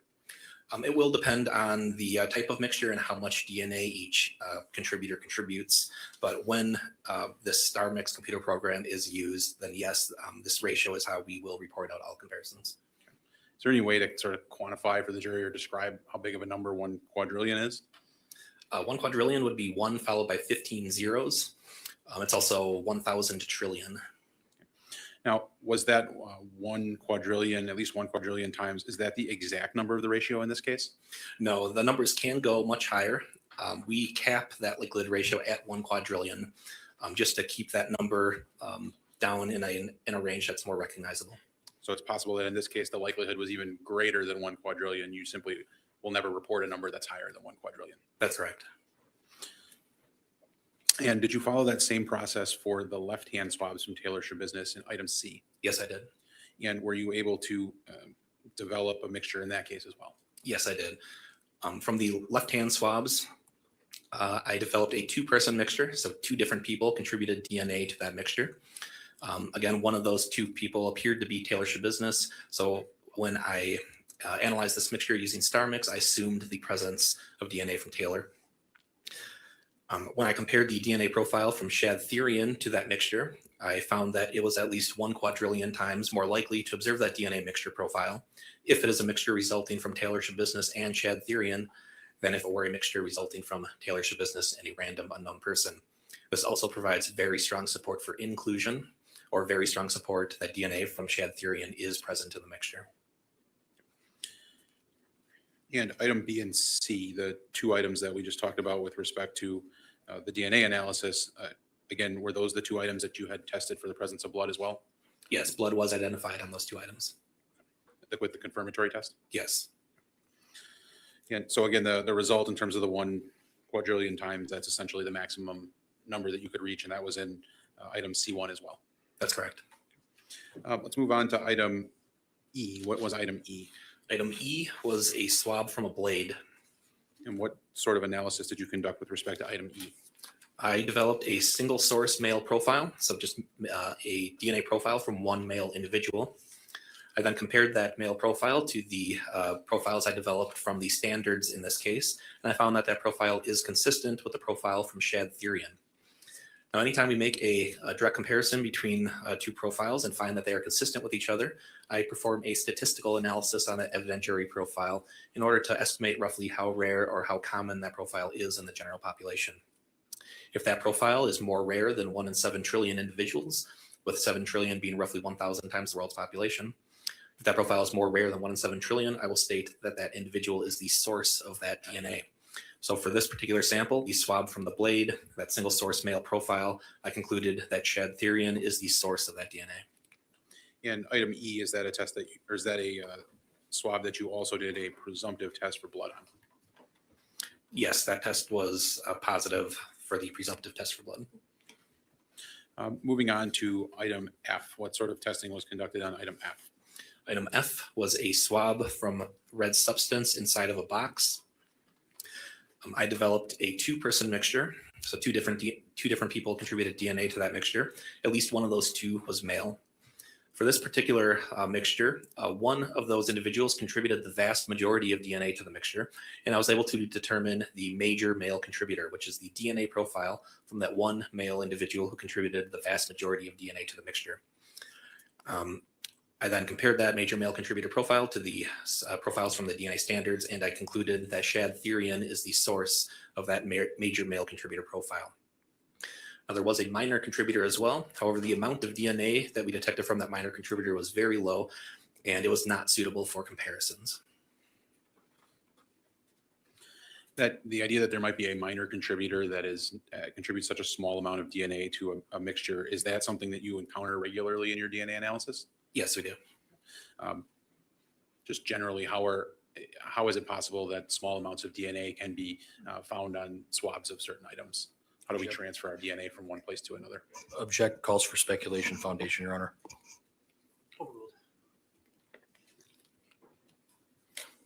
So just to clarify, are you asking like how DNA transfer occurs? Correct. So when we think of DNA transfer, we tend to think of it in terms of primary transfer and secondary DNA transfer. So primary transfer would be the direct transfer of DNA to an object. So if I handle an object, such as my water bottle here, some of my DNA might transfer to the water bottle through that direct contact. That would be primary transfer.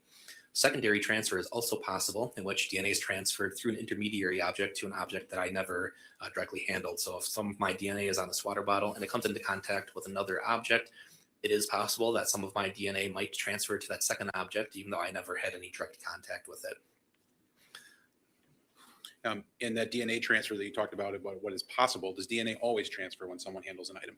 No, not necessarily. There are a number of things that can influence how much, if any, DNA is transferred. But just because an object is handled, that doesn't necessarily mean that enough DNA will transfer for us to be able to detect. It can vary by the person as well. Two different people could handle an object for the same amount of time, and we might only detect DNA from one and not the other. I think you mentioned earlier certain substances like blood, semen, saliva tend to be good conveyors of DNA. Is that true? That's correct.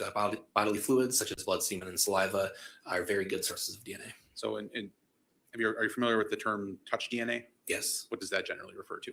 Touch DNA generally refers to DNA that is transferred to an object through touch or through skin cells that are left behind on that object during handling.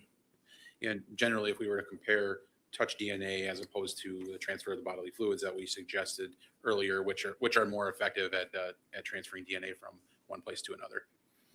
Typically, bodily fluids would have more DNA than touch DNA, but of course, it could depend on how much bodily fluids there are or how much touch DNA is on the object.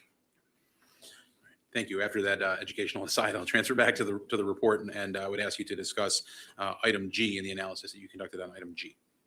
Item G was swabs from a red substance on a bedroom light switch. I developed a 3-person mixture, and at least 2 of those 3 individuals were male. And I analyzed this assuming 3 individuals using star mix.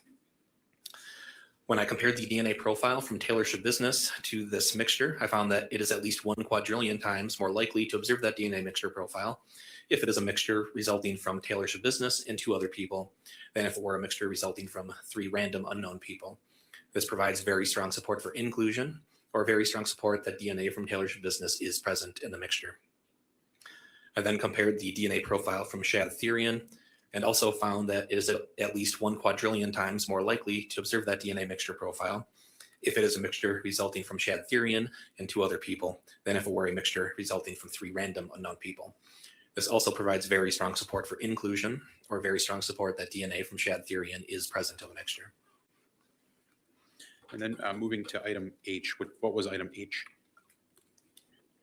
Item H was the sweatpants that I examined in this case. And what did you do to then further evaluate those sweatpants prior to doing DNA analysis? I examined the sweatpants looking for staining that appeared reddish brown color. That could be blood. I did observe staining, reddish brown staining on the sweatpants, and I ended up taking 4 different samples from 4 different reddish brown stains. And again, did you do presumptive testing for blood on that item? Yeah, yes, I did. All 4 of those stains were positive for the, or they were presumptively positive. So presumptive testing for blood was positive on those sweatpants. And 4 different swabs that you generated, then we'll take those one by one. Can you first address item H1 in the analysis you conducted on H1? Item H1 was the first sample I took, a swabbing of a reddish brown stain on the right leg of the sweatpants. I developed a 2-person mixture. One of those 2 appeared to be male. One of those individuals contributed more DNA than the other, and I was able to determine a major female contributor, which again is that DNA profile from that one female individual who contributed the most DNA to the mixture. And I concluded that Taylor SchaBusiness is the source of that major female contributor DNA. I was also able to determine a minor male contributor DNA profile, and I concluded that Shad Thyrion is the source of that minor male DNA, so the lesser contributor of DNA to the mixture. Yeah, and did you conduct a similar analysis on item H2? Yes, item H2 was a swabbing of a reddish brown stain on the left leg of the sweatpants. I again developed a 2-person mixture, and one of those 2 was male. I was able to determine a major female contributor, and I concluded that Taylor SchaBusiness is the source of that major female contributor DNA. I was also able to determine a minor male contributor, and I concluded that Shad Thyrion is the source of that minor male contributor DNA.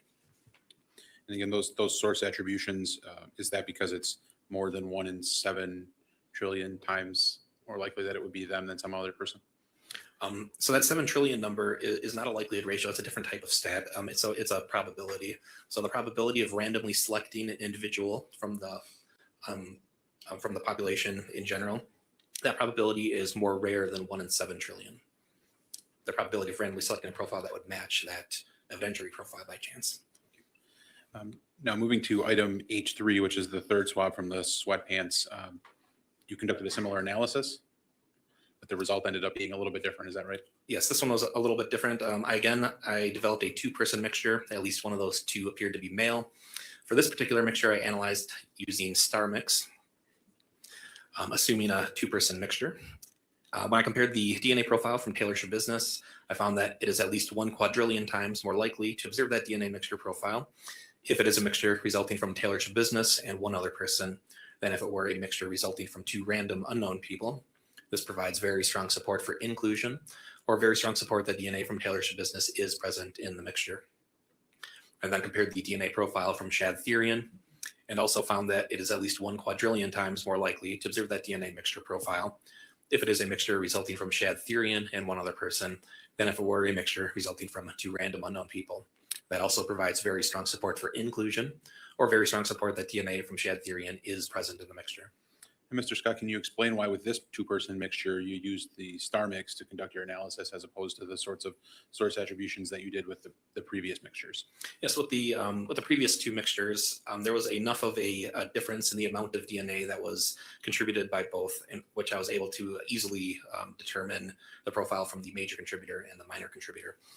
With this third swabbing, the swabbing of the reddish brown stain on the left leg, H3, there wasn't as clear of a difference between the contributions of DNA between those 2.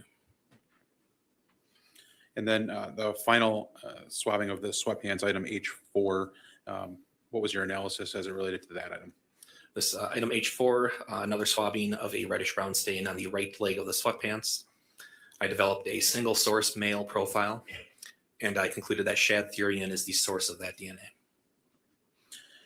Move on to then item I1. What was item I, and then tell us what item I1 is. So item I was the penile swabs from Shad Thyrion. Item I1 is the cutting that I took from that swab for the purposes of DNA analysis. And what sort of analysis did you then conduct on that item? I developed a single source male profile, and I concluded that Shad Thyrion is the source of that DNA. And with respect to item J, what is that item? Item J was a swab from a dildo. And what sort of analysis did you conduct on that item? I developed a 3-person mixture. At least one of those 3 individuals was male. And I analyzed that mixture using star mix, assuming 3 individuals. When I compared the DNA profile from Taylor SchaBusiness, I found that it is at least 1 quadrillion times more likely to observe that DNA mixture profile if it is a mixture resulting from Taylor SchaBusiness and 2 other people than if it were a mixture resulting from 3 random unknown people. That provides very strong support for inclusion, or very strong support that DNA from Taylor SchaBusiness is present in the mixture. I then compared the DNA profile from Shad Thyrion, and I received an uninformative likelihood ratio. So uninformative just means that statistical values in that range have been observed both for individuals known to be in a mixture and individuals known to not be in a mixture. Therefore, no conclusion will be made regarding the presence of DNA from Shad Thyrion to that mixture. Essentially, there is no strong support that its DNA is there, and there's no strong support that its DNA is not there.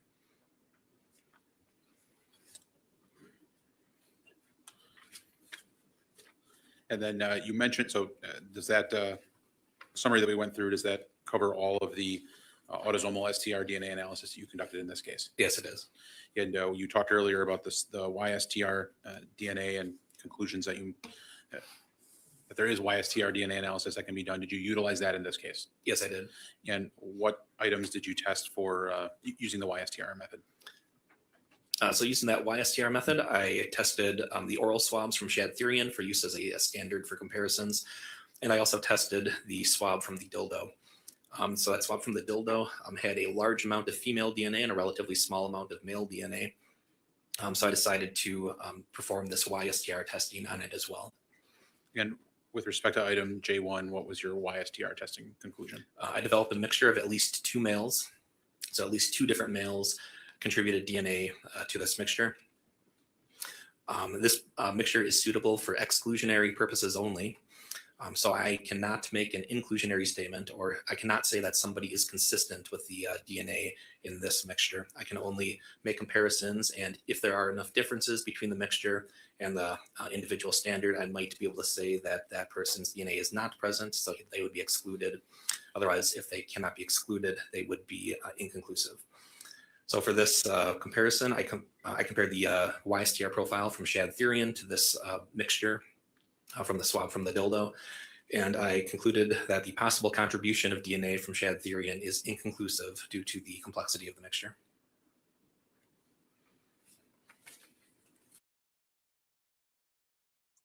Well, with that, let's just hold on just a second here. I mean, I don't know. I know chat's going and I absolutely love that. But I don't know if y'all are paying attention to what DNA he's talking about and what item he is testing.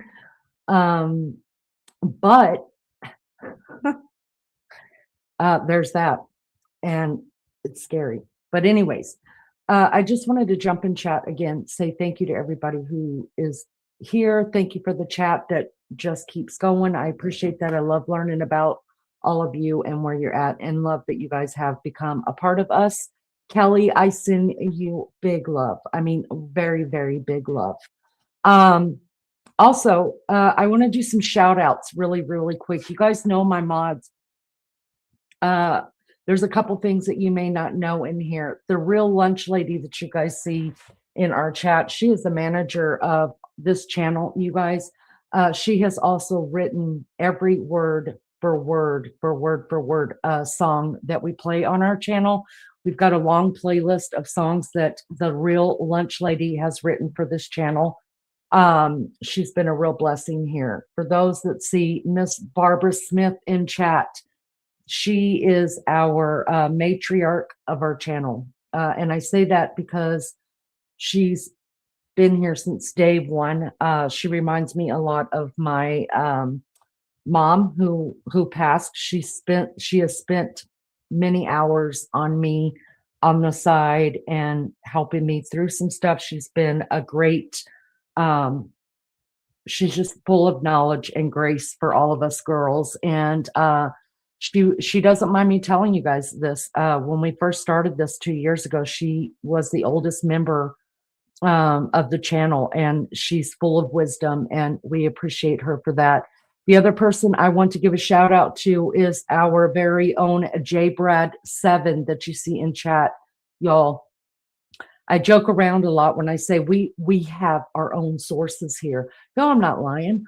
JBrad, you see me in chat maybe calling her J Badass, and that's because she is a badass, you guys. She's retired FBI of 20 years. She has been so helpful when it comes to any kind of true crime cases that we cover or talk about, and she's so knowledgeable about things law enforcement go through and things like that, as you can imagine. I mean, 20 years in the FBI, that's a big deal, and kudos to her, and thank you for your service.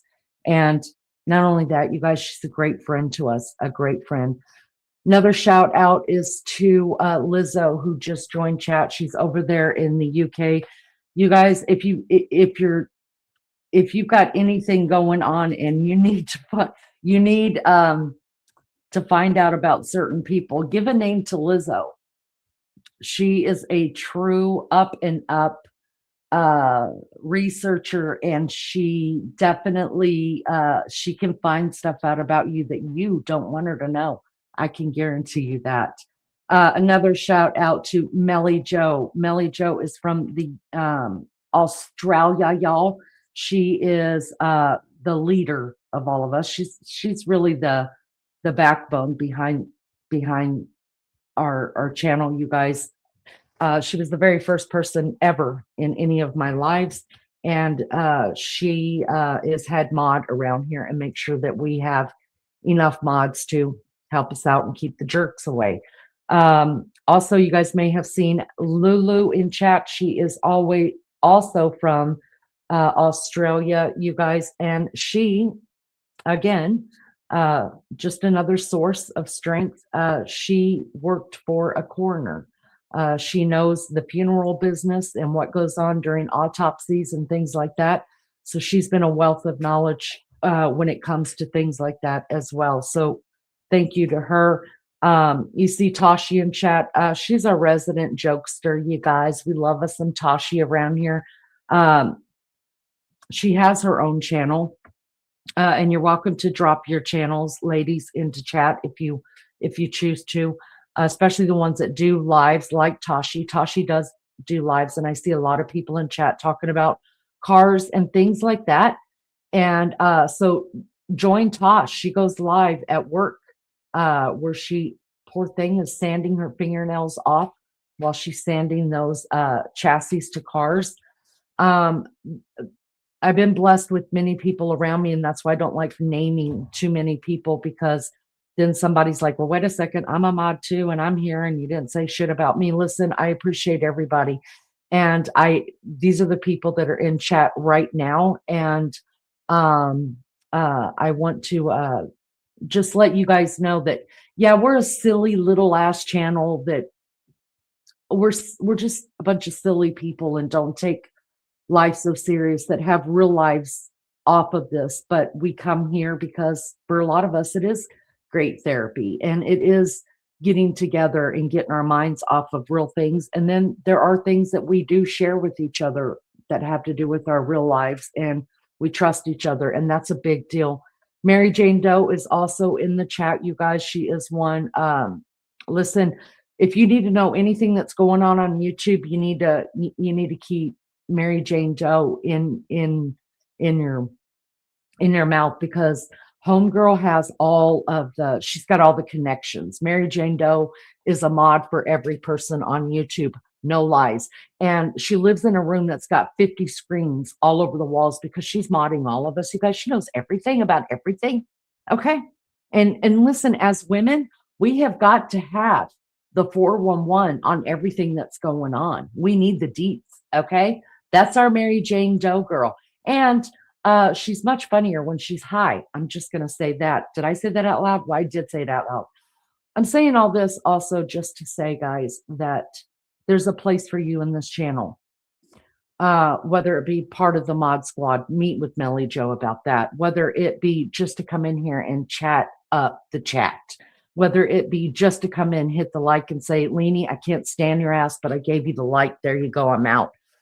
Find your place, because there's a place for all of us right here in this little group, best kept secret. I call it the best kept secret over here on the internet. You're welcome here. You're welcome to have your own opinions. They don't have to match mine or anybody else in chat. All you've got to do is just be adult about it and respect other people's opinion as well. I mean, they have the right, just like the rest of us, to have an opinion on something. So don't start no shit. There won't be no shit, because I always end that shit. You can guarantee that right now. So thank you guys so much for being here. We're going to finish up with this witness, then I will probably close this one down. Let's do that real quick. Thank you, everybody, for being here. Love you guys so much. You guys rock the Casbah, and I'm grateful for everyone who is. Mr. Scott, the conclusions that you testified here to today and the conclusions that are contained in your report. I'm Queen those Cusser. your opinions Brit. To a reasonable degree of professional responsibility. We're all adults here. We cuss, and we cuss a lot. I would move for the admission of the exhibit, Your Honor. I think it's 88. Any objection to 88? One moment, Your Honor. No objection. 88 will be received. No further questions for the witness at this time. Okay, cross-examination, Mr. Freilich. Mr. Scott, good afternoon. As to the testing and swabbing of the dildo item J1, are you saying that you could not confirm whether or not Shad Thyrion's DNA is on that item? Is that what you're saying? Correct. He had an uninformative conclusion for the autosomal results and an inconclusive conclusion for the YSDR results. If that item was touched on someone's body, would it be likely that DNA would show up on that item? DNA can transfer to an item, that's possible. However, it is also possible that an object could be touched and we would not be able to detect enough of that person's DNA to develop a profile. If I shook your hand, would my DNA likely transfer to your hand and vice versa? It's possible. You tested a light switch, correct? I tested a profile from a light switch? Yes, I had a swab that was reportedly from a light switch. Do you know which light switch it was? It was from a red substance on a bedroom light switch. Okay. And it's true that blood was not detected on that light switch. That's item G. Correct. Blood was not detected on that item. But you don't know what location, correct? Where they came from, which light switch, what address? If I remember correctly, I thought it was from Taylor SchaBusiness's apartment, but I don't have that information in my report. That would be at Eastman Avenue. On Eastman Avenue? Yeah. I would have to check my my notes that I have with me to see if that information is available. I don't remember offhand. You tested some penile swabs from Shad Thyrion, correct? Yes. And what was the purpose of that? What was the purpose of the testing? They were submitted to me.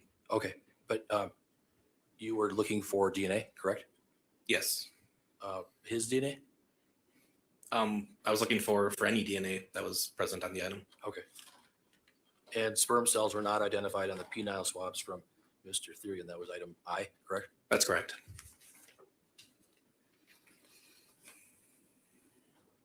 So when you do DNA testing, you just test whatever you're asked to test, correct? Typically, we do have the ability to choose which items that we want to test. And occasionally, if a case has a probative result, we may not continue testing other items depending on the circumstances of the case. But in general, I would test most of the items that are submitted to me. Okay. I know that you found some very strong support for inclusion as it results from the right and left hand swabs of Taylor SchaBusiness, correct? That's correct. And basically, are you saying that you found DNA from Shad Thyrion on Ms. SchaBusiness's hands? Is that what you're saying? I'm saying that there's very strong support that DNA from Shad Thyrion is present on those swabs. Okay. And if people are hanging out, going out for dinner or using drugs or whatever they're doing, and they have physical contact in some way, shape, or form, DNA can be transferred, correct? That's possible, yes. You did look at swabs from the inside of a box, right? That's correct. That was item F1? Correct. And the major contributor to the inside of the box was Shad Thyrion, correct? That's correct, yes. No DNA from Taylor SchaBusiness was found in the box or on the box, correct?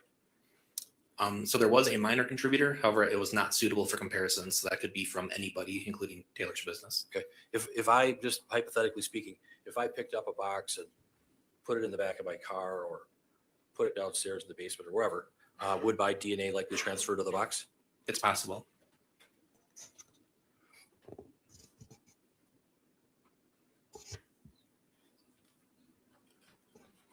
When you refer to a minor contributor, what does that mean? Can you explain that for me? Yeah, so in a profile that has a major contributor and a minor contributor, the major contributor would just be the DNA profile from that one person who contributed the most DNA to the mixture. And the minor contributor would be the profile from the person who contributed the lesser amount of DNA to that mixture. Okay. And when you talk about DNA being found, you're not necessarily saying it's blood, saliva, semen, or anything. You're just saying that it's DNA, correct? Correct. Typically, when we generate these DNA profiles, they would typically be from any source of DNA that's present on the item, whether it's skin cells or blood or saliva. Okay. And hypothetically speaking, if I have people over to my residence and have a get together, and people touch the light switch, maybe they go in the bathroom and use the switch, would their DNA likely transfer to the light switch? It's possible. Is that how sometimes you can have a 2 or multiple person mixture? Is that how that results? If there's DNA from multiple individuals on the item, then there could be a mixture, yes.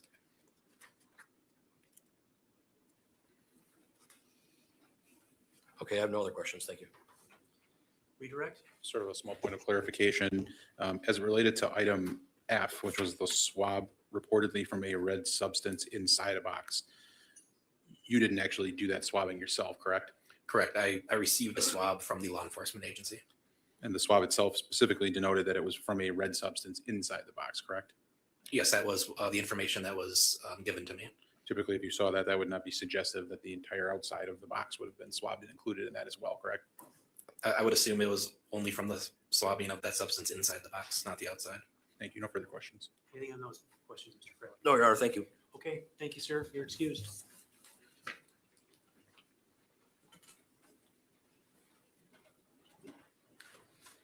Okay, state's next witness. State called Olivia Sassman.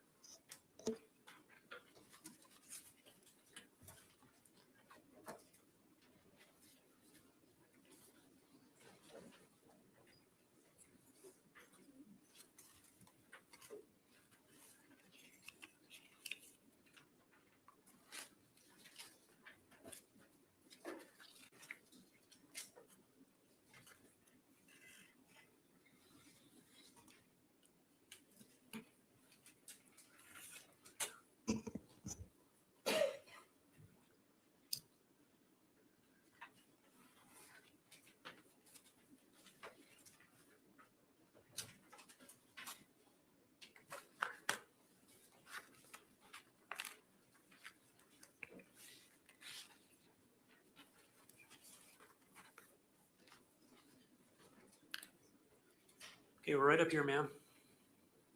And then before you have a seat, if you could just turn and face her, raise your right hand, she will place you under oath. Around the, here you go. You solemnly swear to tell the truth, the whole truth, and nothing but the truth in the matter now before the court, so help you God. Yes. Please have a seat and state your name for the record. Olivia Sassman. Okay, then the witness is yours, Mr. Saunders. Hi, Ms. Sassman. How are you employed? I currently work for DCI, the Division of Criminal Investigations, and I am the Evidence Program Manager. DCI, is that a state agency? Yes, it is. Okay. Did you previously have employment with a different state agency? Yes, I used to work for the State Crime Lab in Madison. Okay. And how are you employed with the crime lab? I was an evidence specialist. What does that mean? That means that I received any evidence that came into the lab. I also released evidence once we were done testing it. And can you describe the process, I guess, how the Wisconsin State Crime Lab receives items of evidence? Yeah, so law enforcement agencies can either submit evidence in person or they can mail it in through USPS, FedEx, UPS. And once we receive the evidence, we enter it into our laboratory information system and we create a case. And then as part of the receipt process, is there also documentation that's completed with respect to the condition of some of those items? Yes. So agencies will send in a transmittal that lists all the items of evidence that they are submitting, and we provide them with the receipts. If there is something wrong with the evidence packaging, we will make a note of it on the receipts.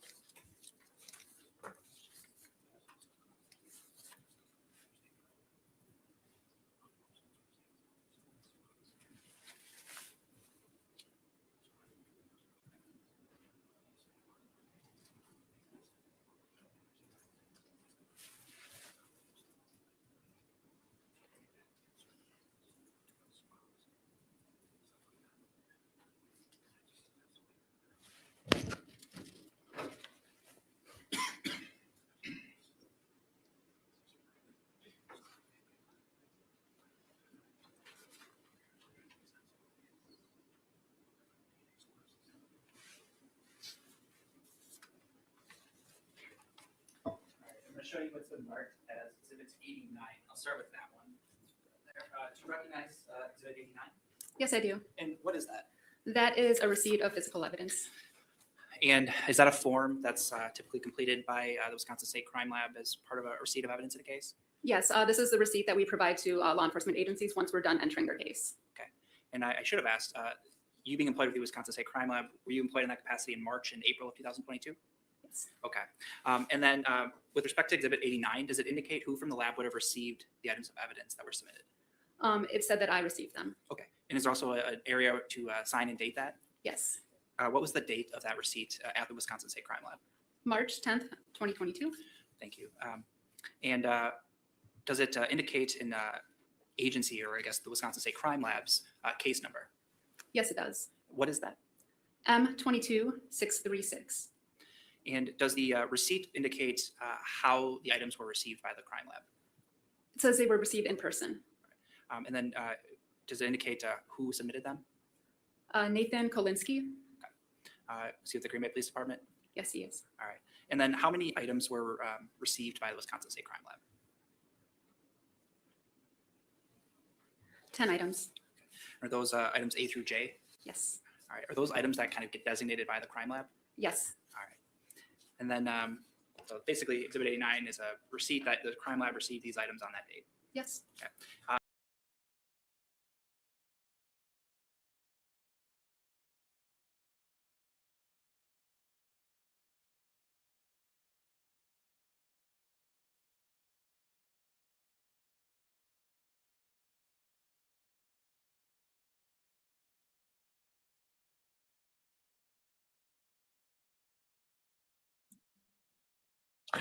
Yeah, I kicked myself from the studio.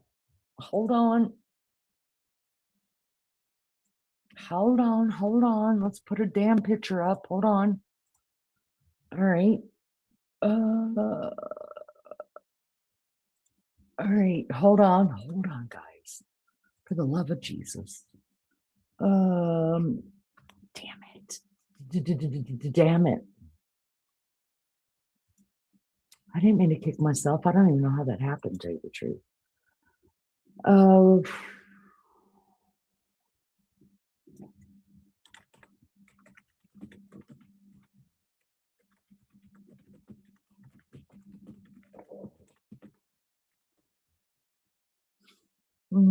Where are we? Hold on, I'll find it again.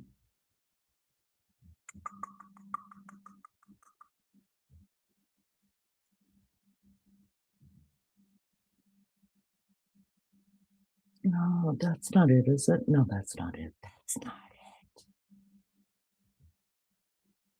Lord have mercy. What did I do? What did I do? What did I do? Oh, it's right here. Okay, got it. Hang on, people. Hang on.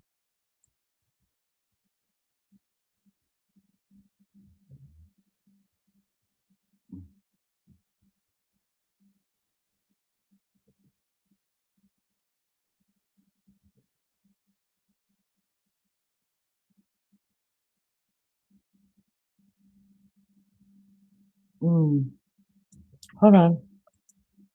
Is this her talking?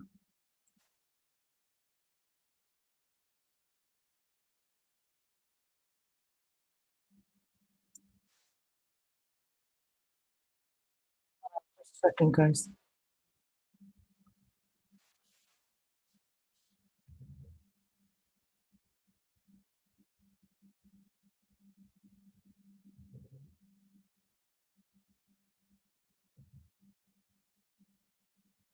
Okay.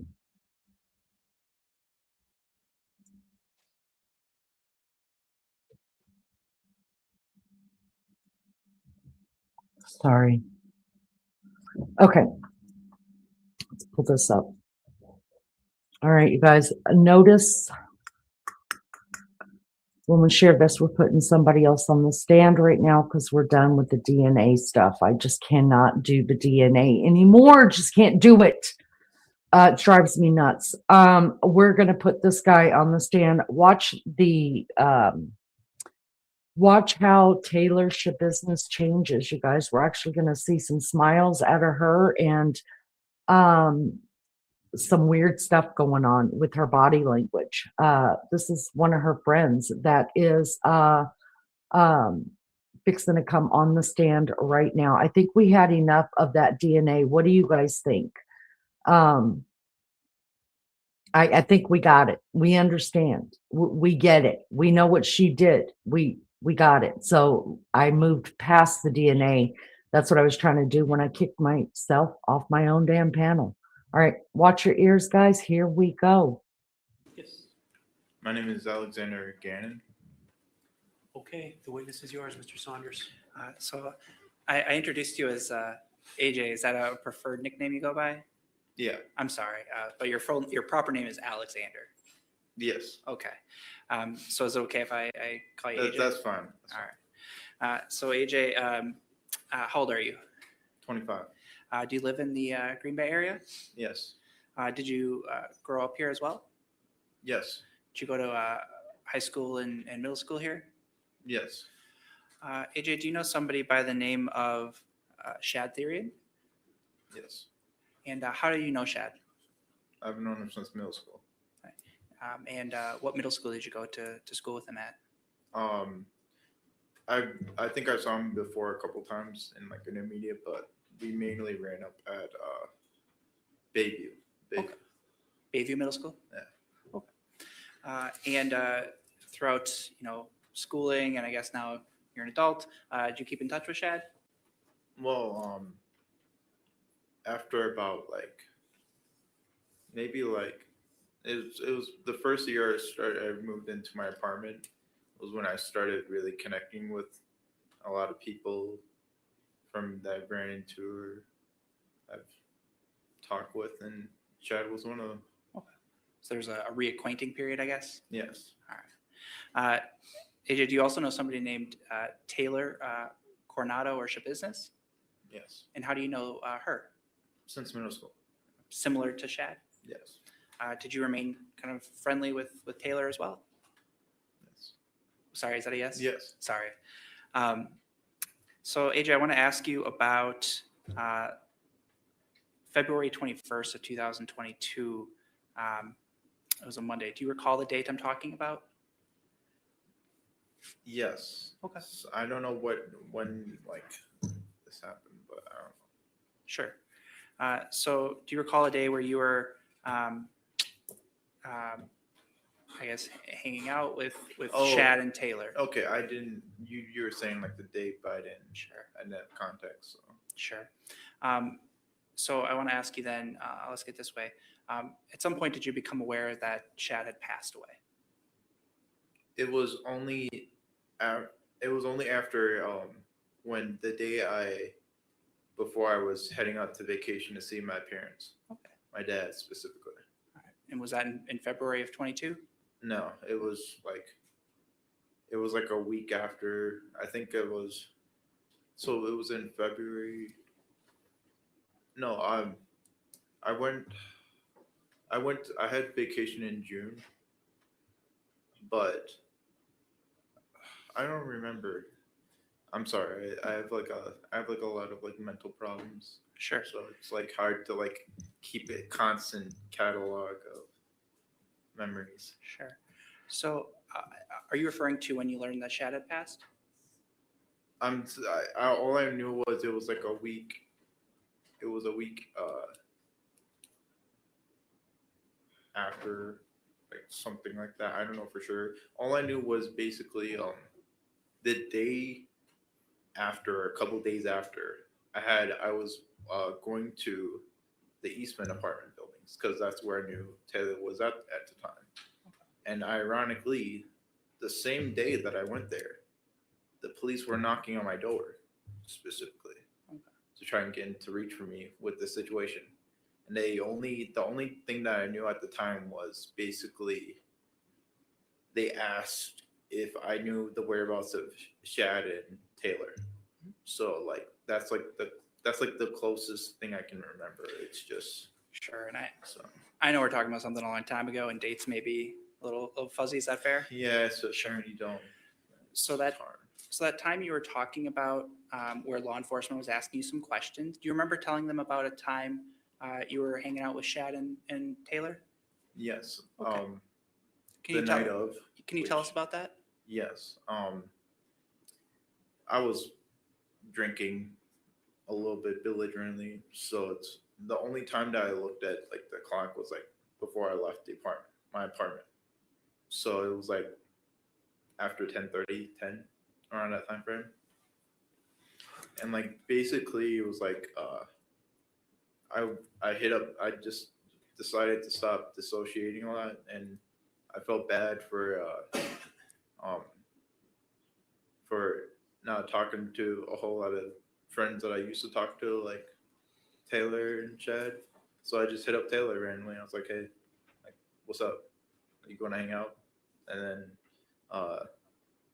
basically I went over to the apartments, and when specifically when I got there, we were just chilling, chopping it up like how we always do. And basically I was like, Taylor was asking like, do you wanna hang out with Shad? She was asking me like for consent to hang out with Shad, to bring him over, and I was like, yeah, that's fine, it's cool. And so Could I stop you right there? I'm sorry. I just have a quick question.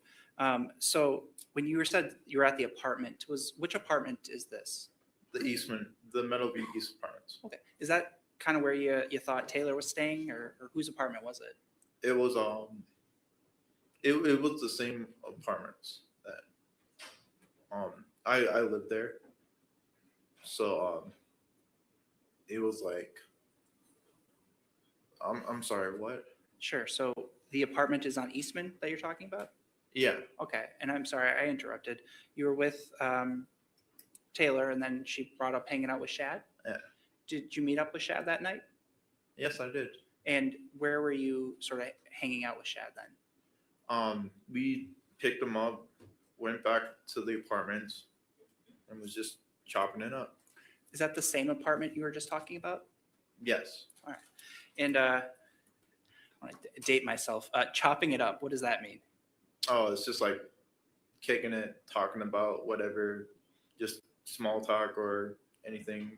Just kind of having conversation. Is it a pretty good chill atmosphere? Yeah, it was a good vibe. No major issues or anything that stick out to you? I never saw one thing that night. Kind of Shad was acting normal?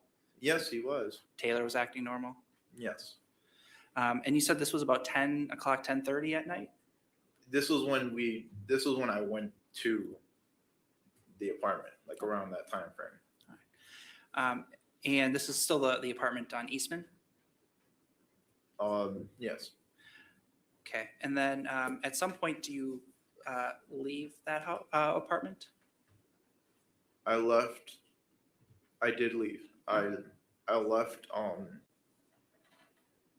probably like at least maybe like a couple hours, maybe until like 1, 2 in the morning. I don't know for sure. It's like I said, I only looked at the time before I left the apartment, and I was a little drunk. So. Okay. But at some point, you left the apartment. Were Shad and Taylor still at the apartment when you left? From what I saw, I don't know, but that's what, yes, from what I saw. And then after that point, had you ever seen Shad again? What? After that point, after you left that apartment, had you ever seen Shad again? No. Ironically, I hit him up the day after, or like a couple days, like the first week into the situation, and I call him. I message him about a song that he posted on his Facebook, which was like some rap song that I like. And I was like, yeah, I just like randomly sent him a message that day. I was like, yeah, it's dope. And then I was like feeling a little, when I don't have people talking to me a whole lot, I get a little anxious. And now I'm like, hey, what's up? Like, I'm a little concerned immediately. Okay. But like I didn't realize until after my friend mentioned to me specifically about what happened. And I'm sorry, I'm jumping around on you here. I want to go back to when it was you and Taylor, and you Yes. went to go pick up Shad. Is that right? Yes. Okay. How did you pick up Shad? Me? How did you and Taylor go and pick him up? Okay. Well, we took a minivan. Who drove? Taylor. Do you know whose minivan that was? No. Was it a minivan that was at that apartment that you were at? Yes. And you went to Shad's house to pick him up? Yes. Thank you, AJ. I have nothing further. Thank you. Mr. Furlick, do you have any questions? Yes, I do. Mr. Gannon, good afternoon.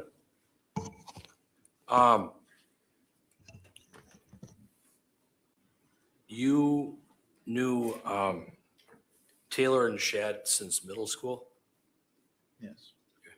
and you went to school at Bayview Middle School? Yes? Yes. And then did you go to high school together as well? A little bit until the freshman year. Okay. Did you go I went high- to 3 different high schools in my freshman year. Okay. So Did- it's bouncing a lot. That's okay. Did you go to high school with Taylor SchaBusiness Yes. at Bayport? Yes. And you kind of knew her pretty well, correct? Yes.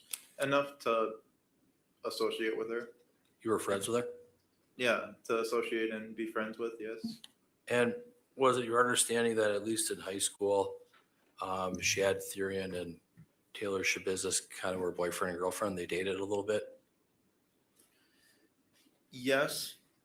I don't know how the connection between them, but it seemed like at the time after the breakup with Corey, it seems like that's like the only person that she always chill with sometimes. That's like whenever I see Shad, so more times over, especially when he's like chilling, I see Taylor or a couple other friends in that circle in there.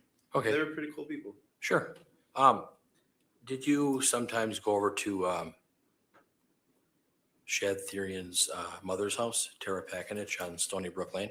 Yeah, the year that I moved out, I visited a couple times, at least a handful of times. Okay. Would you go over there to maybe eat or play video games and watch TV? We wouldn't do a whole lot, but I just came. Typically, I was like the runt that would just be chilling with the whole pack, basically, of dogs that we're chilling with. You know what I'm saying? So it's like, You just kind of hang out with the group? yeah, just hanging out with the group. Okay. All right. So. Okay. Would you sometimes go over to Shad's father's house, Michael Thyrion's house? Yes. Okay. And was it such that Shad Thyrion, he lived with his father, Michael Thyrion? At the time that I heard of, yes.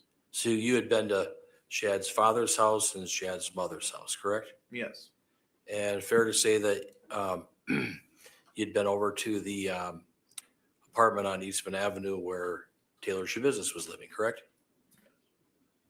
Yes. Yes. And sir, you'd go over to that residence to kind of chill or hang out, listen to music, watch TV, whatever, correct? Yeah. You had Taylor's phone number? I had her Facebook. Okay. And as far as Shad Thyrion, you had his phone number or Facebook information? Yeah, I had his Facebook at the time too. Fair to say that all three of you, yourself, Mr. Ganon, Taylor SchaBusiness, and Shad Thyrion, you all had each other's contact information, correct? Yes, but after like a rough like patch with like a friend, I was like chilling. I just started dissociating and I just like I do that a lot for the past 10, 20 years. I just like if I feel like people don't if there's like a sort of discrepancy, I just like cut you off. It's like block you or whatever. And then that's the reason why the day before that situation with the murder, I hate Taylor because I just wanted to associate again. Okay. So Now, Taylor SchaBusiness has a father. Do you know her dad? Yes. Okay. His name is Arturo Coronado. Is that correct? Yes.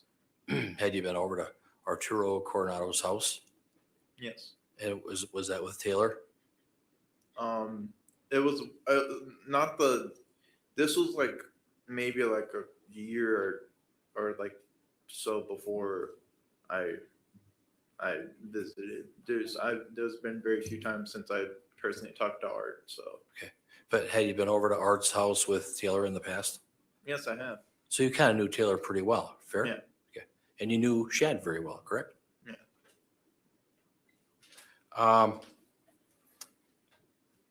Was it such that there were times when maybe you'd be hanging out with Taylor and Shad where they would be using marijuana together? Prior Yes. acts aren't relevant. Wait. No. It's not. Your Honor, I'll withdraw. Thank you. Questions withdrawn. Okay, ask another question, Mr. Freilich. Did you see Taylor SchaBusiness on February 23rd of 2022? February 23rd. Yes. No. How about the day before on February 22nd of 2022? No. You saw her on February 21st of 2022, correct? That was a Monday? I don't know what day that was. Okay. That's just a little bit too out of my polymath. I'm sorry. Okay, that's fine. But you did all hang out together and you drove over to Michael Thyrion's house. Is that your testimony? Michael Thyrion? Yes. I think like all I remember. I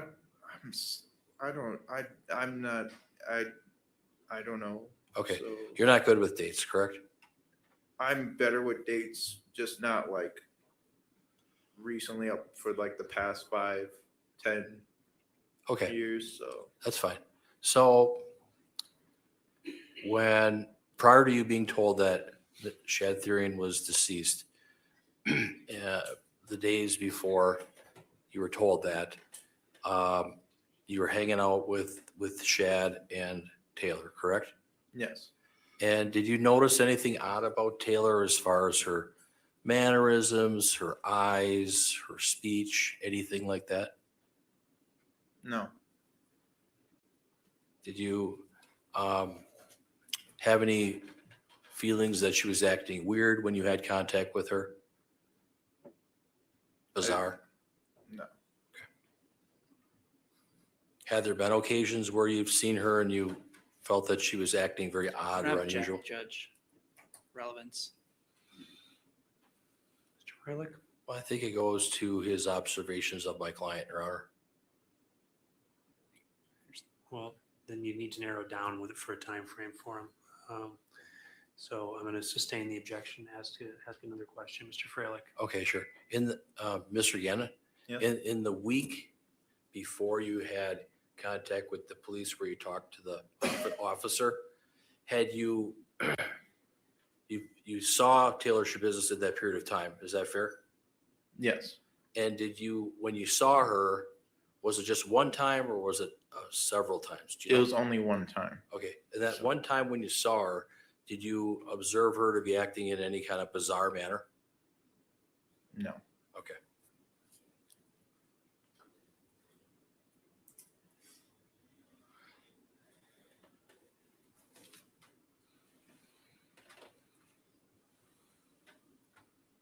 Okay, nothing further. Thank you very much. Any redirect? No, Your Honor. Thank you. Thank you, sir. You can step down.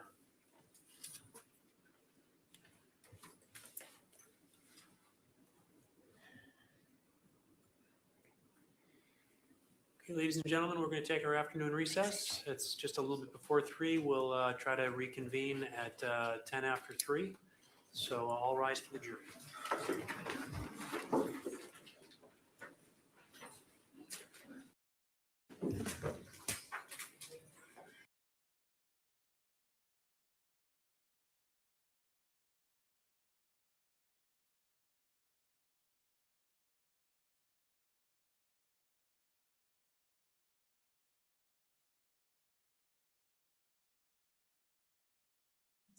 Sorry, y'all, just trying to fast forward through the breaks and stuff. So we'll just chit chat for a minute while they're coming back into court. Hopefully I played that. Did I play that? Yes. Wait. Yes, I think I played it. Yeah. Okay. So we're just waiting on them to come back into court. Thank you guys so much for being here. I appreciate you so much. Will you do me a favor and hit the like? Welcome to all those that just found the channel. Congratulations. You found the best channel on the internet. So says me. We're the best kept secret. Seriously, we have the best chat. We have the best people. And I'm allowed to say that, you guys. Everybody else says it. And even if they didn't say it, I don't give a damn. I march to the beat of my own drum over here, y'all. That's what I do. So welcome. Find you a place.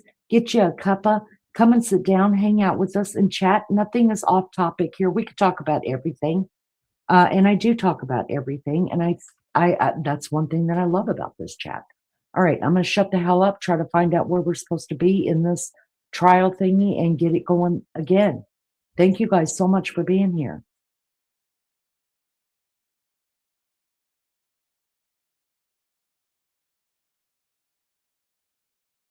Craig, C-R-A-I-G, P as in Paul, A-K-K-A-L-A. Right, Mr. Saunders, the witness is yours. Officer, how are you employed? I'm a detective with the City of Green Bay Police Department. And how long have you been employed in law enforcement? Approximately 30 years. And is the entirety of that time with the Green Bay Police Department? No, it is not. You have prior law enforcement experience in a different jurisdiction? I was a police officer in the state of Michigan. How long have you been with the Green Bay Police Department? Approximately 24 years. In your current assignment as a detective, how long has that been for? Approximately 8 years. And I want to ask you about February 23rd of 2022. Do you recall if you were working in that capacity on that date? I was. And were you called in to assist in an apparent homicide investigation on that day? I was. To where were you dispatched to, or where did you respond to? My initial response was to the Green Bay Police Department at 307 South Adams in Green Bay. And what did you do when you got to the police station? When I arrived at the station, I was soon thereafter asked to respond to 2353 Eastman Avenue to assist officers who were on scene there. What was the reason you were dispatched to the Eastman Avenue residence? Shortly before my arrival at the Green Bay Police Department, and I was contacted at approximately 4:45 in the morning. Shortly before my arrival there, I was advised that they located the suspect involved in the incident and also a vehicle that she was driving at that address. And when you got to the Eastman Avenue address, what did you do? When I first arrived at the address, I made contact with two different supervisors, one of which was Sergeant Jeff Schilling, and the second one was Lieutenant Tom Buckman, at which time they informed me of the status of the scene. When you arrived, had the area sort of already been secured by other officers? Yes, it had. And can you describe how it was secured? Officers, prior to my arrival, they noted some red substance in the snow along a sidewalk trail, and that area had some cones by it, or they're soon about to put cones by it. The entrance door to the apartment complex itself, and then within the complex common hallway, they had evidence tape securing that area. And were some officers also providing security or monitoring of the crime scene to see who was entering and leaving? There were. What did you do, I guess, after speaking with those initial supervisors who were on scene? After I spoke to the officers and supervisors that were present, I determined that we would need a search warrant to proceed with the search of the interior of the apartment, which was apartment number 1. I took note of the description of the building and area to be searched, including the apartment. I also took some preliminary pictures of the exterior of the building, including the suspect vehicle and the entranceway to the apartment, which is number 1. I want to ask you about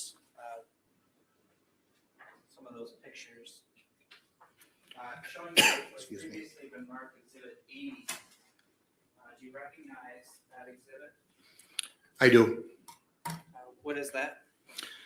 That is a picture of the side of the apartment complex as previously described. That is the north side of the apartment complex.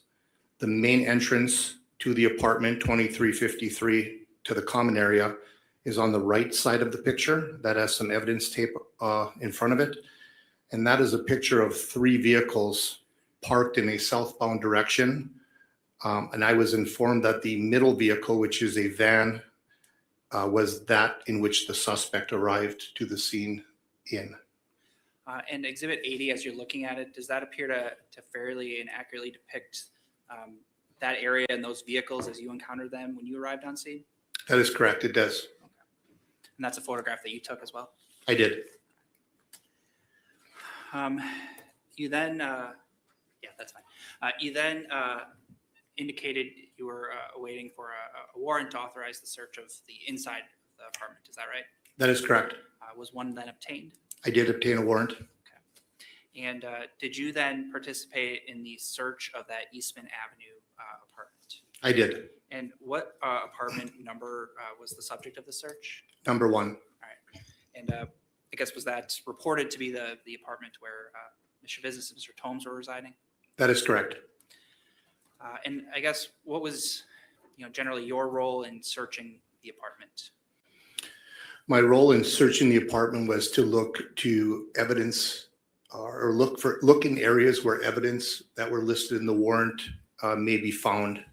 I did receive information of the type of crime that was committed at a prior address. So I listed those items which would be used in that particular crime, and we searched the apartment for those type of items. In the course of your occupation, have you received training in searching areas such as apartments for items of evidence? I have. And have you received training in collecting physical evidence such as DNA and blood and other substances? I have. And in the course of your 30 years in law enforcement, is that something you've done in the past? Yes, I have. In this case, when you were sort of searching the residence, were you wearing any special attire? I was. Can you describe what that was? I believe I had on some protective wear on my feet, but I also wore rubber gloves at any time I handled or collected evidence, especially that containing DNA. The steps you took were consistent with your training and experience? Yes. All right. So I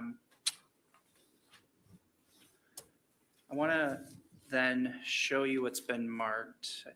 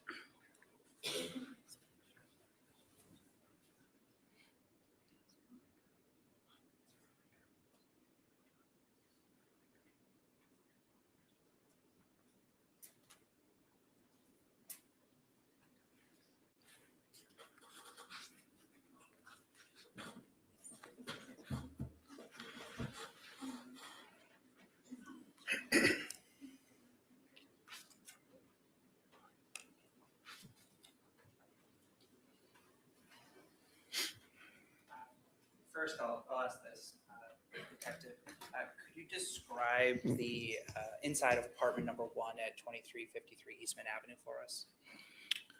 Apartment number 1 at 2353 Eastman is a single bedroom apartment.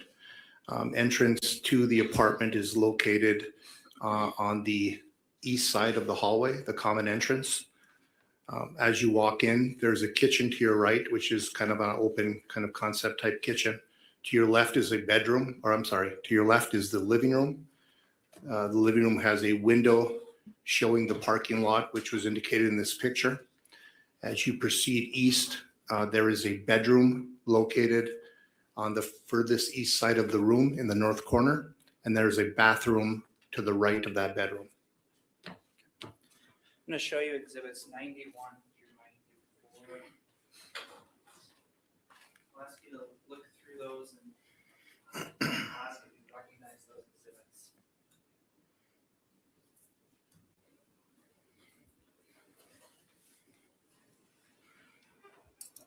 I do recognize those exhibits. What are those?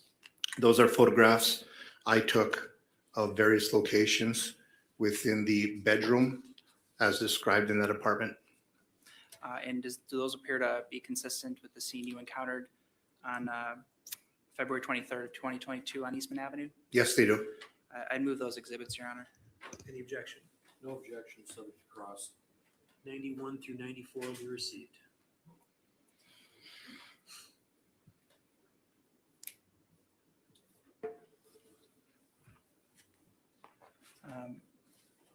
So then, Judge, I'd also ask permission to publish those exhibits.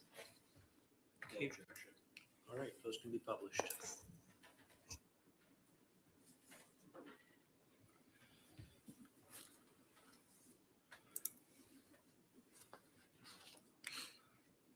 All right, so Detective, are we looking at Exhibit 91 projected? Yes, you are looking at exhibit 91. All right, and what does 91 depict? I'm sorry? Sorry, what does 91 depict? 91 depicts the bed located in the bedroom of apartment number 1 at 2353 Eastman Avenue. Okay, and then Exhibit 92, what does that depict?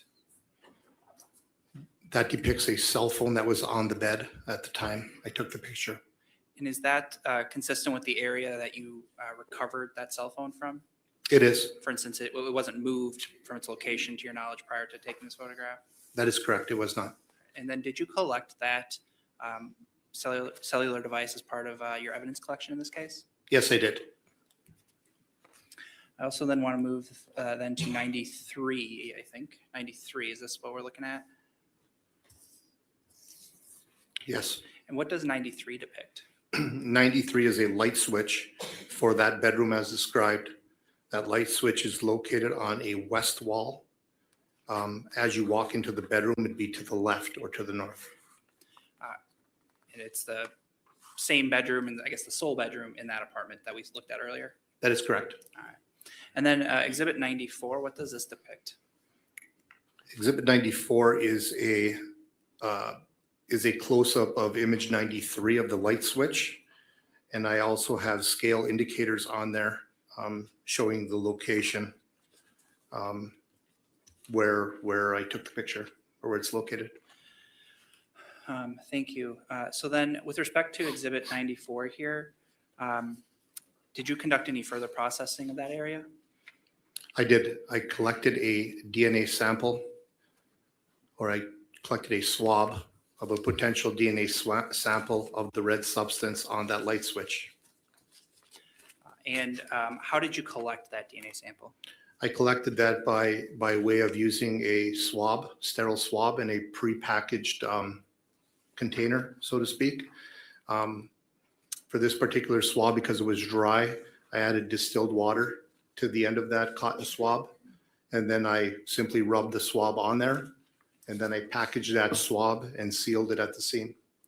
And the swab that you collected and the procedure you just described, is that how you're trained to do it? I am. What did you do with that swab once you were completed with the processing? When the completion of that particular swab, it was packaged and sealed. All items of evidence were returned to the Green Bay Police Department, where they are submitted into our evidence department, a secure property locker. And I do want to just go back a little bit. I'm going to go to, I believe this is Exhibit 92. Sorry to jump around on you. You're fine. Is this Exhibit 92? It is. You indicated that phone was collected by yourself. Is that right? That is correct. When you enter an item of evidence such as this into evidence, I guess, does it get assigned a unique identifier of some kind? When we enter an item of evidence, we create a number showing who collected it or who processed it into evidence. Yes. Okay. And was that done to your knowledge for this phone? Yes. And do you recall what the number was offhand? No, I won't be able to recall that. Okay. Are there a lot of numbers that you're keeping in your head with respect to the exhibits you collected? That is correct. Would you have documented that or memorialized that in your details? I would have. Okay. Yes, Would that assist you in refreshing your memory and what the exhibit number for that item is? it would.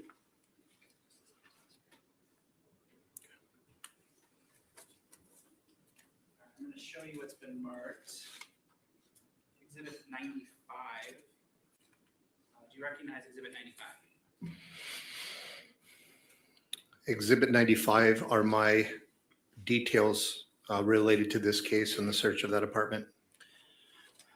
And I'd ask if you could review the details, particularly the top of page 2. And then I'll ask if that helps refresh your recollection as to that item, that exhibit number. It does refresh my memory. Okay, and then what is the item number of that cellular device?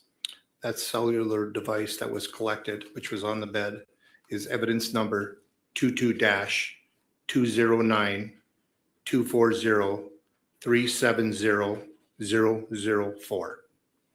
So those last 6 numbers, 370004, what do those signify? 370 is my personal computer number that's associated to our reporting system.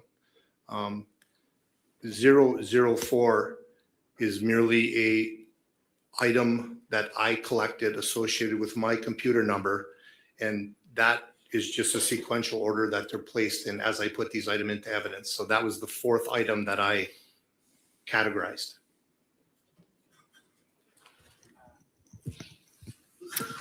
Thank you, Detective. I have nothing further.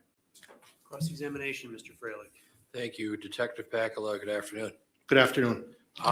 Sir, you were contacted by your Lieutenant Pagoon, on February 23rd of 2022 to come into the station. Is that correct? That is correct. Regarding an apparent homicide, correct? Yes, sir.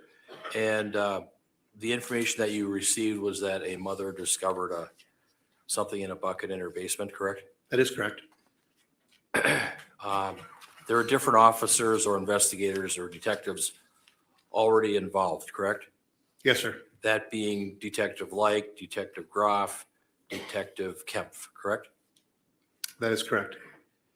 And you gained information that someone by the name of Stephen Hendricks had called Brown County Dispatch at about 3:25 a.m. to report this. Is that fair? That is fair. And then while en route to the Green Bay Police Department, you heard other officers calling out with a need to possibly go to 2353 Eastman Avenue. Is that fair? That is fair. So when you got to the station, you were briefed by Lieutenant Pagoon, correct? He was one of them, yes. And were you told to go over to Eastman Avenue? Yes, sir. And so did you go there by yourself? I did. Okay, and you met up with other detectives, correct? At the scene at that time, I was the only detective at the scene. Okay. There are other officers there, correct? Yes, sir. Officer Garth Russell was there? I don't recall Garth Russell being there. Okay. Do you know who else was there? The 2 that I made contact with were Sergeant Jeff Schilling and Lieutenant Buckman. Tom Buckman. And what time did you get to the Eastman Avenue apartment complex? I don't know the exact time, but it was after 4:45 and still in the hours of darkness during that day. All right. There was snow on the ground, correct? There It's was. cold outside, correct? Yes, sir. And you made your way up to the front door of the apartment complex, correct? I did. Had individuals already been arrested by the time you got there? They had, yes. All right. When you walked up, did you see crime scene tape at all? I did see tape in the doorway entrance, yes. Okay. Later, did you see crime scene tape around the Town and Country minivan? I don't recall that. Okay. All right. And then your plan was basically to go into apartment number 1 at this apartment complex to conduct a search, right? That is correct. And did you have a search warrant at the time? I did. Okay. And so then you walked into the unit, correct? Following the search warrant, yes. And the bedroom and living room windows face the parking lot, is that correct? The living room window for sure does face the parking lot. I'm uncertain on the bedroom window. Were any individuals inside of apartment number 1? No. And so you walked around and started looking for things, correct? Whoopsie. Thank you so much, Wild Angel, for the gifted membership. Whoever received it, please reach out and give Wild Angel a big thumbs up. And thank you for that. I appreciate you. John, good to see you. Nicole, hits different when you read stuff like this online all alone. Nicole, I'm so sorry. You're not alone, honey. We're right here with you. And yeah, when we're not here though, just don't read this stuff. But y'all, this is a serious crime. I believe in spirituality and good spirits and bad spirits. And I'm telling you right now, I've never seen anybody that was as demonic. This woman is demonic. She's not just cray in the head, y'all. She's not just has problems with drugs or with alcohol. She is demonic. Just go watch her video of the police cam that shows them arresting her. She's demonic. So, hello. Thank you guys so much for being here. Do me a favor, hit the like. I'd appreciate it. And let's just keep going with this. I began my search, correct? You searched the living room and the kitchen? I searched the bedroom area. Okay. There's one bedroom there, correct? Correct. In the bedroom area, did you find any body parts or human remains? No, not outright, no. Okay.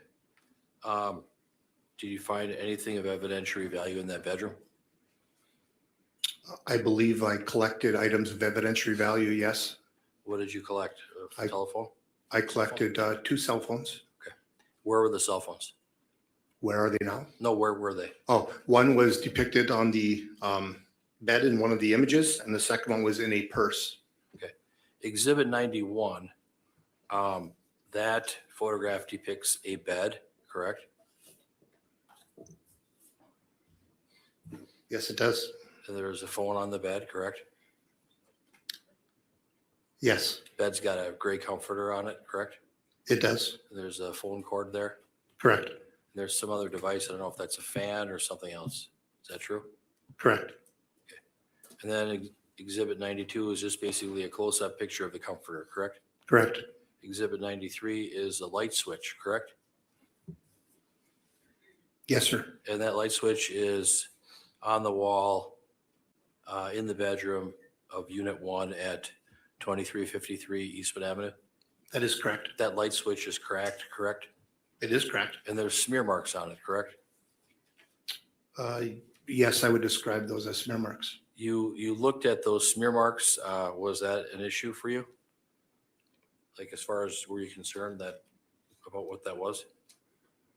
I was concerned due to the marks and the coloration. I felt it was a value for evidence to collect that, yes. And did you collect it then? I did. You had no contact with Taylor SchaBusiness on this particular date, correct? No, sir, I did not. All the contact with Ms. SchaBusiness was with Detective Groff and Detective Kempf, correct? From the best of my knowledge, yes. You never talked to her at all, correct? No, sir. You never saw anybody in the gold Town and Country minivan that was parked, correct? No, sir. You saw, that's true, right? Yes, sir. You never saw any people inside the van when you walked up or when you left, fair? Fair, I did not. And you never saw that gold Town and Country minivan move at all, correct? No, I did not.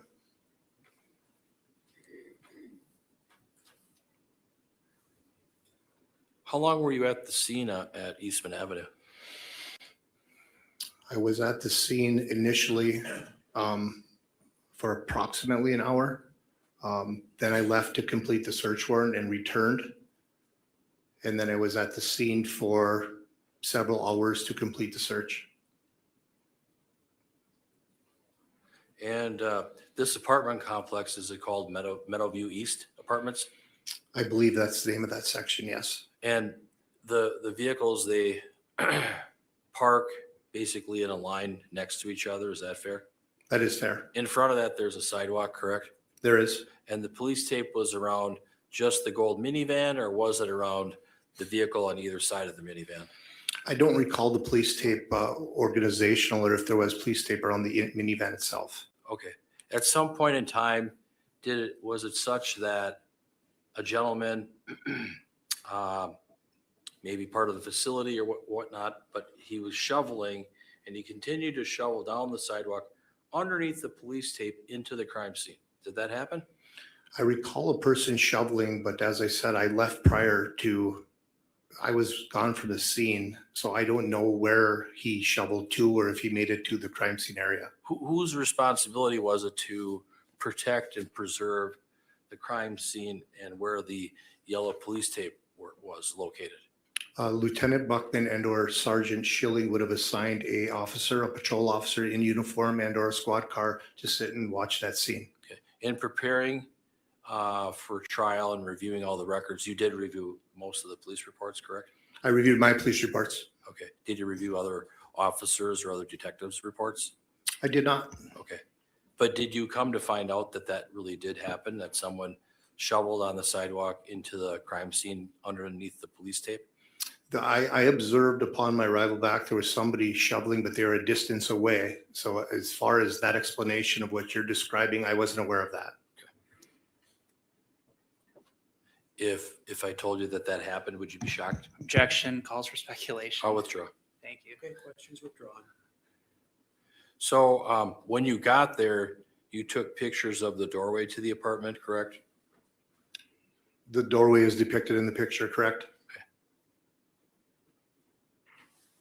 Did you dust for prints on the minivan at all? I did not.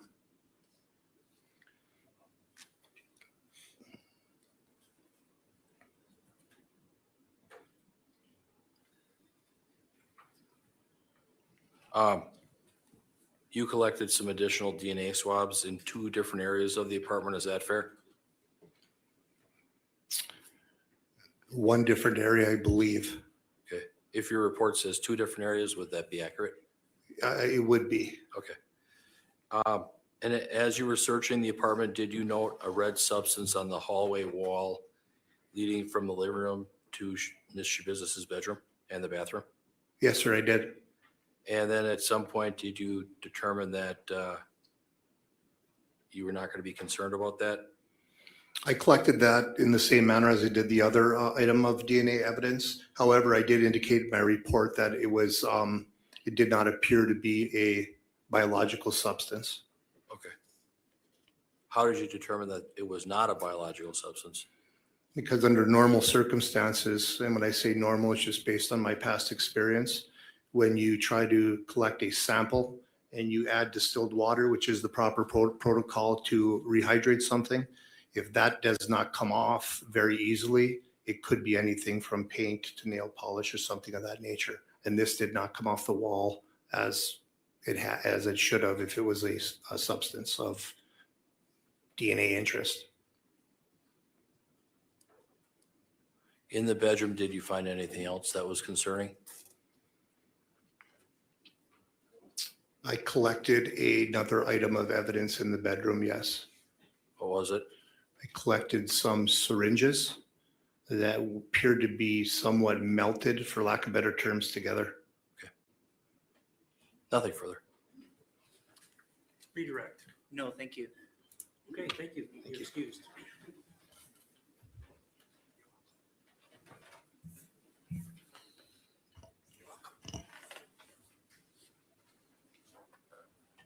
State's next witness. State calls Nate Kalinsky.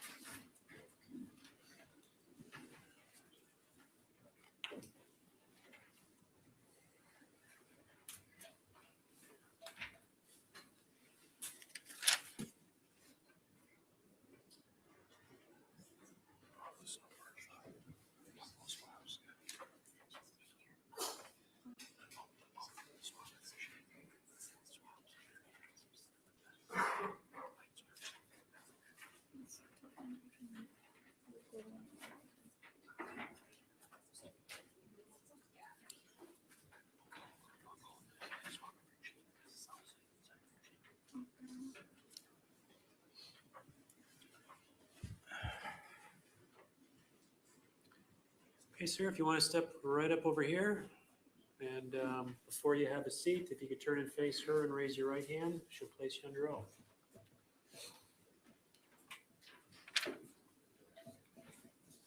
You solemnly swear to tell the truth, the whole truth, and nothing but the truth in the matter now before the court, so help you God. I do. Please have a seat and state your name for the record. Nathan R. Kalinsky. Last name is Kolinski. Okay, then Mr. Saunders, the witness is yours. Can you tell us how you're employed? I am a evidence tech with the Green Bay Police Department. What do you do as an evidence tech? So our job is to, once the officers package and seal the evidence, they hand it over to us, and our job is to keep it safe and secure, basically until the case is over. Okay. And how long have you been employed in that capacity as an evidence tech? About 6.5 years. All right. In addition to maintaining custody of items, is it also the case that you're responsible for transmitting certain items to the Wisconsin State Crime Lab? Crime Lab, yes. And that's for, I guess, further testing by them? Yes, yep. We send it out to the crime labs, and then the crime lab also mails it back to us. We receive the packages back. And how is it that items are sent to the Wisconsin State Crime Lab? They are either mailed, or in certain cases, we will drive them down and we do a physical hand drop off with the crime lab. Is there any documentation that memorializes that transmittal? We have a form on our end that we fill out, and then the crime lab has like a receipt form that says everything that they received and the date they got it in. I'll show you exhibit 96. Do you recognize that? Yes, this is a transmittal, looks like to, it's all three, so it's a transmittal to one of the state crime labs. And is that a form that sort of would bear indicia that you were sort of involved in the transmittal of these items? Yes, correct. And what is that? So we have here listing, do you want me to read them off or just give the numbers? Well, first I'll ask, is there any indication that you signed it or notated on it? Looks like has my name on the bottom of it, and then it went through, and these look like there's little checkoff on the side of the form. We do that just to make note of every one that we have, just to ensure we are bringing everything down. And is that consistent with your practice, just to make sure you've transmitted all the items you're supposed to? Exactly. Yep. Okay, so it's a form you believe you kind of filled out as well here? Measure twice, cut once kind of thing. Yes. Sure. And then what was the agency case number associated with this transmittal? So that is going to be agency case 22-209240. And is that, I guess, with respect to the case you're subpoenaed here for today? That is correct. All right. Thank you. I'd move 94. Any objection? No. That'll be received. What items of evidence did you transmit to the Wisconsin State Crime Lab in this case? So this one, we have a buckle swab taken from Taylor SchaBusiness, swabs taken from the right hand of Taylor, swab taken from the left hand of Taylor, oral swab from Shad Thyrion that was taken at the autopsy, a swab of the blade of exhibit 543033, swab of red substance inside exhibit 543072, swab of red substance on light switch from suspect's bedroom, black sweatpants with dried blood on it, a penile swab, and swab of exhibit 543038. And based on your recollection and your review of this exhibit, are those items that you would have been transmitting to the crime lab? Correct, yes. And are you aware of how you transmitted those items to the crime lab? I believe for this one, they were dropped off. We drove down and the Madison lab has different rooms you can go in and like hand over evidence, and then they'll give you the receipt right away that you dropped them off. Okay. So in this instance, you personally delivered them Yep, to the crime we drove them down. When you are transmitting items, in this instance personally, if there's an issue with transport, if there's a disruption of the evidence, is that somehow noted? Yes. Mhm. And was that done in this case? No, it was not. So there's no belief in your part that any of the items were tampered with or manipulated in any way? No.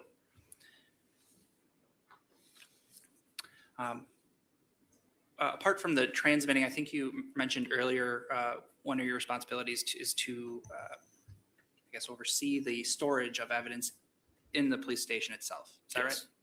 right? And can you describe the Green Bay Police Department's evidence room for us? So we have several rooms that are throughout the basement, and all the rooms are generally the same. They're all locked rooms. They have an alarm system, a keypad entry system, and then they have cameras and motion sensors. So there are only, I believe, 5 people inside the department, including myself, that have access to these rooms. It's a very tight control. Our belief is that the fewer people that can get in there, the more secure the evidence is. So I guess, is it the case that any member of the Green Bay Police Department can just go in the evidence room? No. Is that something that either yourself or your colleague would be present for or supervise? Yes, if there's anybody outside of the 5 of us that wants to be in there, we have to escort them in the rooms, yes. Thank you, sir. I have nothing further. Cross-examination, Mr. Freilich. Do I address you as Mr. Kalinsky or evidence tech Kalinsky? Mister's fine. Okay. So these items were transmitted down to Madison by who? That would be, I believe, myself, and then there are normally 2 of us that go with. Sometimes it's a light duty officer, sometimes it's my coworker Gene, depends on who's free at the time. And then do you have to park and then physically carry these items into the state crime lab, or how does that work? Correct. There's a parking right across the street from the door. You walk inside, walk upstairs, and they go in these little large closet-sized rooms where they're there with the little desk. You hand them over one by one. They receive them, and then you get a paper receipt from them with everything that they received. It's basically their transfer of custody from us to them. Kind of like that library. Drop off the book. Similar to it, we just don't lose contact with it. There's no slot or anything where they are the entire time until we hand it to them. And then did you get your receipt right away? Yes. And then after the lab analysts did their testing, how did you get these items back? We either pick them up in person if we're there for some other business, or they mail them back to us. Do you know if these items got mailed back to you? I'm not sure. The paperwork would say it. I can't remember off the top of my head how they got back to the department. Any You've been an evidence technician for 6.5 years. You've got a lot of training and experience, correct? Yes. You know how to package items, you know how to make sure they're safe and secure, correct? Yes. You follow certain procedures when you cut the bag open, and you have to be careful, correct? Correct. Yes. Any issues at all with sending the materials down or getting it back? No. None that I'm aware of. Nothing further. Thank you. Redirect? No, thank you. Thank you, sir. You can step down.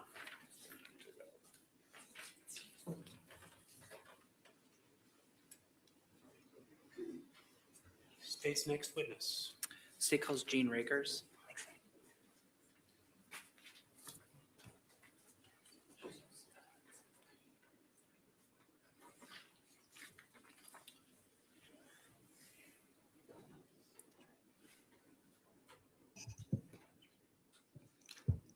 I have a hand up from the juror.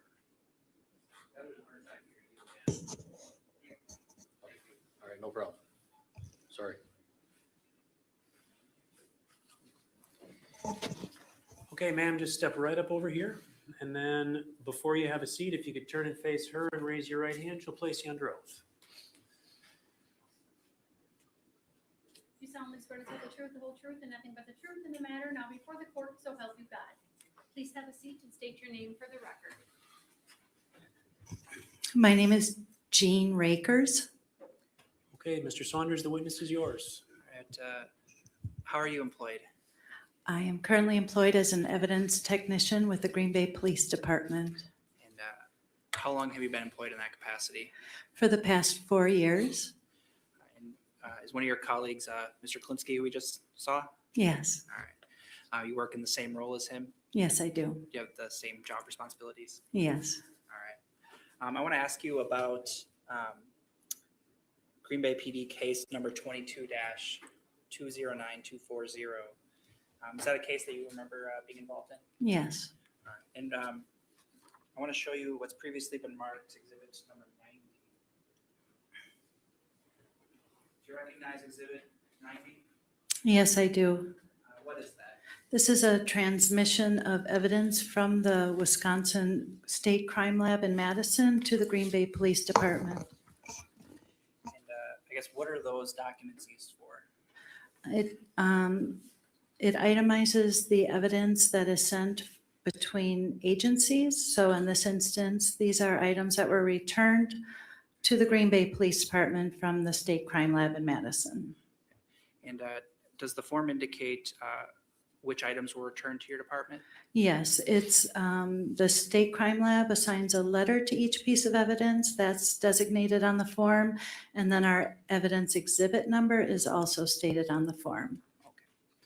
And does the form indicate who would have been the person taking receipt of those items of evidence with the Green Bay Police Department? Yes, my name is signed on the bottom and I indicate that I received it on April 22nd of 2022. And so it's your belief then in reviewing that document that you received those items of evidence? Yes. Okay. I'd move 95. Any objection? Mr. Fraley? No. Right, that'll be received. And I have nothing further. Cross-examination. Can I see that exhibit? Sure. All right.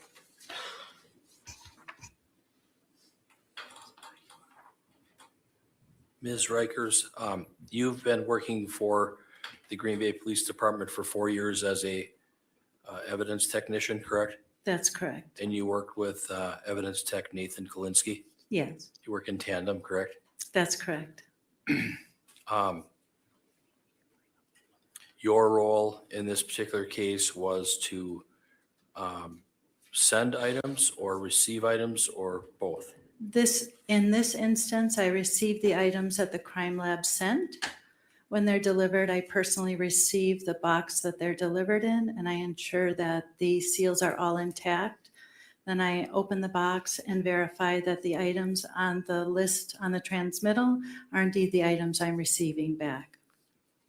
And this exhibit number 90 Yes, indicates that you received all of these items back on April 22nd of 2022, correct? That's correct. These items were sent from the State Crime Lab on April 21st of 2022 by Olivia Sassman. Yes, the State Crime Lab in Madison. Do you know why it took a day for you to get these items back? Yes, that's generally the turnaround time. They're sent on one day, we receive them the next day. And again, the boxes that we received are sealed. We verify that the seals are intact before we open it and verify the contents of them. Who transported these items from Madison back to the Green Bay Police Department? The crime lab utilizes speedy delivery.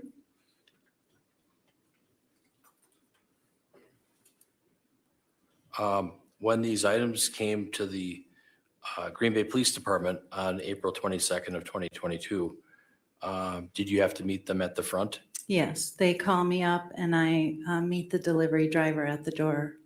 And then you signed the release at that time? That's correct. And I signed their little machine that they have indicating that I'm receiving it from them. I don't sign this transmittal form until I've gone through and verified that all the items on their list are indeed the items that we've received. And on this form, there's a cross off. It's got evidence tech Nathan Kalinsky on there, correct? Yes. And then your name is stamped on there, is that right? Is that right? Yes. That's just their form. They just have Nathan's name on there as a form. So if I'm the one receiving it, then I'm the one signing it and stamping it. Okay, then you keep this in your records? That's correct. Okay, nothing further. Thank you. Redirect? No, thank you. Ma'am, before you step down, my clerk and I are running the numbers, and that can't be 95. What number This is exhibit 90, Okay, 90. You asked for 95 to be admitted. This is 90, but it's already been admitted. So I just want to make sure we're all clear on the numbers, okay? I wrote 90 down. Sorry. I did write 90 down. Okay, very good. You can step down, thank you. You're welcome.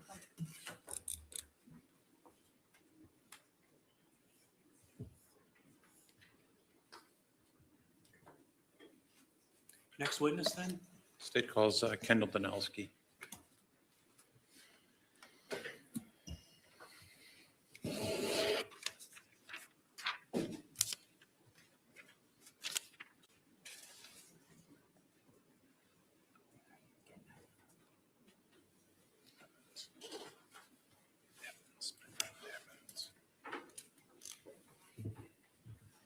Ma'am, if you want to just step up right over here, and before you have a seat, if you could turn and face her and raise your right hand, she'll place you under oath.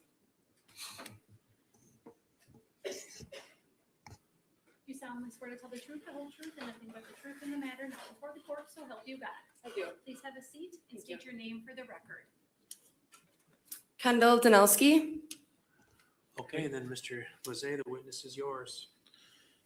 Ms. Danelski, can you state for the record how you are employed? I'm a certified forensic computer examiner with the Green Bay Police Department. And what is a certified computer forensic examiner? I basically take all digital devices that come through the police department and extract and sometimes analyze that data. How long have you been employed in that capacity at the Green Bay Police Department? Almost 7 years. Do you have any sort of educational background or training that is related to that position? I do, yes. Training and certifications are very important for this position to keep up with the ever-changing technology. So a couple of the more valuable ones that I've had over the past couple of years, I'm certified through IASIS, which is the International Association of Computer Investigative Specialists, as a certified forensic computer examiner and a certified mobile device examiner.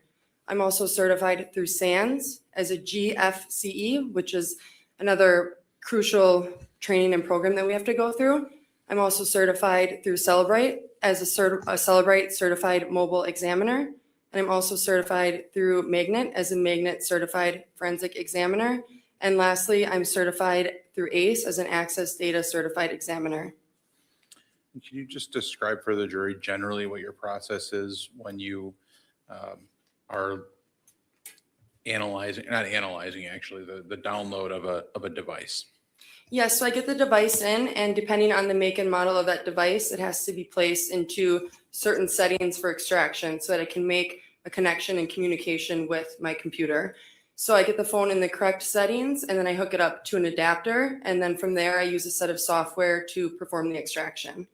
Once that extraction is complete, I then open it up in a readable program that I then can get out to officers and detectives to go through that data.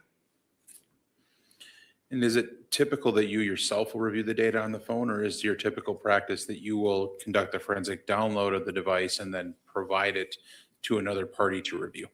It is typical. I perform the extraction, view some of the data to verify things parsed correctly, and then I usually pass that data on to officers or detectives. Can you estimate approximately how many times per year you conduct a forensic download of a device? I perform, Because there's all different kinds of cases. I mean, this is a homicide case, but there's many cases out there. Overruled. You can answer the question. thank you. I perform about 600 phone extractions a year. Have you performed roughly that many phone extractions over the course of your 7-year career at the Green Bay Police Department? It increases every year, but roughly yes. Were you asked to assist in the investigation of a homicide that occurred at 829 Stony Brook in around February 22nd and 23rd of 2022? I was, yes. And who asked you to assist with analyzing devices in that case? Multiple detectives. For this one, I believe Detective Graff and Detective Luberta. And do you recall specifically how many devices you analyzed or how many devices you downloaded on this case? I would say 10 or more. And was one of the devices that you were asked to download a device that was attributed as belonging to Taylor SchaBusiness? Yes. When you conduct a forensic download of a phone, do you use any paperwork to outline the work that you did with respect to that particular device? I do, yes. What is that called? For every phone or computer that comes through my office, I create a cell phone or computer analysis worksheet.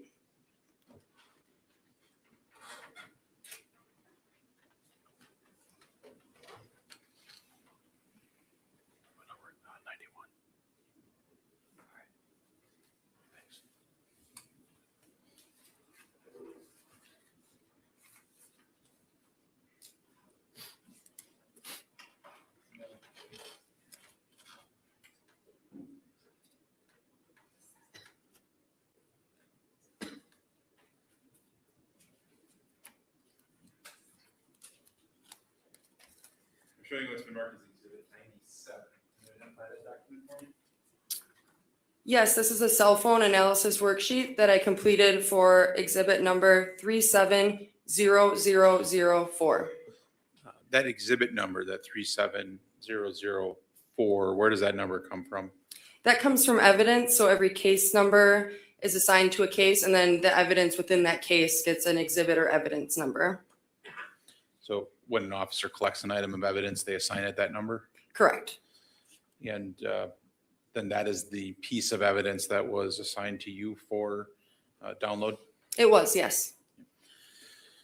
Does the cell phone analysis worksheet for that particular piece of evidence, does it outline the process that you used to conduct the forensic download? It does, yes. And could you describe for the jury what process you used in this case? Yes, so for this particular phone, I put the phone in the correct settings for extraction where it could communicate with my computer. From there, I hooked it up to the Celebrate 4 PC adapter, and then I used the Celebrate 4 PC extraction software to perform that extraction. Once that extraction completes successfully, I bring that into Celebrate Physical Analyzer, which is that software program that parses the data for me. Are you able to determine when you do an extraction whether or not the extraction was successful? I am, yes. How do you do that? I can compare the data on the phone after the extraction completes successfully to verify that the data on the phone is matching the data in the extraction. And also the program will show that the extraction completed successfully, or it would indicate if it did fail.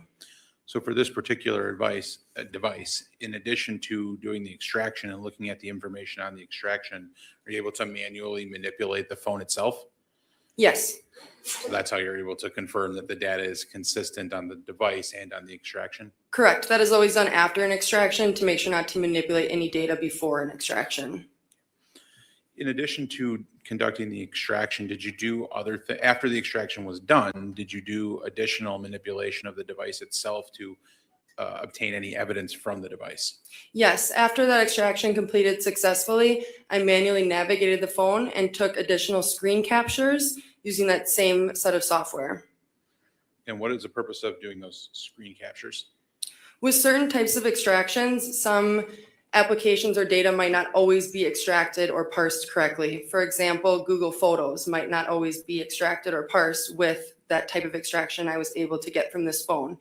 So then I go on after that extraction completed successfully and manually navigate the phone and then take screenshots of those certain applications that were not included in the original extraction. And for this particular device, did you then conduct a closer analysis of the content of the extraction, or was that tasked to another person? I went through and verified that the data was parsed correctly and that everything that officers and detectives might need were captured with the screen captures. But after that, that data was passed on to detectives. Do you know specifically which detective was tasked with viewing the report from the extraction of this device? Detective Luberta. And you mentioned that certain data may not be captured by the extraction. Can you explain why that might be the case? So certain types of extractions can extract different things. So there's different levels of extractions. For this one, I was able to get a full file system, which will capture a lot of application data, but it isn't a full physical extraction, which captures a bit-by-bit copy identical of the flash memory on that phone. So basically, everything that's on that phone would get captured. So for this instance, it did not parse the Google Photos, the Google Chrome history, or some recent Facebook Messenger chats. So I went through and captured screenshots of those. In addition to capturing screenshots, did you advise Detective Luberta in any way about some things that she could do to obtain additional data that's relevant to that device? I did, yes. So when manually going through a phone, the phone stays in airplane mode. So that means that I'm not connecting to the network and no incoming text messages are coming in, no incoming chats, things like that. I'm not connecting to the network or internet. So I can only sometimes see a limited amount of data when I'm manually navigating. So I can always tell them, like for instance, Google Photos, I could only get to a certain date without being connected to the network. So then I would say, maybe it would be a good idea to get a Google search warrant for that additional data that I might not be able to see on the phone. What sorts of things might be captured on a Google search warrant that aren't necessarily readily available on the device? More additional photos, Google searches, location data. And do you know, does Google also store things in the cloud that might not be physically on the device? It does, yes.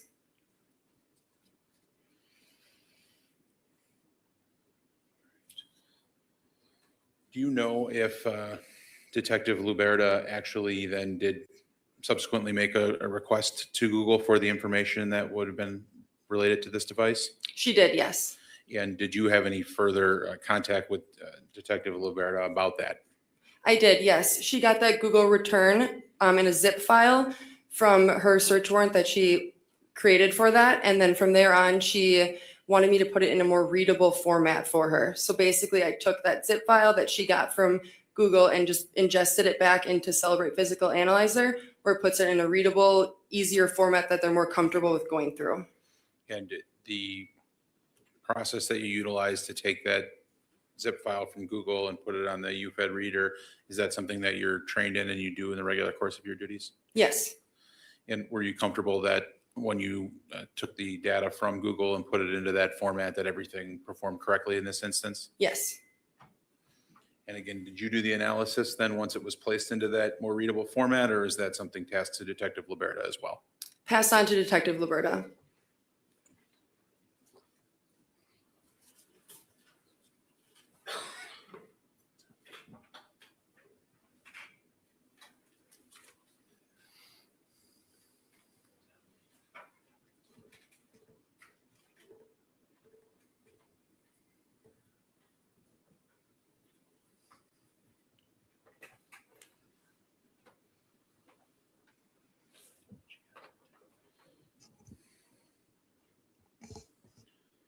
When you extract data from a device, does the device tell you what date that particular photographs, for example, are taken? Or is that information always accurate when you put it into the UFED reader program? It would be accurate, yes. Are there instances in which you manipulating the device or taking it off on that date, the date that you manipulate the phone would also capture? It could update some dates and times, yes. No further questions at this time. Cross-examination, Mr. Fraley. Thank you. Ms. Danelski, good afternoon. Hello. So your role was basically to extract data off of a cell phone? Correct. Do you know who the cell phone belonged to? This particular cell phone belonged to Taylor SchaBusiness. And you only looked at and examined one phone, correct? I extracted multiple phones, but I didn't go through every single extraction. Your testimony and Exhibit 91 deal with this phone that you're talking about belonging to Taylor SchaBusiness, correct? I believe this is this 90 Exhibit 97 or 91. It's 97. 97. 97, okay. So basically you were looking to extract data off that phone for you to turn over to Detective Jenna Liberta, correct? Yes. You were looking for searches, correct?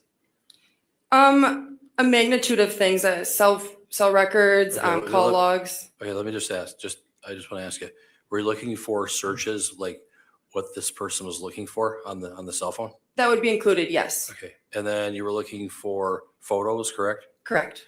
You were looking for iCloud photos, correct? Well, in airplane mode, correct. Okay. And then you were looking to see a GPS location to see where this phone had been, correct? You can check the Google Maps on the phone, but you cannot check the cloud when you're not connected to that network. Okay. And cell phones oftentimes have GPS, so if like you want to know where your teenage kid is, you could put that on your phone and you can track where they are, correct? Correct. Sometimes, yes. Is that what you were looking for? I was looking most likely for recent Google searches for the Google Maps application. Okay. And you had a search warrant for this phone, correct? Correct. What was the condition of the phone? Was it damaged at all? Did it have a cracked screen? The phone appeared to be in, I said, okay condition with an unknown substance on the front screen. But otherwise in working condition. It was in working condition? Yes. Any issues with the charge or anything like that? No. Any problems with the extraction at all? No. With regards to doing the extraction, is it such that sometimes the date might be off or the time might be off? Usually the dates are accurate when they're set for the correct date and time, UTC -6 or 5, depending on the time zone we're in.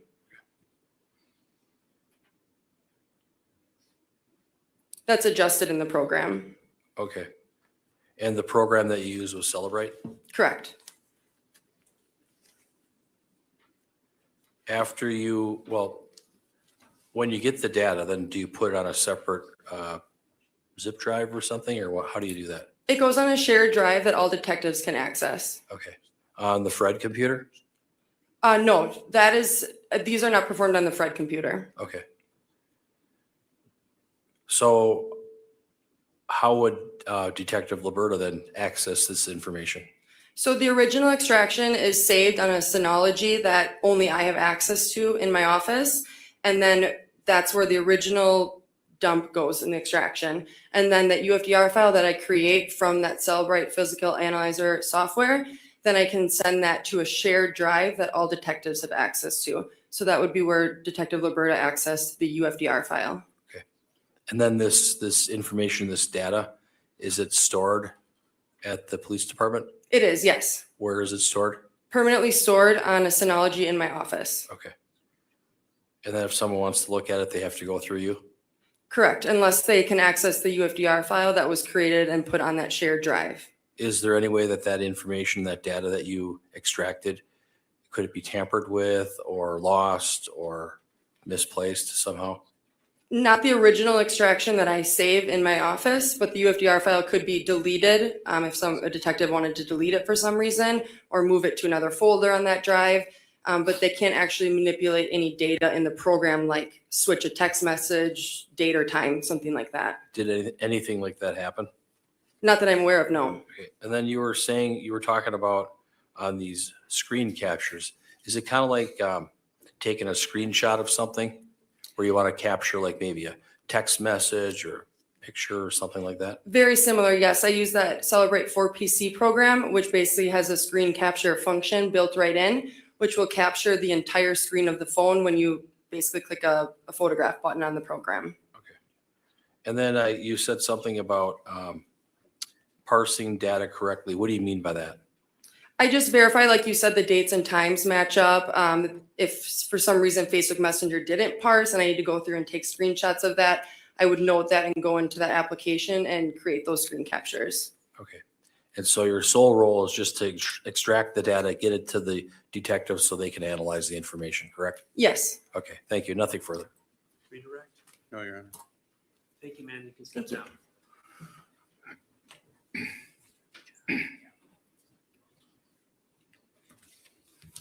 State's next witness. The state calls Jenna Luberta.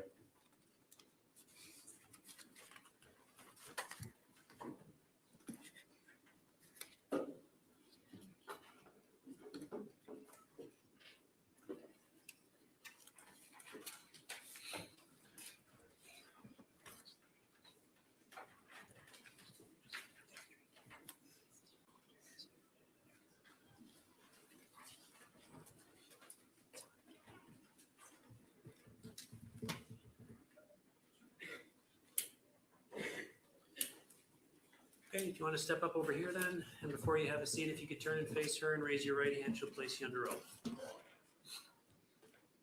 You solemnly swear to tell the truth, the whole truth, and nothing but the truth in the matter now before the court, so help you God. I do. Please have a seat and state your name for the record.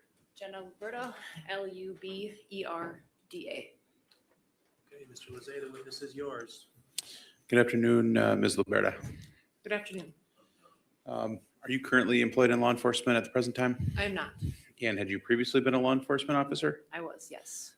The decision to no longer be in law enforcement, is that a voluntary decision on your part? It was. And talk to me about your previous law enforcement experience. Sure. I started as a dispatcher actually in 2007. In 2011, I was sworn in as a police officer at the Green Bay Police Department, where I served for 12 years. And what roles did you have with the Green Bay Police Department?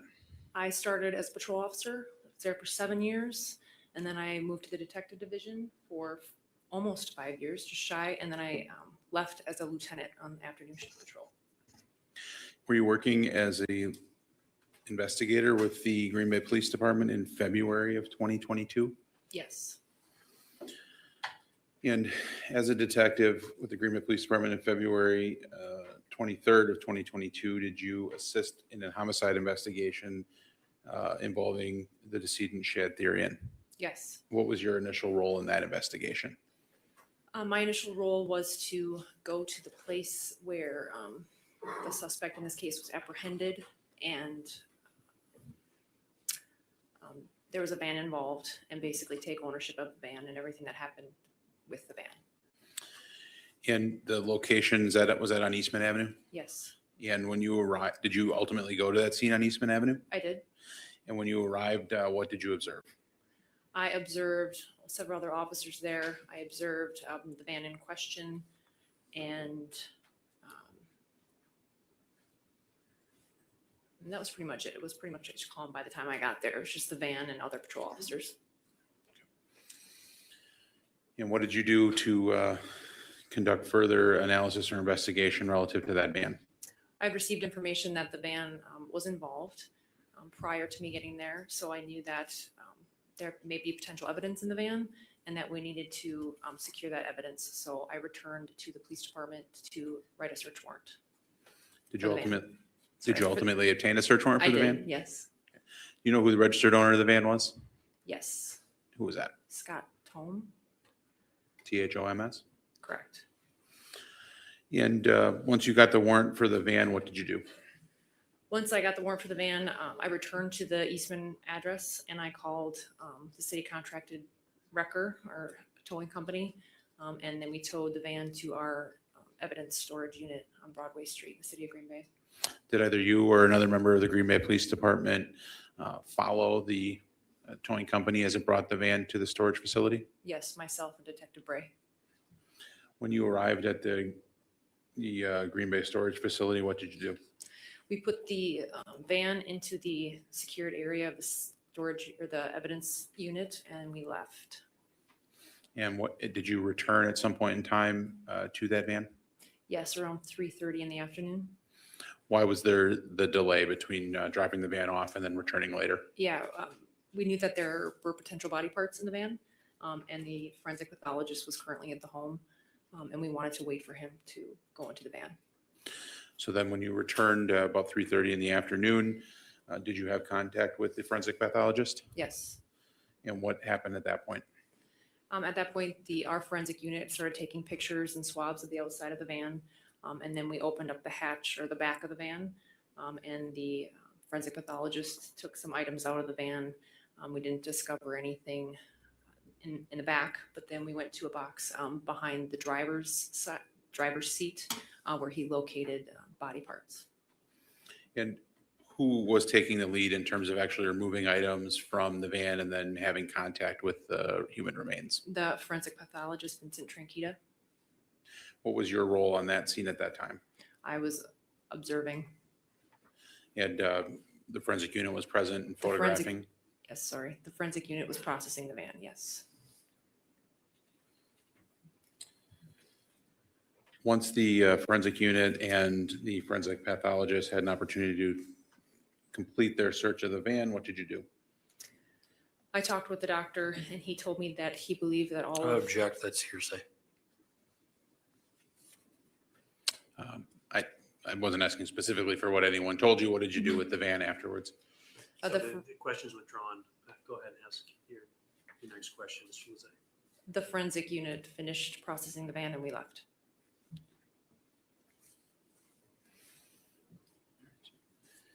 In addition to processing the van on the scene, did you subsequently have a further role with respect to this investigation? I did. And what was that? I looked through one of the cell phones that was located at the Eastman Avenue address, I believe that belonged to Taylor SchaBusiness. Now, when you say you looked through the cell phone, did you look through the device itself? I did not. What did you review? Our computer forensics person who was in here just before me downloaded the phone to what's called the UDRF file, and then we're able to view the contents of the phone that way. And is using that type of, what they call it, a UFED report, is that something that you review regularly in the course of your duties as a detective with the Green Bay Police Department? Almost every day. So you're familiar with reviewing those reports and then locating the information that might be of interest in an investigation? Yes. And is that what you were asked to do with respect to a phone that was believed to belong to Taylor SchaBusiness? Yes. What sorts of things were you looking for when you reviewed the extraction of that device using the computer forensic program? I was looking for search history on the internet. I was looking for photographs. I was looking for phone calls, text messages, messaging application chats, things of that nature. Did you notice anything of evidentiary value? There was some search history that I found interesting, like internet searches that I found interesting. Yes. And what was that? There was searches, things of like. Your Honor, I'm going to object. Relevancy. I mean, searches on the phone, people search, research, look at all kinds of different things. I would argue that some of these things, I believe, could be inflammatory and more prejudicial than probative. And overrule the objection. You can go ahead and answer the question, ma'am. Things such as flaming pentagram, Jeffrey Dahmer, things like that. KKK, I believe, is one of them. And Detective, did you note the dates and times of the respective searches that you believed were relevant? It was around the time of the homicide. In the days shortly before? In the days shortly before, yes. And do you recall when you reviewed that, did you prepare a report regarding your observations? I did.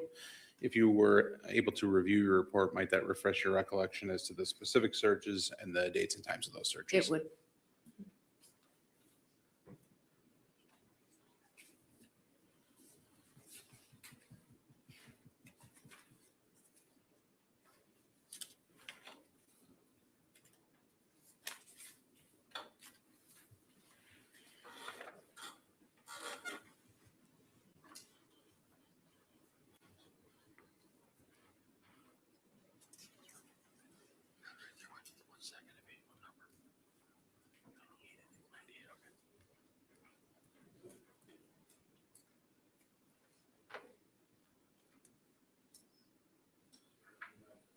I'm showing you what's been marked as Exhibit 98. Can you review that document?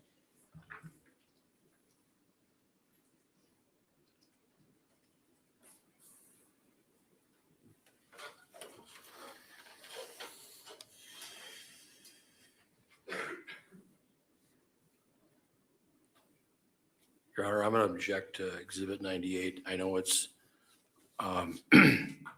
Detective Liberta's details.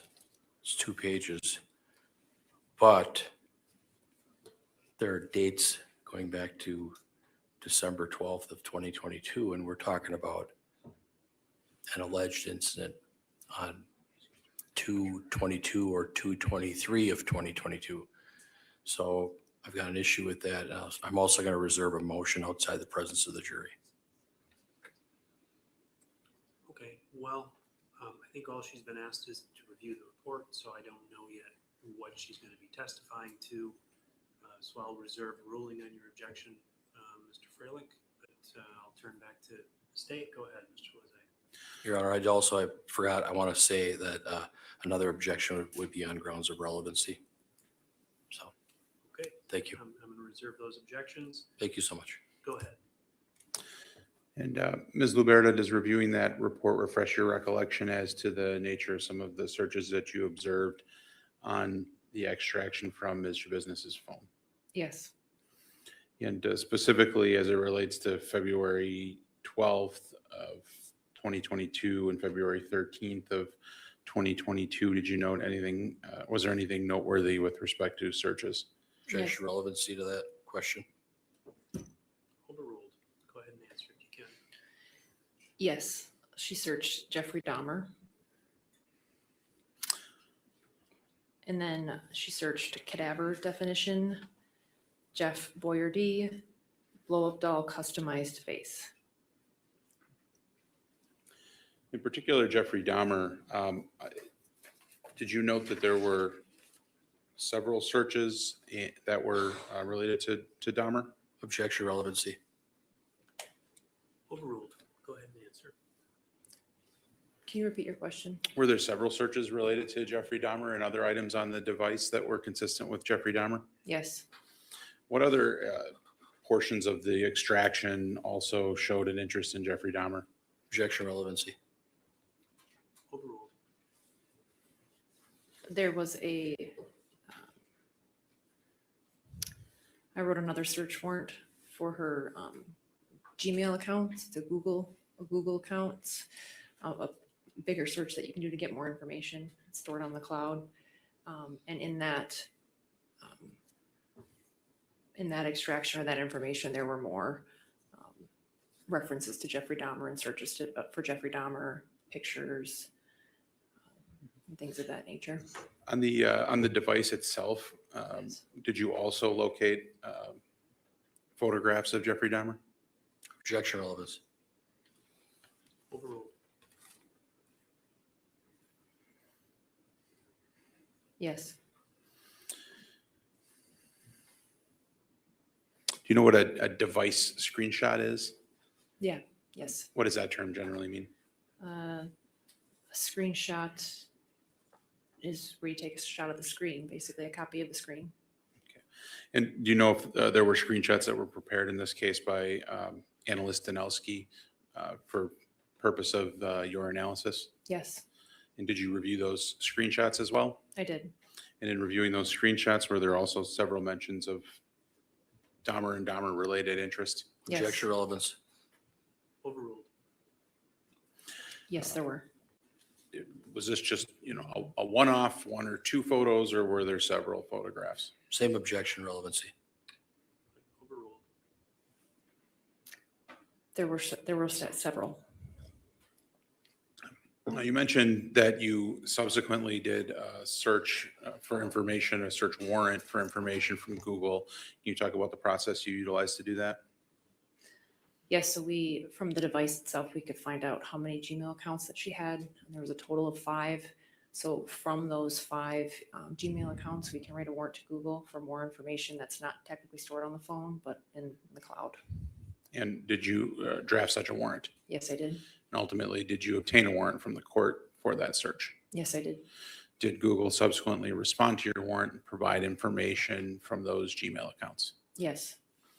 And what happened then when you received the information from Google? I was able, so Google provides it in a way that's hard to figure out. So Analyst Danowski is able to put it into the same computer program to allow us to look at that information. And once you then reviewed the information in the program, do you know the name of the program? It's the same one that you did. The Celebrate, the UFED reader? Celebrate, yes. Okay. When you reviewed the information in Celebrate, were you able to find similar information regarding an interest in Jeffrey Dahmer on the Google search? Objection relevancy. Overruled. Yes. Do you know, does Celebrate give you the opportunity to parse out certain relevant things and generate a report that only includes certain items that are of interest to the person creating the report? Yes. Are you familiar with those reports from Celebrate that allow you to do that? Yes, I am.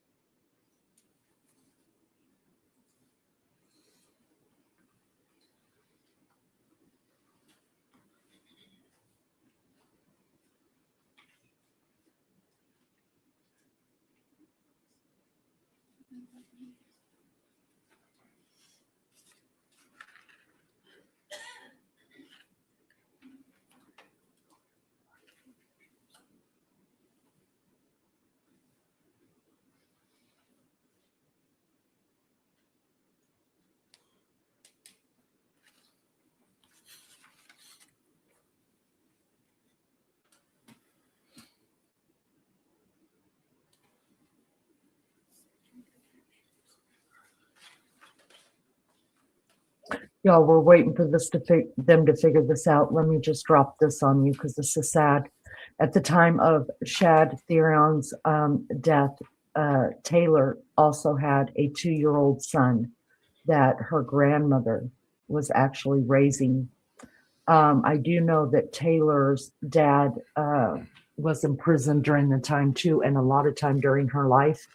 And for the times that her dad was in prison while she was younger, her grandmother, she did live with her grandmother as well. My heart goes out mostly to her son, who is now this is 2026. This happened in 2022. So now he's 6 years old, probably going into first grade or in the first grade right now. And this is the background he comes from.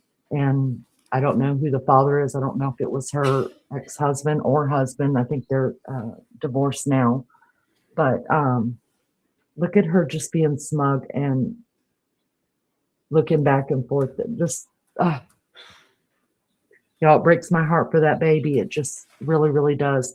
I cannot see anywhere right now if she is in general population or not. I don't. Your Honor, I'm going to object to these 3 exhibits and the photograph. Could we argue these, please, outside the presence of the jury? I think it's crucial. Mm. Well, ladies and gentlemen, it's 20 minutes to 5. I think I'm going to excuse you for the afternoon. I'm going to ask that you be in the jury room tomorrow morning, no later than 8:30. I'm going to give you that instruction again that I've given you before. Do not communicate with anyone about this trial or your experience as a juror while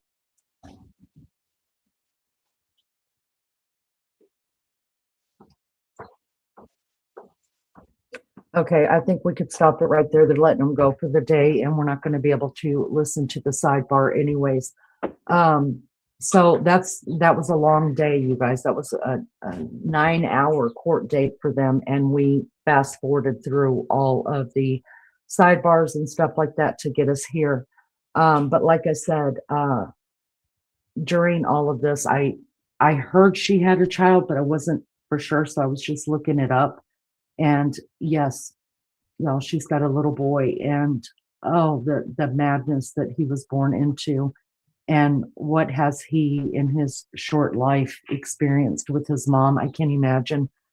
Prayerfully, his grandma, I don't even know her age. I'm going to have to really dig and try to find some stuff out, but hopefully his grandma is young enough where she's going to be able to be in his life until he's well in his teens, or maybe even hits 18 years old. I mean, I'm a grandma. I've got 2 17-year-old granddaughters, and I'm only 56. So people have kids early, and that makes them grandmas early. So hopefully she was a young grandmother too, and is going to be around this boy's life, and not only just be around his life and in his life through these next informative, very scary years for him, but is a good grandma, and he gets the home training and the love that he needs in that home.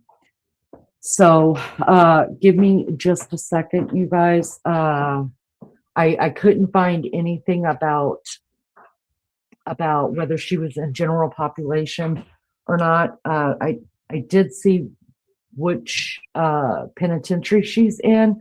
So I need to kind of find out, because some penitentiaries don't have like protective custody. Some of them are only general pop. So I'll do some background on that and see if I can find out for us on the next one. Thank you guys so much for being here. I appreciate you guys so much. I'm gonna close this one down here in just a second, and hopefully her son is being shielded from all of this. Yeah, and sadly, Darcy, I mean, all he's got to do is learn how to use a computer eventually, and he will. And all this is going to be there. That just breaks my heart more for him than anyone. Ah, that poor boy. Anyways, yeah, let me go ahead and close this one out. We've been here for almost 6.5 hours. Thank you guys for hanging out with me. You guys are the true MVPs of the night. I appreciate you so much. We will be going live again tonight, Eastern Standard Time, between 12 and 1 a.m. We will be going live and finishing up this trial. Hopefully you're getting more into it. That's why I went so long today, because I've got to finish this trial by no later than Saturday. Hopefully we can finish it on Friday, because I've got to take an emergency trip out of town, and I don't want to leave this one hanging for however long I have to be gone and us to come back to it.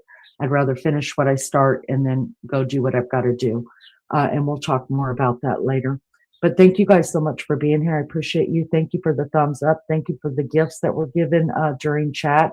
And thank you for those that did subscribe. But most of all, just thank you for being here and for sticking around and chatting with us. That means so much to me.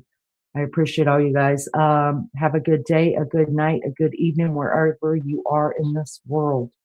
If you can't be good at it. We'll see you next time. Bye, guys.